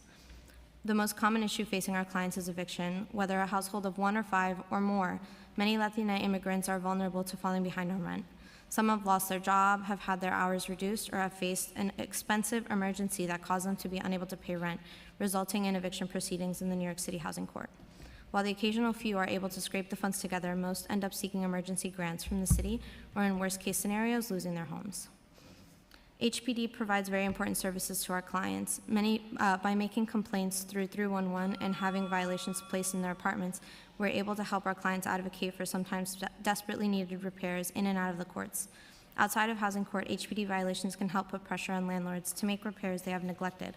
Once in court, HPD violations are used by the courts as proof of the existence of conditions described by tenants and are often the only proof that judges will accept to order repairs in an apartment. We are disappointed and concerned to see that the FY26 preliminary capital commitment plan demonstrates that HPD funding will be reduced in 2027, 28, and 29. To continue advocating for clients in and out of housing court, we need the council and the administration to secure more future funding for HPD, not less. The expansion of the City FEPS program was a major win for our clients, but the delay in its implementation and lack of funding has nullified the law's effect. Without proper rollout and adequate funding, more of our rent-burdened clients have faced unnecessary struggles in making sure their rent gets paid. Not only does this put our clients at risk of eviction, but it takes a toll on their physical and mental health.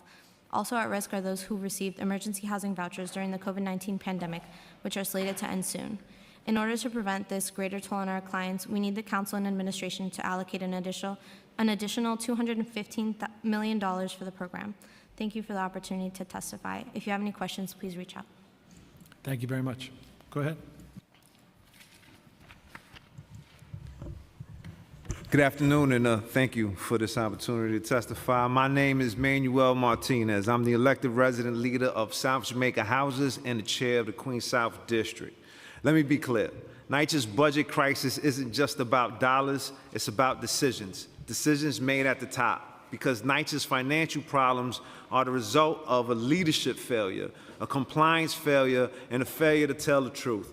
Instead of enforcing residents' economic rights, jobs, training, contracts with Section 3 business concerns, and compliance across all contractors, NYCHA blocks them. Instead of investing in families, it rewards dysfunction, excuses mismanagement, and turns obstruction into strategy. This isn't public service, it's a shadow government, bloated, insulated, untouchable. What we see doesn't resemble a housing authority. It looks like the leadership of a third world dictatorship operating in plain sight. And those empty apartments, they're not accidents. their assets used to justify conversions and lure private investors. This isn't neglect, it's planned deterioration, a twisted version of blockbusting where destruction is deliberate and every crumbling unit is another celebration for the other side. But here's the truth. Section 3 applies to both capital and operations, yet NYCHA acts like operations don't count. It ignores the very contracts that could open doors for residents and resident businesses, contracts that, under federal law, could award a combined total of up to $1 million through special procurement if NYCHA chooses to do the right thing. Those empty units, they could be transformed into training centers, job sites, launch pads for resident-owned businesses. Instead, they're left to rot while opportunity decays alongside them. May I have? NYCHA says economic mobility is the mission, but when residents invoke it, we're treated like threats. Our rights delayed, our complaints dismissed. The system is rigged to keep us begging for access to the very dollars meant to serve us. So I'm asking this council to demand answers. Ask HUD, is NYCHA in compliance with Section 3? Why are resident disputes buried in silence? Why are deceitful practices still running this authority? Support us, empower us, and bring the truth into light. Thank you. Thank you. Do you know how many vacant units there are in your development? In my development specifically, no. Okay. But total, it's, last time I checked, it was over 7,000. Okay. It's down from 10,000 due to conversions, not repairs. Right. Thank you. Thank you. Go ahead, just say your name. Hi, Hannah Anouche. Oh, cool, okay. Okay, thank you. Let me move it closer.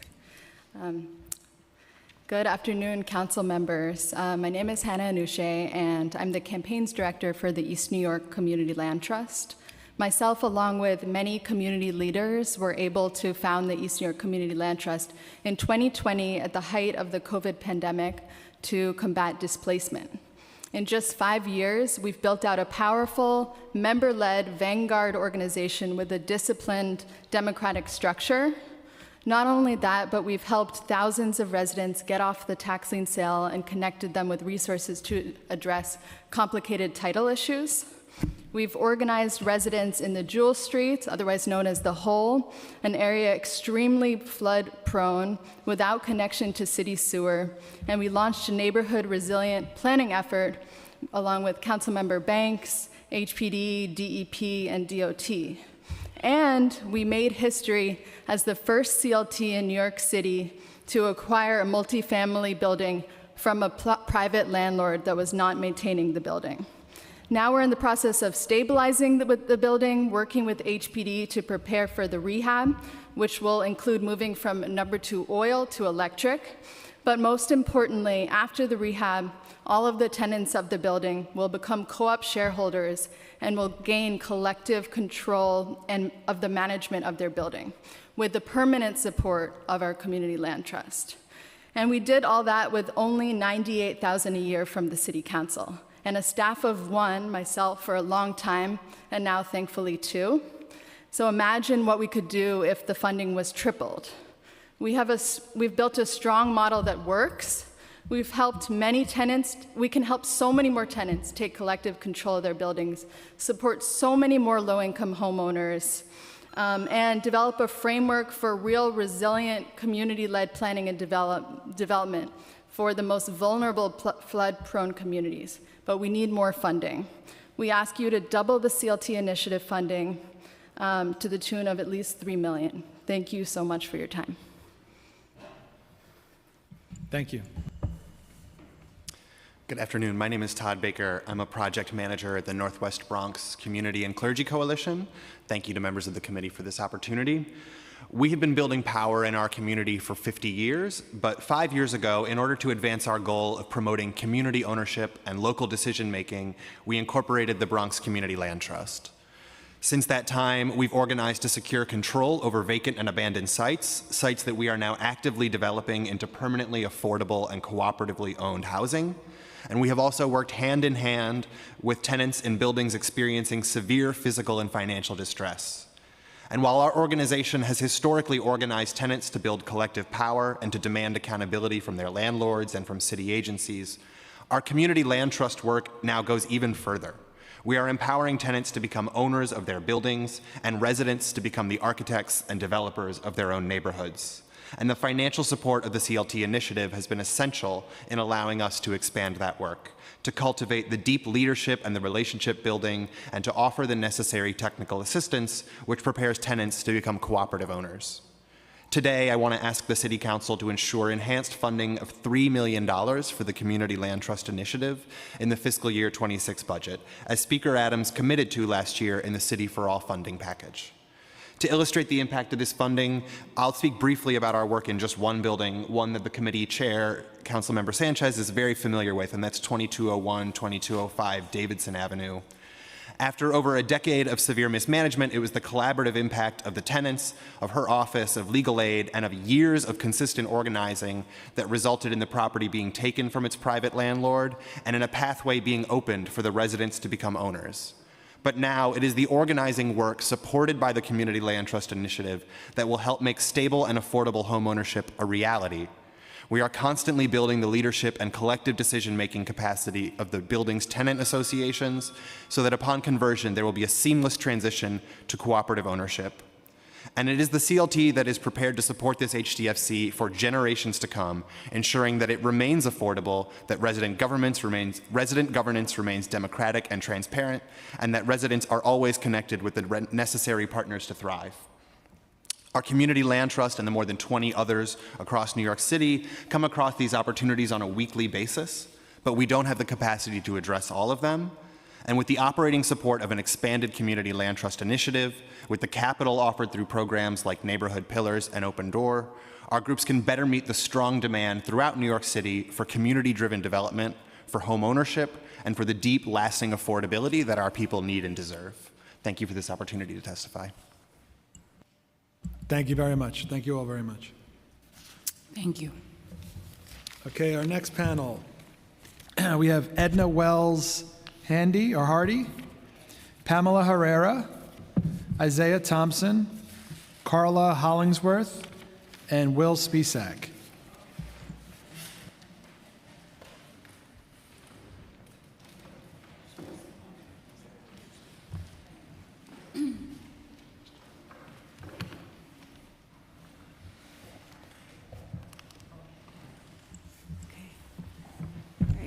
Good afternoon, Chair Banks, Chair Branyan, and members of the Public Housing and Finance Committees. My name is Edna Wells Handy, and I'm the founder and president of the National Institute for Section 3 Empowerment. You've heard twice already today about Section 3, and we want to underscore the importance of that section, that federal mandate with the council. You have a copy of my testimony. It's almost 40 pages. I thought the 2-minute was a suggestion. So I would like to follow up with meeting with each of you to talk about how we could model a Section 3 program in your development. But I ask for your indulgence as I give you this roadmap on high level so you could see the importance of this. I speak passionately about it. I was a former DCAS commissioner. I was the first acting chief compliance officer for NYCHA. I was part of the federal monitor, the first federal monitor of NYCHA, and I grew up in the Marcy projects until I graduated from law school. Now I tell people, had I known about Section 3, you'd be hearing from Edna Wells Law Firm as opposed to Edna Wells of the National Institute. But the point of it is, there is power in Section 3. There is talent. There is opportunity that is being left on the table. We're not here asking you for money. We're here telling you there is money on the table. There are billions of dollars on the table connected to Section 3's mandate that says you must use portions of federal funds, housing, disaster recovery, for training, jobs, contracts for low, very low, public housing and youth bill participants. And the roadmap is there on the table. So we spent time setting up the National Institute. Our goal is threefold. May I have a few minutes more, Mr. Chairs? Yes, yes. Thank you. I'll speak faster. We seek to achieve universal knowledge of Section 3. We even have swag. I would have gotten one from each of you, but we didn't know about the ethics, so I'm just going to make it part of my testimony. Full participation, vigorous enforcement. What gets monitored gets done. It came after the assassination of Martin Luther King. It has been on the books. It is there for the taking. How? If you'll follow me with your packet, on page 3, you start out with follow the contract that is approved by NYCHA board. You have the board minutes of the NYCHA board meeting on April 30th. Here we have the water roofing contracts, 500 of 2,000 hours, Section 3. Award of delivery of quality contract of pump and motor, 12,000 of the 50,000 hours. Increased capacity of somebody. These are the minutes. I'm only going to say in a minute. 12,000 of the 39,000 Section 3 hours. They are telling you these are all Section 3 hours. What else do you have? You have the chief procurement officer saying it even applies to law firms. Clearly, that's dear to my heart. So that there are hours connected to a law intern. And then finally, he says, the chief procurement officer, that his $5 million contract, the projected Section 3 hours, 30,000 hours out of 120,000 hours. So that's the first place you start. Here are the contracts. Where do you go from the contracts? Well, I'm saying to you, it's here. Checkbook from the comptroller's office tells you where the contract is, where it's registered. We suggest you also suggest to the comptroller that they add, this is the Section 3 contract. The second place to go to is the NYCHA tracker. NYCHA NYCH tracker. This tracks over 500 projects, capital projects by NYCHA. And in each one, it goes through your district. It tells you all the contracts in your district. It tells you where it is in your district, where it's in the planning process. It is opportunity for each and every resident association president, you, the public, to find out where these contracts are. Why is it important? Because it will tell you we are at the construction stage. We need this many staff. It has a staffing plan connected to it. You can monitor that plan. And I know I'm taking others' time, this is very interesting. I just want to ask a question. Why is this such a secret? How come the government is not leveraging this? That is a hearing in and of itself. And I'm being honest with you. All right. And so I have let that go. Well, we should meet and talk about it. Because it's here. Because it is here. Because there's a lot of things here. I'm just taking the words. There are ways in which we can look to it even deeper. Yeah. Why is it?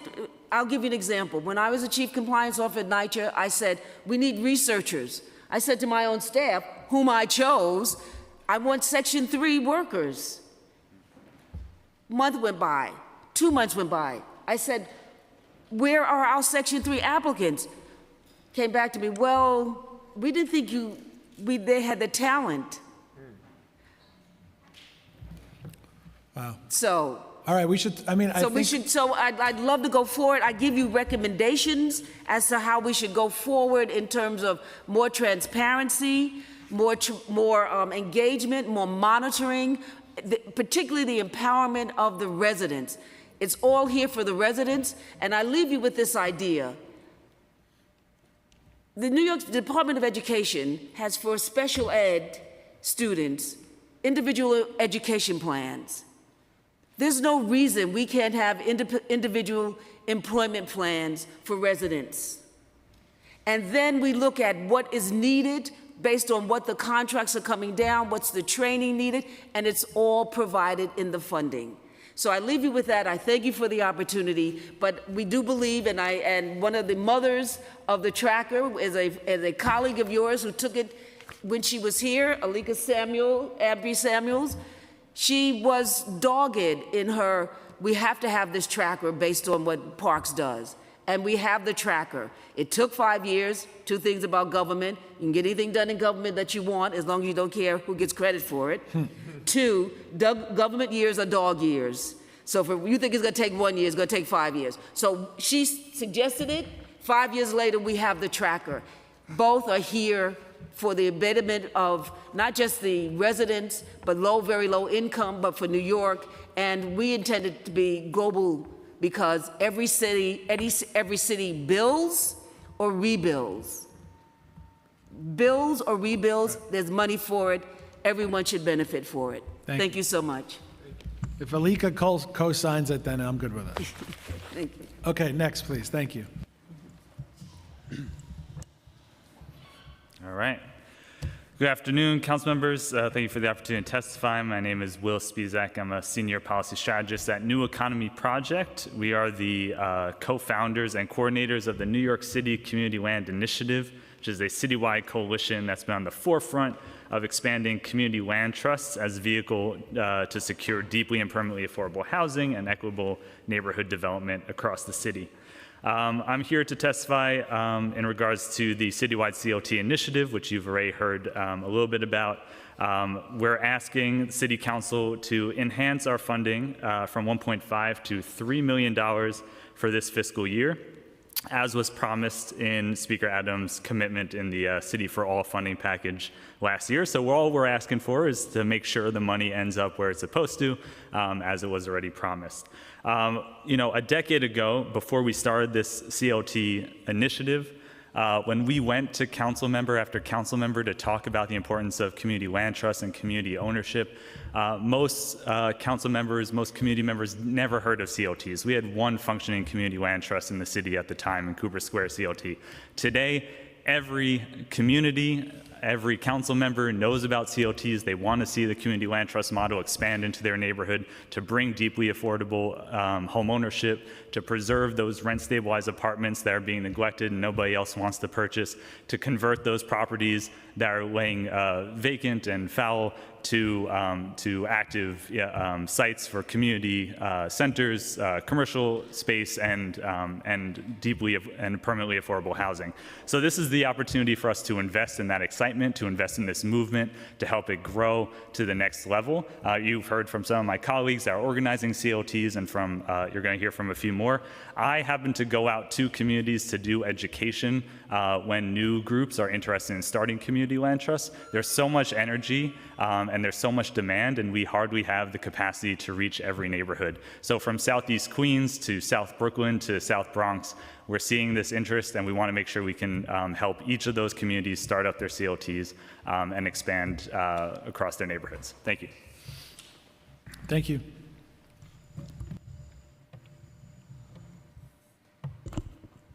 Good afternoon, council members. My name is Pamela Herrera, and I am the Land Justice Coordinator at Western Queens Community Land Trust. Our mission is to help the Western Queens community own and steward land, making it permanently affordable for future generations, always focusing on economic, racial, and environmental justice. In the past year, we have worked with nonprofit developers to assess potential housing projects, assisted tenants dealing with neglected landlords, worked with homeowners in danger of losing their homes, and are currently putting together a professional team of developers and financing to convert a public building into a permanently affordable space for artists and manufacturing. We advocate for Black and Brown communities who are the most marginalized and in danger of being displaced. We host educational workshops, town halls, and community events. We have a strong core of volunteers that support the organization's growth, but one single staffer, me. Since 2022, our organization has received City Council discretionary funding through the citywide Community Land Trust Initiative. Without this crucial funding, none of the things I just described would have been possible. We are now a respected staple in our community. People come to us for help when it comes to housing and land issues, thanks to all the work this funding has allowed us to do. We ask City Council to ensure the full $3 million in funding for the CLT initiative in this year's budget, just as Speaker Adams committed to. With this extra funding, we will be able to bring on much-needed second staff member to address the tenant organizing and day-to-day operations currently being carried out by volunteer members of the community who have full-time jobs and families who are already giving 300% because they understand how crucial this work is. Your funding will make a huge difference for Western Queens. Thank you. Thank you very much. Good afternoon, Chair Banks and Brennan and members of the committees. My name is Isaiah Thompson. I'm with the Community Service Society of New York. And since the inception of our organization, we've worked on issues that impact NYCHA residents. And I think in that time, I don't think there's ever been a scarier moment for public housing residents in New York City. You're aware of the cuts that are coming from the Trump administration's skinny budget, but it's really clear that in addition to the budget, there are rule changes that are coming down that are very draconian, that are really trying to do what many presidents in the past have tried to do on both sides, which is to end public housing as we know it. And that's quoting Bill Clinton. Albany just passed a budget that doesn't even attempt to meet this moment, and it's really up to the city to step up, and we don't feel like this executive budget does that. You have my full testimony here, which you can read, but includes sort of results and reflections from many of the resident votes that have been happening that we've been working on that I think you will find of interest. How Section 9 tenants are really being left behind, the need to support the Preservation Trust, and we have new data that speaks to the experience of RADPAC residents as well. And ultimately, our call for this year for $4 billion in capital for NYCHA and $2 billion of every year of the Trump administration. It's really hard to hear this earlier, sort of like the calm tenor of how things are advancing at NYCHA. It doesn't really square with everything that I've seen every day. For the last year, we did a survey. I'm going to share some of the results. 82% of residents say that their homes were uncomfortably hot in the summer, and 1 in 3 said that that was all summer long. 46% were cold in the winter, and that's 40 of those were cold for most or all of the winter. And nearly half reported serious air quality issues inside their homes. Beyond our survey, the rates of preventable asthma hospitalizations is more than 3 times higher for public housing residents than citywide. In districts with 10 or more NYCHA developments, childhood asthma emergency room visits are 3.6 higher than ones with no public housing in them.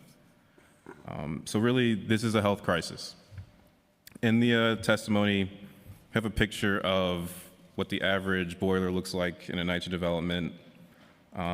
Seems really simple. The question is like, from NYCHA, from the city, why in the next 2 years can't NYCHA be giving the money and forced to replace every single one of these? Thank you for your time. Thank you. Go ahead.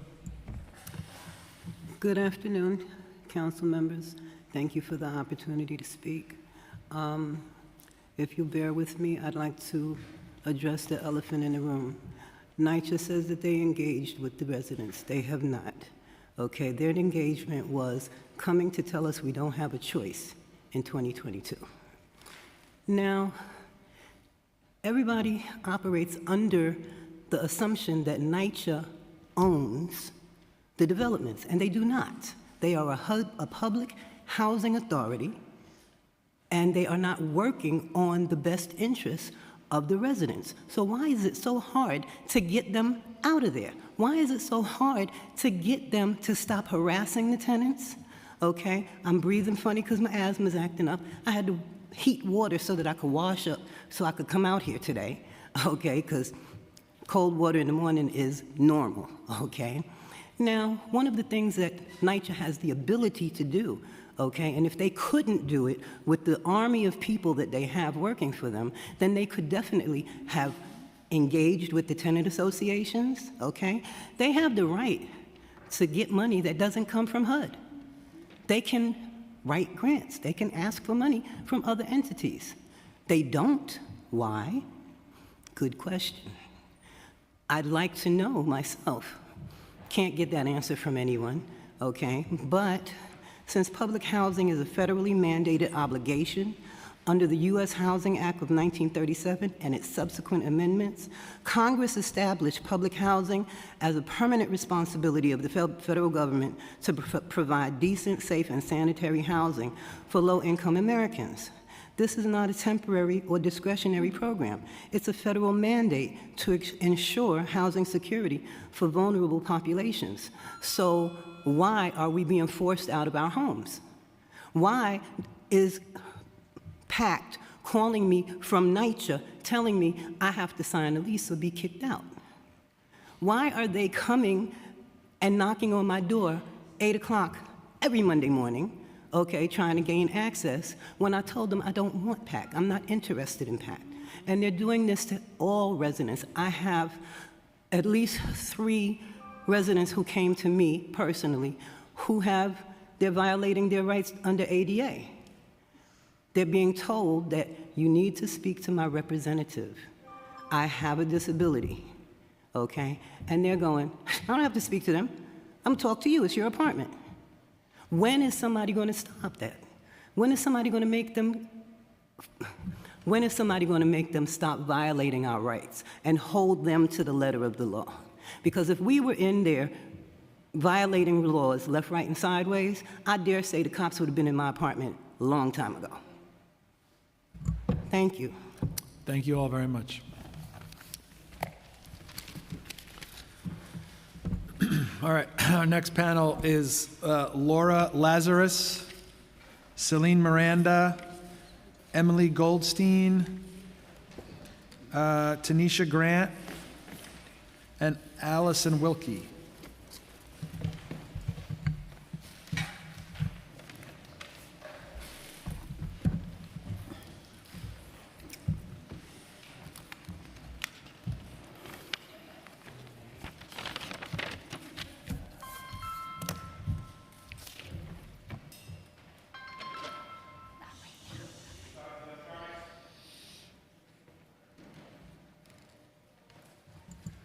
You want to start?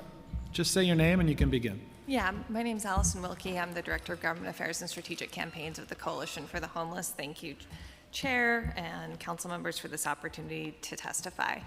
The city's housing crisis has resulted in an unprecedented number of people sleeping in shelter, with a census as of February 2025 of over 114,000 people. And this is not just a crisis that has resulted from asylum seekers and new arrivals. From December 2023 to December 2024, the number of longer-term New Yorkers in shelter increased by 11.5%. So it's more important than ever that the city's resources are being used to stem the flow of people who are entering shelter and to help people who are in shelter exit. But the fact is that the city's affordable housing is simply not meeting the needs of the lowest income New Yorkers. And in my testimony, you'll see on page 4 a chart that represents newly built affordable rental housing completions by income bands. So often when the city is reporting on their affordable housing, they're including supportive housing, they're including preservation, and they're including home ownership. And while all of that is really important, those are not necessarily new affordable housing units in the way that we sort of think about affordable housing. So you'll see from the chart here, when you're breaking out just new rental units, like new units that are coming on the market, from 2014 to 2024, only 20% of those units coming online are for extremely low-income families. And you'll actually see in the most recent years, looking at the top green bands, that's where the most production has been completed, and that is for middle-income families. And to just lay that out for you, that's families making a single household making $136,000, or a family of 3 making $175,000. So we are just really not meeting the needs of our extremely low-income families, and we will not be able to make a dent in our crisis and shelter unless we ensure that both the city's commitments and that $500 million that we just got from the state actually goes to extremely low-income housing and to homeless families. Housing that actually meets their needs and their income levels. Thank you. Just make sure your mic's on. Good afternoon, council members. Thank you for this opportunity. My name is Laura Lazarus, and I'm a co-founder and CEO of Anthos Home. Thank you for the opportunity to testify and share insights on how we can improve housing access and outcomes for New Yorkers experiencing homelessness. I have submitted more formal written testimony, but I wanted to take a few minutes to highlight how our model is working and how we can help strengthen the city's efforts to address homelessness. Anthos Home is an innovative nonprofit committed to helping people with housing vouchers secure stable housing as quickly as possible. Vouchers are one of the most effective tools we have to address homelessness, yet families often spend a year or more searching for an apartment. These long wait times extend shelter stays and create unnecessary instability for families who are ready to move forward. Our model is designed to remove those roadblocks. We work directly with landlords and brokers to secure apartments, ensuring that families with vouchers have immediate housing options and cover key costs that often affect move-ins, such as repairs for inspections, moving expenses, and application fees. And because finding an apartment is just the first step, we provide ongoing support for tenants and landlords for at least 1 year after placement. We think of our work as a supplement to the city's efforts. New York has made tremendous efforts and progress in expanding the City Fevs program, and last year helped more than 16,000 households move from shelter into permanent housing, which is a substantial increase over the last year. Nevertheless, there are still opportunities to reduce the barriers voucher holders face. One such opportunity includes the homeless set-aside units across New York City. These units, like housing vouchers, are a fantastic resource, but too often they sit empty for months before being filled. These delays not only impact families in need of a home, but they also have financial consequences for affordable housing development financing. Indeed, the delays in filling units often lead to a reduction in the amount of equity being provided by private funders. This reduction in funding means that public dollars often fill that gap. Currently, HPD and DSS coordinate the referrals for these units, but if a qualified nonprofit like Anthos did the work, we are confident we could make those moves happen much faster. Over the past 2 years of operations, Anthos Home has seen the impact of our targeted support for tenants, property providers, and government agencies. We have moved more than 310 families in less than 2 years and have another 160 in the pipeline right now, who we expect to move in this summer. So we urge the City Council to evaluate the current homeless set-aside process set forth by HPD and think about drawing on the capacity of nonprofits like ours to help facilitate that work. Thank you very much.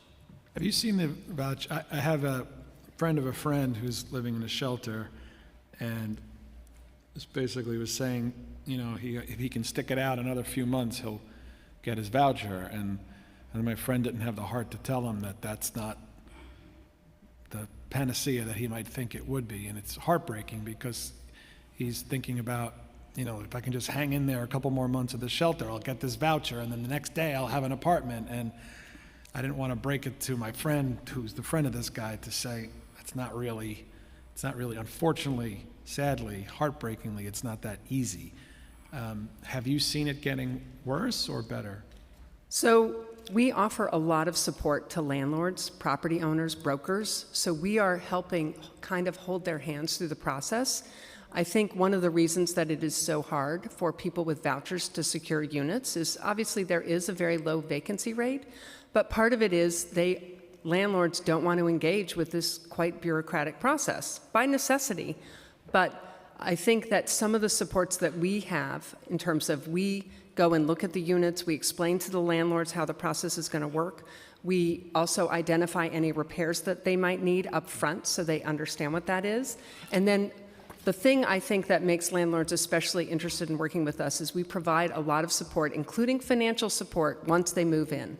So if a government payment is not made, for example, if a tenant is not able to make a payment, that we are able to kind of cover that payment while we sort out what the issue is. It's hard for a landlord to kind of understand who to call at HRA to resolve an issue. And also, so we're basically there for them. We have a 24/7 hotline. So I think, you know, we are finding that we are bringing in 50 units a month into our pool. So we think that they're out there, but they need a little extra support in getting there. It's one of those situations where I'm so glad you guys are here, but I wish that we could put you out of business. Well, we would love to be out of business. I promise you. But thank you. Thank you. Oh, sorry. We've also been joined by Majority Leader Farias. Thank you, Laura. Thank you. Good afternoon. My name is Emily Goldstein. I'm the Director of Organizing and Advocacy at the Association for Neighborhood and Housing Development, or ANHD. Thank you for the opportunity to testify. I'll just hit on a few brief points and submit longer written testimony. First, in light of the escalating housing crisis, we call on the City Council to increase the Community Housing Preservation Strategies Initiative to $4.95 million. This initiative has not received an increase in many years, and we all know inflation and escalating costs are very real. This is funding that enables 45 community-based organizations to provide essential on-the-ground services, from helping with scree applications to helping to form tenant associations and everything in between. We also asked for continued funding for the Displacement Alert Project, which ANHD runs. This is a resource that helps elected officials, your staff, and organizers throughout the city proactively identify and reach tenants at risk of displacement in communities citywide. Third, we urge that housing capital resources be more directly targeted to two priority areas. One is preservation of existing affordable housing. We have severe needs to maintain the affordable housing that we already have in our communities, serving extremely low-income households. Nonprofit developers are still struggling with lingering arrears, as well as increased operating costs, and resources need to be provided in order to put these portfolios back onto sound financial footing for the long term. Second, we have both a challenge and opportunity of private but often rent-stabilized portfolios that are in distress and that could be brought into the long-term of permanent affordable housing portfolios of ideally nonprofits, but even for-profits, but real resources are needed to enable that to happen. We commend HPD for their recently released updated neighborhood pillars term sheet. That term sheet is realistic in the costs that it takes to preserve those kinds of distressed portfolios. The other thing I'll note, in keeping with what Allison mentioned, we really need to be targeting our resources towards deeper affordability. The sort of breakdown of where the need is very clear, and the targeting of our resources is not matching that. Couple of other quick notes. We urge funding and also full implementation of the City FEPS program, as well as Right to Counsel. These are two, among others, but two key sort of proven and known programs that help to reduce homelessness, prevent eviction, and that need to be funded and implemented properly.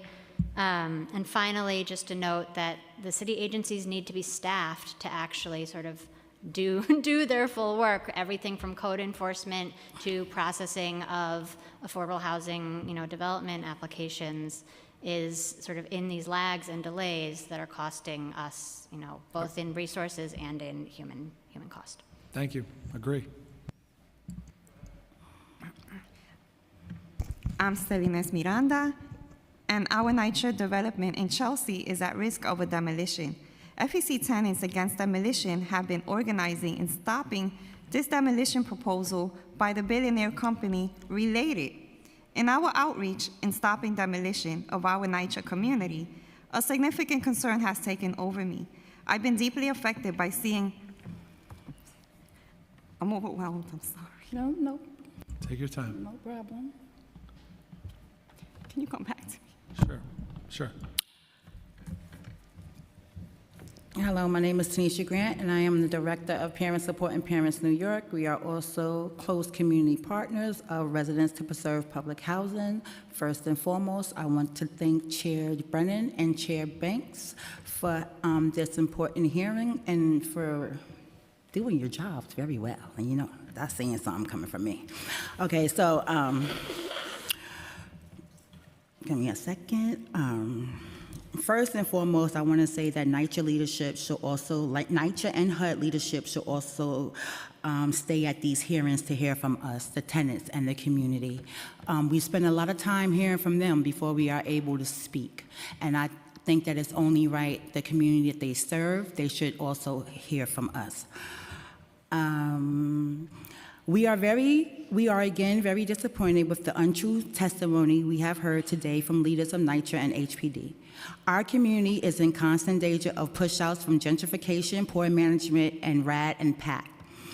We know eviction rates have gone up since allowing private management of public housing.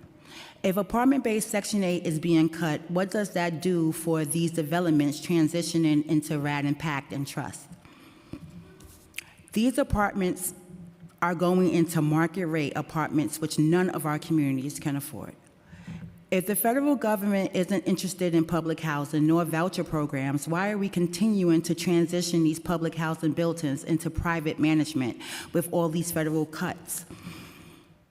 Is the council looking into reducing the executive board positions to help with cost? Section 3 should be utilized. We know so many public housing residents who are fighting for their homes daily because these are their homes and have been their homes for generations. Section 3 should be utilized. As a community, we will continue to fight for our homes.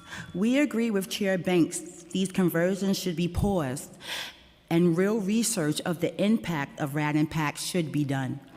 Last thing I'll say is dealing with HPD is horrible. It has not gotten better. Tenants still have very long waits on apartment repairs and issues with bad violations and landlords.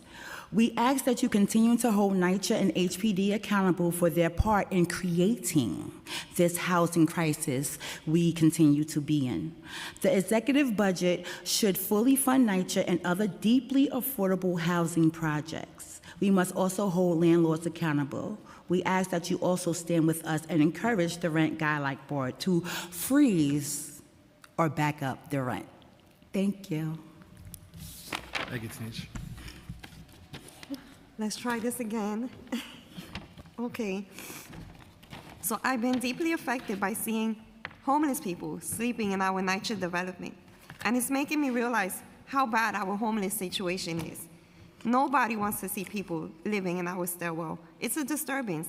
And the more people we see sleeping in our surroundings, then it's a much more serious matter. Our NYCHA buildings are living testimony to how serious a problem we have. We have a homeless crisis. We don't have a housing crisis. We have a homeless crisis. How come this is not the topic of conversation? Get them out of our buildings. Let's get new buildings. And now they are gone, out of our sight. But they're still homeless. Where's the care? Where's the intervention? Elected officials, NYCHA, HUD, how much do you care about housing the homeless? You're putting all of your efforts into catering to the rich and doing away with public housing, the most affordable housing we have. Shame on you, shame. We are in a crisis and need more public housing. The stress of trauma and homelessness triggers mental health issues. Eric Botcher, I thought you were an advocate for the mentally ill. Where's your care? We need to prevent homelessness and hold dear, value public housing. We cannot do away with it. Affordable housing houses people who already have housing, people with good paying jobs. How come we are not focusing our attention on the homeless? The controller reports on PAC eviction makes it clear that eviction rates rise after a private conversion.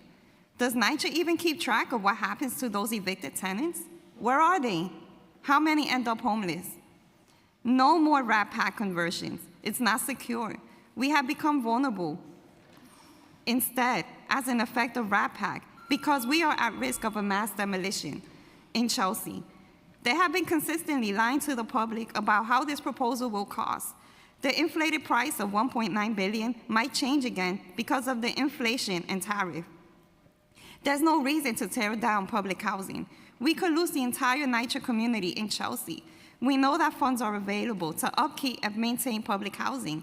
There's plenty of capital circulating throughout New York City alone. We must maintain our Section 9 lease and keep public housing public. Section 9 is not at risk. The only housing that's being reported on the news for a possible cut is Section 8. The Nixon administration wanted to do away with public housing, but they couldn't. Section 9 is protected by the federal government. This is why Section 8 and RAD PAC began. These new programs, tenants volunteer themselves out of their Section 9 lease. When you willingly give up your Section 9 lease, The NYCHA nor the government is no longer accountable. Hold on to your Section 9 lease where the strongest housing protection exists. And one more statement to the elected officials in NYCHA who are claiming resident-led process in our demolition proposal. Have you watched the draft environmental impact hearing? We spoke. The grand majority said no demolition. There's a petition against demolition of 949 signatures. If you demolish, it's a demolition against our will. It will be a demolition against our will. Thank you. Thank you all very much. I have a question. Sorry, Councilmember Brewer. For Allison and Laura. For Allison, I mean, you sort of hinted at it in your wonderful testimony, but I've always been of the belief that if some of the opportunities that you say should exist with city FEPs and so on, we would prevent evictions. So my question to you, although it's a bit hypothetical, is, you know, what percentage of evictions do you think could be prevented if we were doing some of the things that you suggested? That's what I'm wondering, because I am of the opinion, and I know that Chair Brandon, we need to be building affordable housing and not as many shelters because we can keep people in their homes. So I'm just wondering if you have some general percentage. Yeah, I don't have a general percentage. I can say that from the $215 million that was negotiated through the City of Yes City for All commitment, you know, that limited amount, I can find a number of an estimate on that, but that would help a lot of households. And I'll just say too that, you know, Coalition for the Homeless has a citywide rent arrears program, and we are overwhelmed with calls on that program. We still end up turning away about 25% of the people who call us because they don't have the ability to pay the rent moving forward, and that's kind of our one requirement for our program. As is one shot. Yes, exactly. And so, you know, just to put this in numbers, you know, we have a number that people can call once a week, beginning at 9:30, and every Wednesday we get 1,900 phone calls for our rent arrears program. So it is really important that we are using City FEPs. We are actually expanding it into the community to help people stay in their homes instead of just, you know, having this revolving door of people coming into shelter and then they can maybe get access to City FEPs and then try and get out. Especially for people who are in like rent stabilized, rent control, other like housing that is already has reasonable rents. Let's keep people in those homes. Thank you. Laura, nice to see you. Do you get paid by foundations? How does this work financially? So we are we're just 2 years old in terms of operations. We're funded with a mix of foundations, and we have a contract with ACS. So where we're serving young adults aging out of foster care as well as families who are in shelter. There are about 1,300 families involved with ACS right now who are in shelter. So that's kind of the general mix of our funding right now. Thank you. Sure. We need more of that. Thank you. Thank you all very much. Okay, we're going to go to Zoom now for our next panel. When I call your name, if you can hear me, just begin. We'll start with Alexis Foote. To go under direction. Is that him? All right. He doesn't have enough. He can't buy enough. She has enough. Alexis, are you there? Gang, she's whooping her ass. Alexis Foote.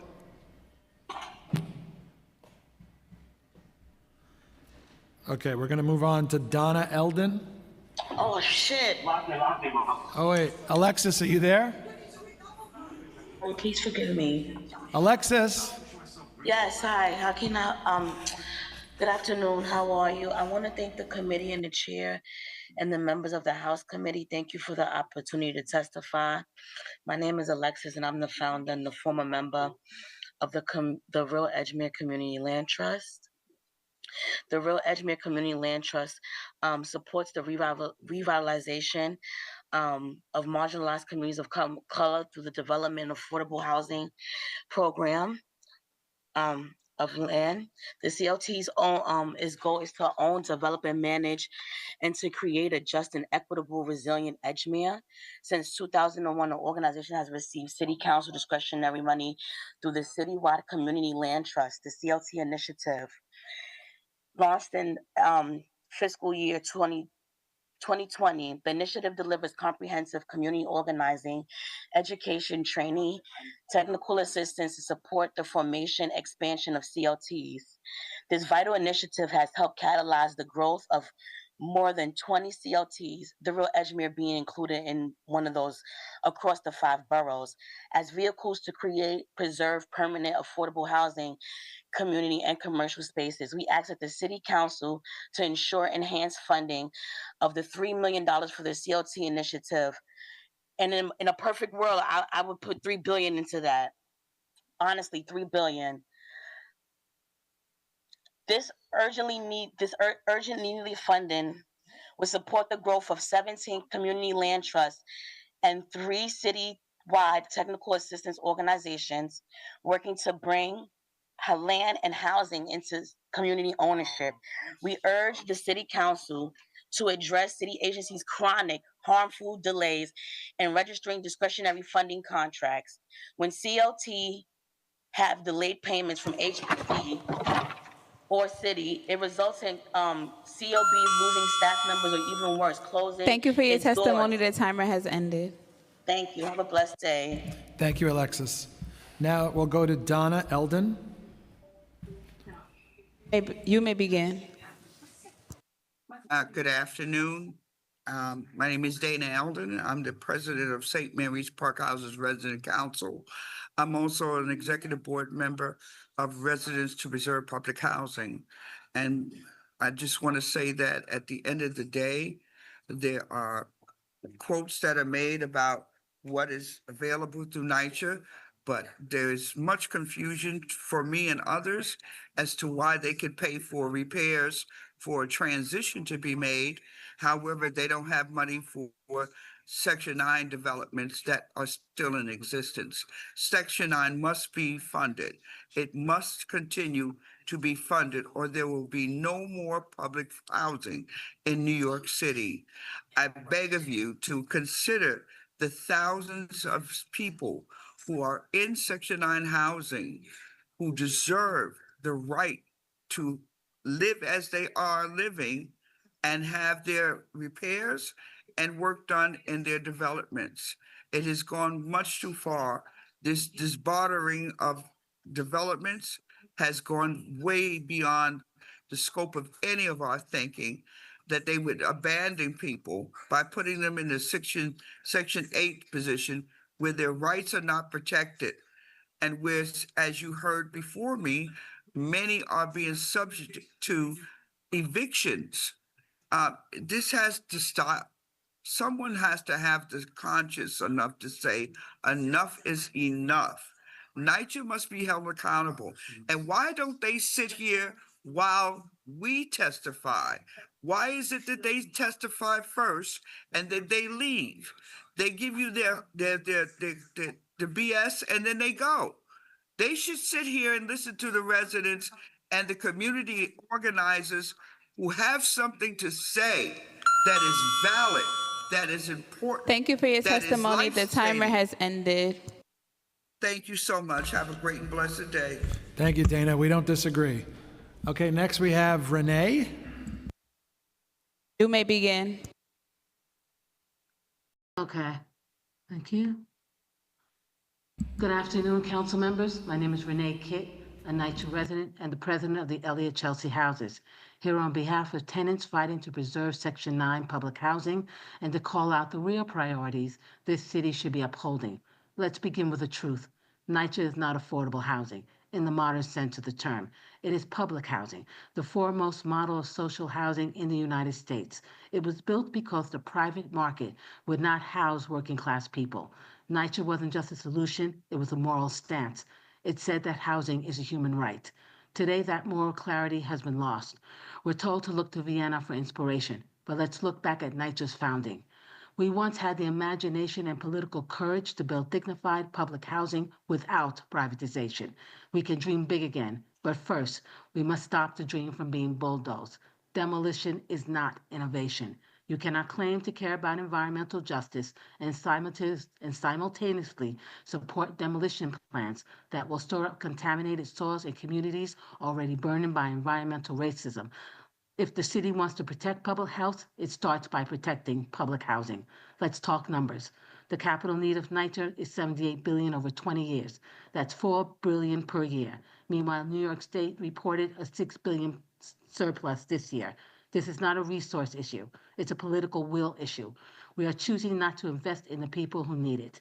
But NYCHA's board approved $15 million to support the Preservation Trust. Let's be clear.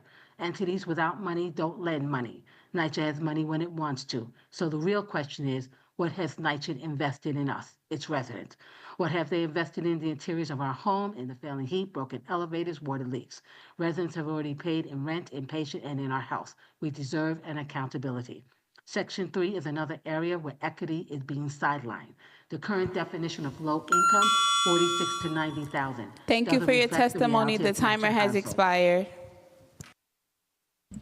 Thank you very much, Renee. I'll send in the rest of my testimony. Thank you. Now we have Beverly McFarland.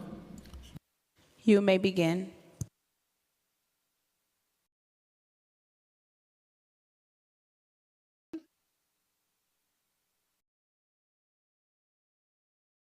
Can you hear me? Yes, go ahead. Hello?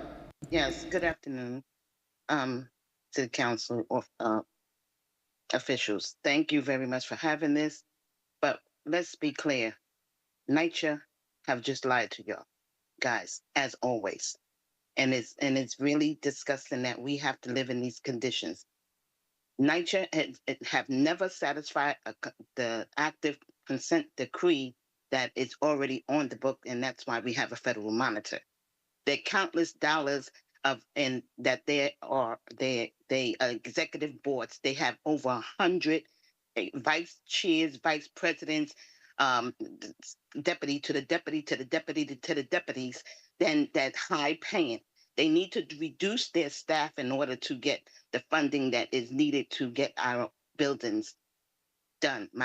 Again, I'm the vice chair of Residents to Preserve Public Housing, also the president of TAF Housings, and here my development look like it is Rikers Island with all these scaffoldings and the countless dollars that NYCHA is investing in these third-party vendors instead of fixing our homes is ridiculous. And I don't understand if NYCHA is moving all these money grab situations, transitions into RAD impact conversions, why do they need $70 billion to correct the current the ones that are in Section 9? They should have more money to rehab our apartments and make necessary repairs instead of less money if they're moving.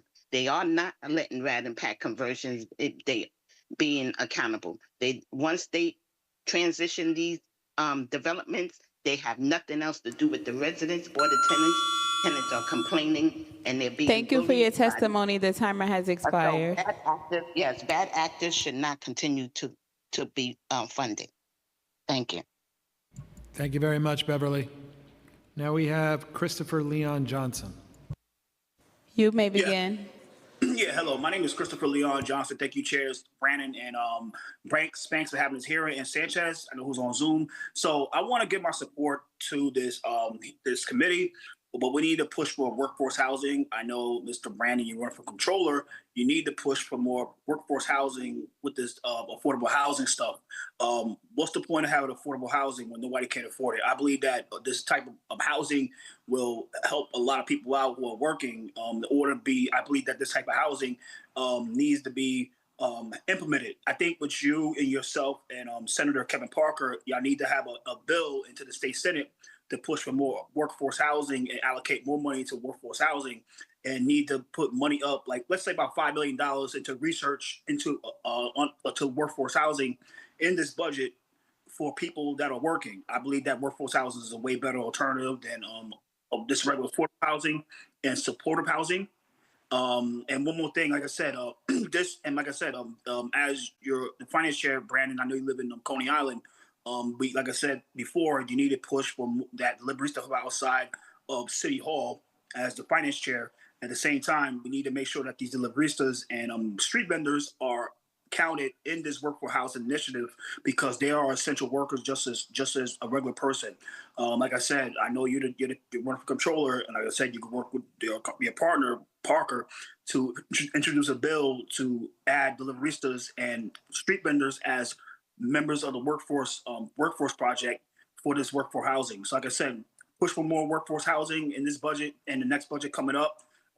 If you ever was to be control of the city, you need to really push for this more into the affordable, to the housing plan for FY27. If you was to become controller, if for workforce housing instead of supportive housing, a lot of people work in the city. If they have a job, they should will live into a place, not just be. Thank you for your testimony. The timer has expired.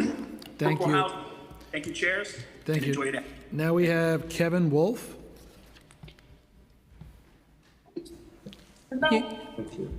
You may begin. Can everyone hear me? I'm sorry about that. Yes, go ahead. Great. My name is Kevin Wolf, and I am the Deputy Director of Advocacy at the Center for New York City Neighborhoods. Thank you for this opportunity for listening to my testimony. The Center for New York City Neighborhoods is the largest homeowner service organization in New York City, and for this fiscal year budget, we have two priorities that we wanted to communicate to the council. First, we wanted to advocate for continued support for the foreclosure and prevention initiative. We are asking for $6.2 million to support foreclosure prevention. On the other piece, we would like the council to extend the estate planning initiative at $1 million. We see in New York City, both foreclosure prevention and estate planning are critical to preserving the homeownership that we have, especially in light of the City of Yes passing. The other item that we are advocating for is to codify the mayor's promises of $40 million of relief and support for homeowners with the City of Yes passage in the City for All proposal. We would like to see that codified in legislation. We know that there is an upcoming election, and we want to make sure that the promises that were made in 2025 are kept in 2026. We have an extensive testimony that we will be submitting by email with further details, but we wanted those two key points to be emphasized. And I thank you for taking the opportunity to listening today. Thank you very much. Okay, with that, I had to check. Day 3 of executive budget hearings is adjourned. We'll see you tomorrow.